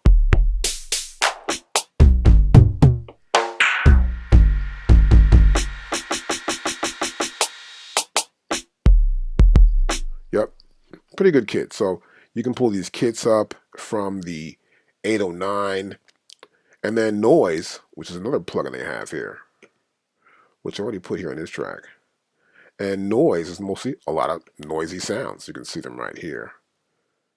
And they give you a fair amount of noise sounds here. It looks like about 33 sounds you can use here in this bank.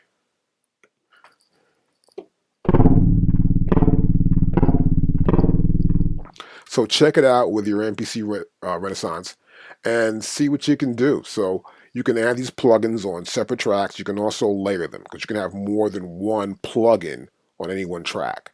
And you can have them controlled by the same channel. For example, I'm able to layer some sounds up.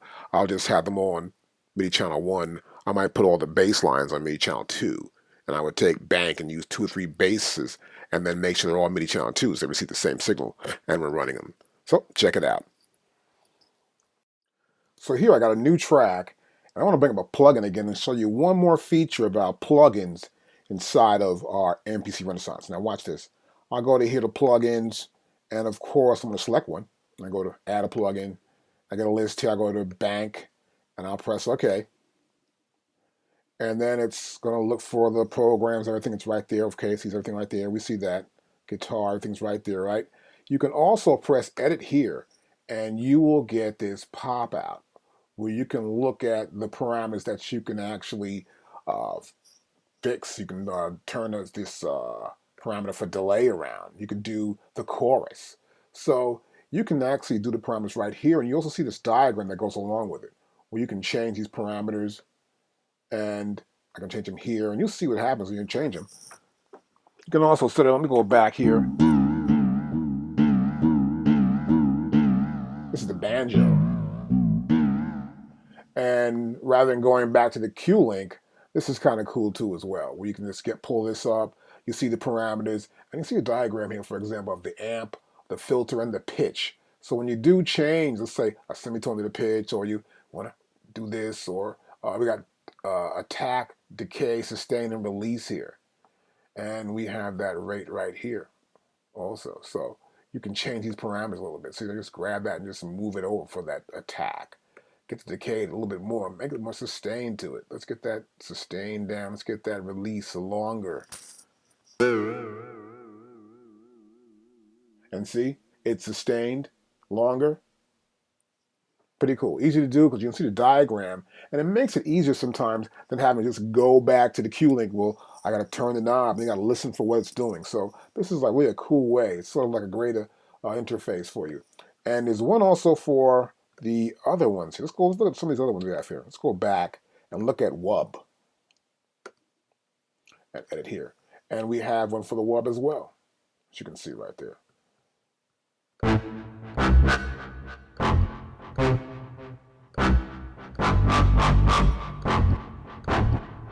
And you can just play the items there. You can also select what you want to use. And the parameters are right here for us to change, right here. And you can see them.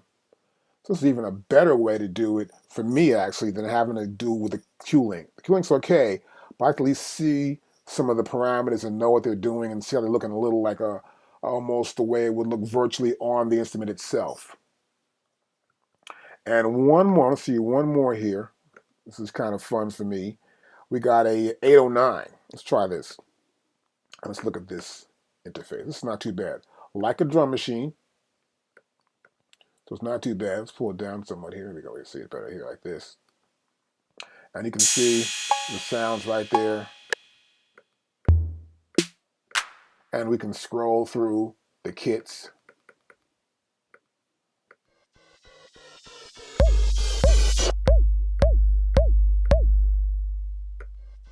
Or reverse. This is cool here. We got a filter that we can use. You can see the filter diagrams. You can idea how that filter is going to work. You sustain a little bit more. Pull this down. Get a longer release out of this thing. Oh, I see it. It's not too bad. And there's one last one here I want to look at as well, and I'm pretty sure you do, the noise. Let's see the noise right now. Let's go to OK and click here for edit. And here's the noise. That's pretty big. Not bad. And we have this virtual keyboard here. And we have little diagrams. I love the diagrams. They're kind of cool. Once you see a diagram and say, well, you can at least look at it and say, well, if I do this and I see it that way, how's it going to sound? And it's always good. And we got the red or the pinkish and gray knobs here. Cool virtual knobs. So it's not bad. Looks pretty good. Pretty decent software. I kind of like it a lot. So check out your plugins that come with your MPC Renaissance. Sometimes I'm going to add some effects here and there in the mix. And particularly when I'm working with an MPC like this in this format, it gives me a chance to sort of test out whether certain ideas will work, whether delay will work here, or reverb, or compressor, or whatever. And so let's do that now here in this MPC Renaissance software. So the first thing I did was I went to Mixer, here in the program Mixer, and I assigned some effects to some sounds. Now how I do this pretty much is just go here, as we told you earlier before, turn inserts on, then I want you to apply an effect. In this case, in the kick drum, I applied a phaser. Then here are the tom-toms, I've got a flanger going on, a flanger sync. Now this one's not sync, so I'm gonna get this one to be a flanger sync like that right there.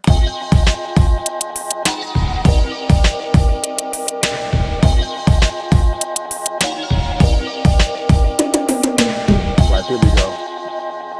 Let me turn this down a little bit for us here. And then we also have a reverb on top of this chilly snare here.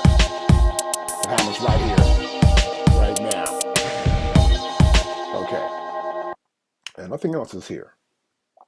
So what I want to do next is go back. Matter of fact, I think I have one other track that has something, but it's real simple. That little effect sound there. It's got a compressor on it. Now here, I'm going to use my Q links. This will also work on your hardware as well. I'm just showing how to set up here on the Q links and how we set it up now. So here, I can click on my first one here, and that's going to be this phase sync. Now I go back to program mixer, and you'll see there's a phase sync on that kick drum, right? So we go back here, and I want to I want to get this one here, this one to be that. So what I might make it easier, since I know it's 2, I'll go back to here and then make sure this is none. That's zilch. There's nothing on that at all, totally. And then I want to click on this one here, which is 2, and I want it to correspond to number 2 on my pads, and I want to get that, what's it called now again? There it is. Right there. And now that effect is there, right? So I can also trigger either max or minimum right here. And I can do max or minimum right there like that. And then I can set the parameters. So these are the parameters that I have to adjust for that particular effect. And this is wet or dry. So I can play it. And number 2. Make it dry. So you hear the difference. Now, what I want to do next is let's go back here to the program mixer and look at these tom-toms with this flange effect going on, right? So let's do the reverb here on 15. That'll be much louder and you'll be able to hear it better. And that's that reverb. So now it's 15. I'm going to go to 15, which is right here.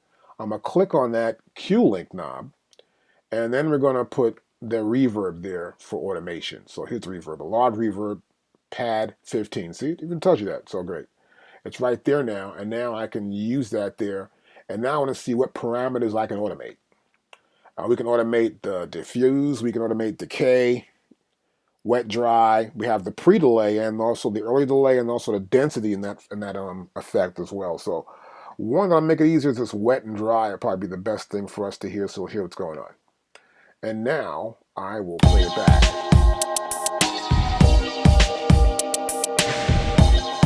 That's it right there. Now I'll turn it off. Didn't hear that reverb on no more. Now I'll turn it back on. And you can hear that. So to automate any of these effects, it's pretty simple. All you really want to do is you're going to go to record and overdub. I'll normally go from play start, and we can record these changes in that we make with these effects. And you'll see it here also on the software and also on the hardware. As I turn the knobs later on, I stop, it'll keep going. So let's do this right now. And sometimes I might want to get a little click before I start to make it easier. So let's go about and get me an MPC click. And then what we're going to do, we're going to get ourselves, make it a quarter note. I'm going to make sure it's just in play and record only. I want to hear this metronome. And we'll start off.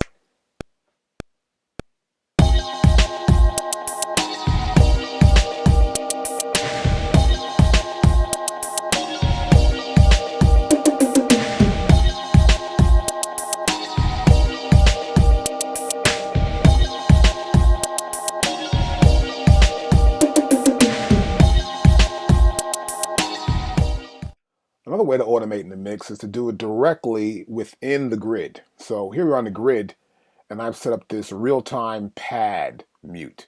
That's easy to do. You go to automation, go to real-time, and you can select from pitch bend to sustain, reset, all notes off.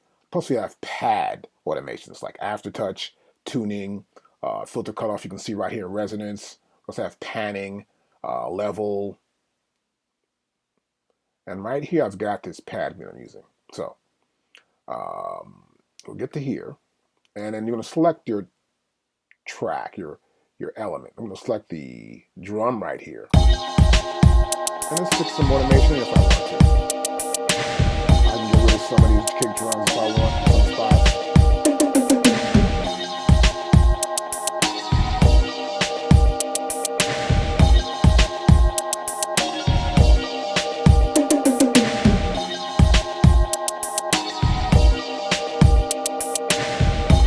That's pretty simple to do right there. I can undo that too as well.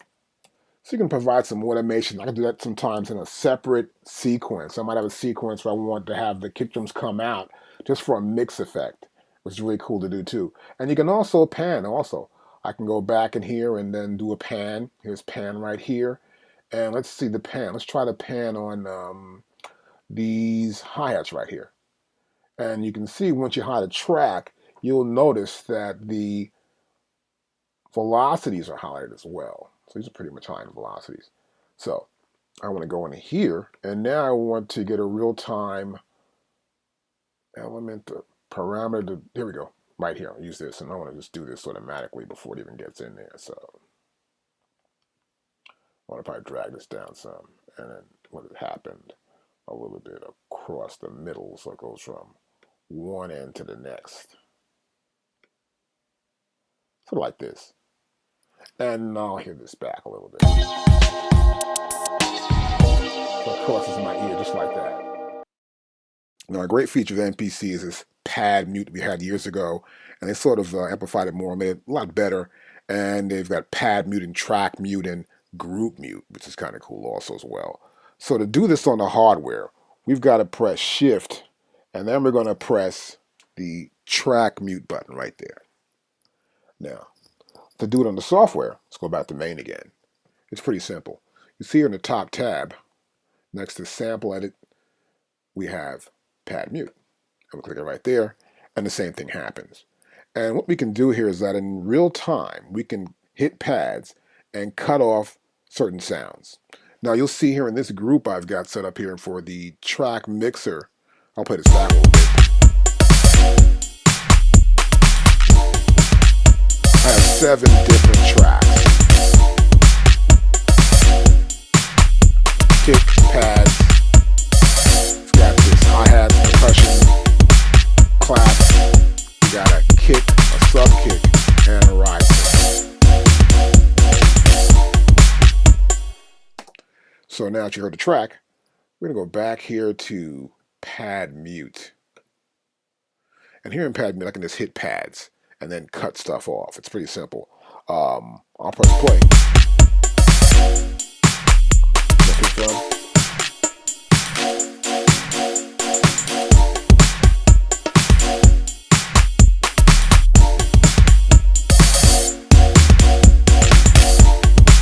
There's only 7 sounds.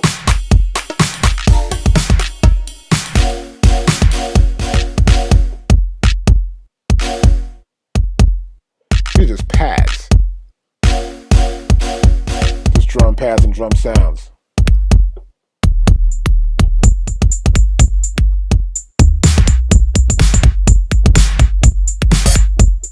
I'm bringing it back in. You can also record this too.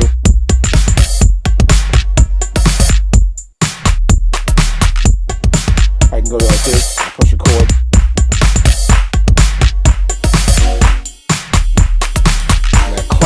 Just the metronome.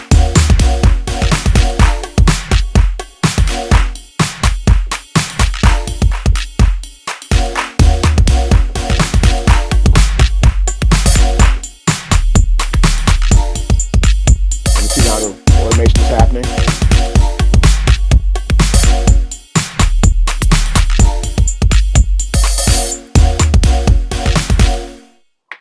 we can always undo that. Press undo, and it's undone. And put these pads back on, and play from the top. And no more automation.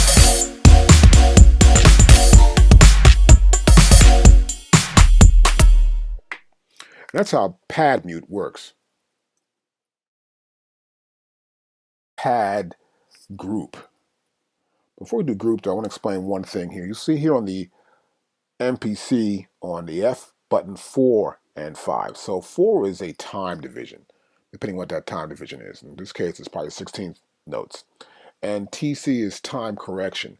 And what time correction does is if you need to have a pad fall into a certain event, like maybe an ending of the beat or the beginning of a measure somewhere, well, we can set it for time correction. That when you do hit the pad, it'll fall exactly on that point based on time correction, depending on whether you're in 16th notes, 8th notes, 32nd notes, even 64th note triplets. Either way, it'll time correct according to the subdivision.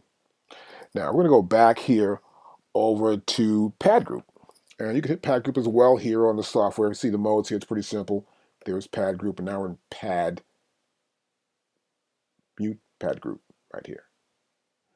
And so what happens here is I can have several pads cut off and on and put them in the same group. And how it works on the software, pretty much as it does on the hardware, is that I just hit a pad and that pad will belong to that group. So I'll say I got pad 1 here, this pad, and that pad has no group. So I'll do is I go here on the machine here, I can just turn my data wheel. And now it's group 1. See, it says pad 1 right there. I can go to pad 2, my data wheel again, and that says pad 2, which is group 1 also.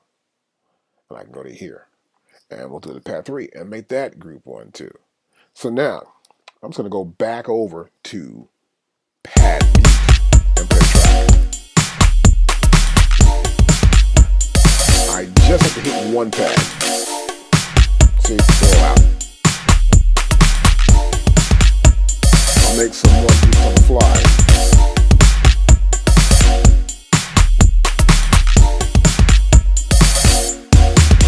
And I'll make that one. 2. This pad group 2 as well. So you can do it while the music's playing at the same time. Good. Go back to my pad mute.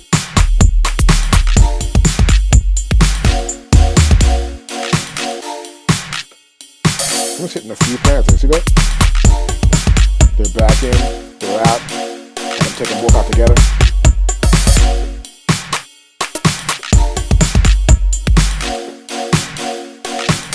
Right on time to the beat. Now we're going to time correction.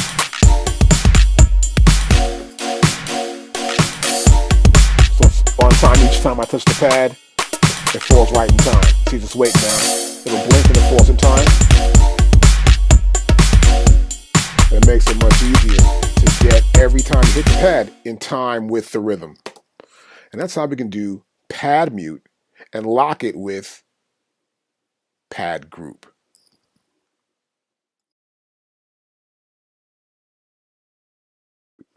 And track mute's similar, except it's tracks. Now, I'll show you for a view again. Here we are in track mixer mode.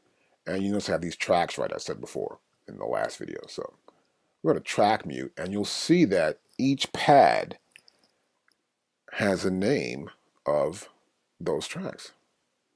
As you can see right there. And so we have 7 tracks, you can see. So, and in the middle here, we also have track group. Like before, we had pad group, we have track group as well. So I can go to a track and mute it the same way. And I'm going to turn time correction on again. I want to quantize probably to the nearest 16th note. And we'll play this from the top. Let me turn off my metronome actually too. I think it's playing in sync. And a lot of times when you turn the software off, it defaults back to that setting. Okay, let's try it.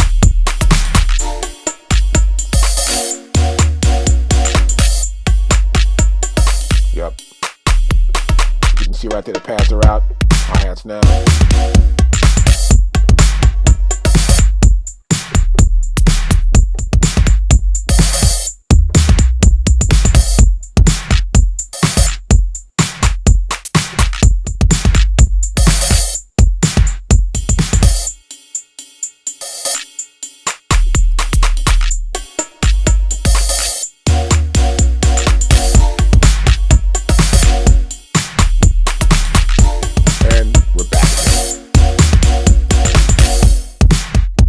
I have solo here, so now I hit a solo.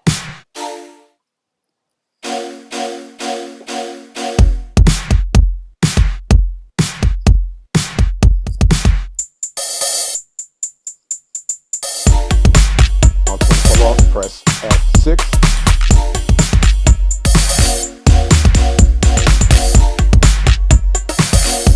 That track is empty, let me touch that one. Now a solo.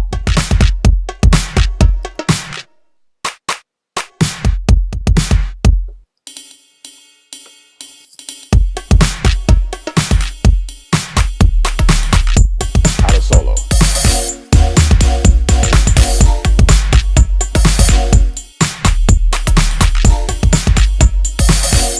Time collection back in again. That's pretty cool. You can go from track mute to solo, but you can't do the pad. But it's really great here to do that. And we still have our quantized value set up also as well. Now, as before, we had the group mute, right? We grouped a couple of pads and mute them. Same thing here. I'll press this button right here, and now we have the ability to set up a group to mute. And I can just turn the knob. We've got a maximum of 16 groups, no matter what we do, whether it's in a pad group or track group. And I can set this up, the first two here, and hit the pad, and then turn the data wheel. Hit this pad again, turn the data wheel here, and we go right back to it.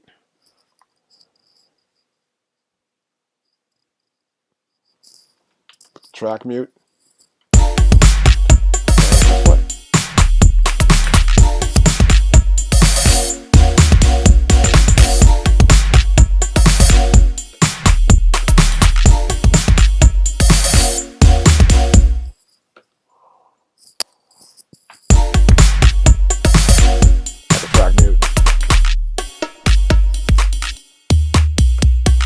See, we're in sync now.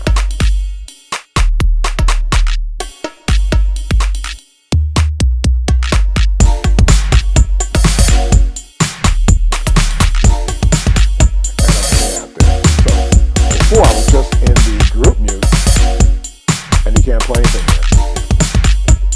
All set. This time to hit the pad, I can place it in. Go back to track mute, and it'll work. So that's how we do pad mute, track mute, and group mute. And also, we can solo in the mix as well. Now remember, you can also record this stuff. You can just go back into your MPC and go to record or overdub, and then you can overdub the sequence you want to record it out of. And if you like it, you can take it and export it as a song. Well, once you're done, you got the song completed, and you maybe got a track done. You're doing a commercial or something, right? And you want to bounce it out. Well, sometimes you want to export the file out. And since this is an MPC AKAI program, you can do it, and you can bounce a file out as an MPC 1000 to an MPC 2500 sequence, or to a program, or to a 5000 program or sequence. You can make a MIDI export, and we can do audio. So, for example, here, once I select that, I'm here, and it says export as an MPC 1000 format sequence. So you'll see here on the file, it says .seq, which is the file you would need for an MPC 1000. So you would save it, and I would save it in, well, anywhere I want to save it, actually. I could save it on my desktop. I just select where I want to save it at. It'll save it there. Let's cancel that out. Now next here we have, under File, we can export a program. And you see here it says here Electro Kit 2 PGM. And that's the extension for the MPC program file. It says here export as an MPC 1000 format program file. Let's cancel out of that one. And the next option we have here is for a 5000 sequence. See that? And that's MID, but it's still for a 5000 formatted sequence for the MPC 5000. And the next format we got there is for the program. Here it is. This is the MPC 5000 program export file. So it'll export it out, and see here, this is the extension for that, which is 50S right there. So you can make your project up, and if you want, you can bring it back up in another machine like the MPC 1000, the MPC 2500, or the MPC 5000. Now, we're going to go back here to File, and I'm going to MIDI export. You can also export MIDI files. So here, there were 9 tracks, and it exports them, all 9 tracks, as MIDI files. See that? And it makes it as SEQ. That's the name of the file right there. This is an SXQ, which is a file that can be read by this program. And we can also export audio mixed down, which is really cool. So here we have the start and the end, and a tail off here, which is in seconds, 1 second. And the render option can be from separate tracks or from the master output. So I can render each as a separate track or the master output. We have file format. I can either be WAV, AIFF, or an MP3 file. We can't have all 3, so I'll be one or the other. And as a select WAV, we have a bit depth option here. So it's going to either be 8-bit, 16, 24, 32. And if I go AIFF, same thing. But let's go to MP3, it's different.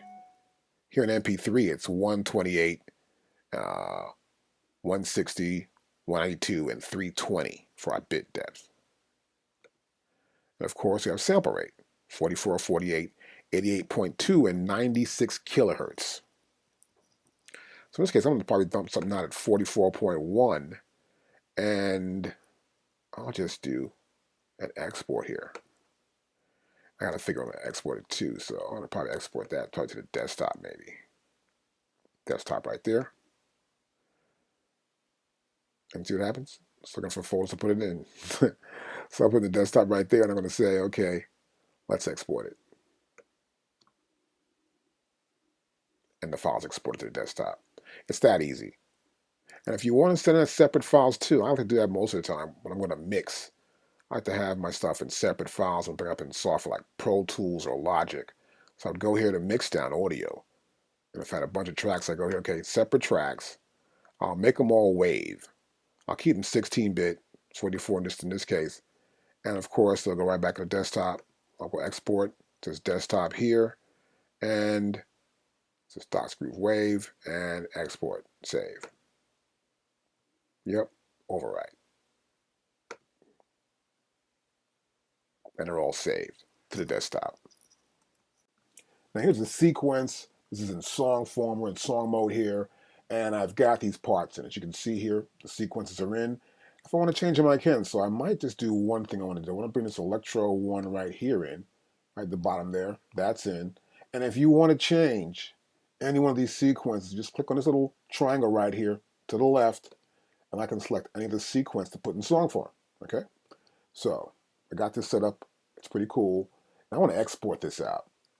We're going to export. We go to here, as audio mixdown. That means it's going to come out the master in this case. I want to use the master only. And I want to go from the top to the end here. So see, we got length of each bar here. So we're going to export the whole thing out. So we got master, WAV, 16-bit. We'll do that for right now. And export. And desktop, yes, we want to export to the desktop. And WAV file. So we'll press save. And it's exporting the file. Let's go back to here. And we can play it back right here.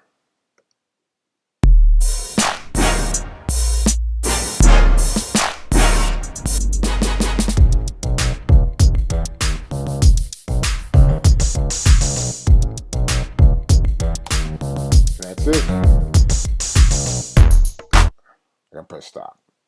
And that's how we can export the file. It gets on your desktop. It's a WAV file, and you can use it any way you want. You can probably use it for a CD or put in other software. I could sometimes make stems where I have just the drums all in separate files, and I can pull them up into Pro Tools or Logic or other software and play it from there.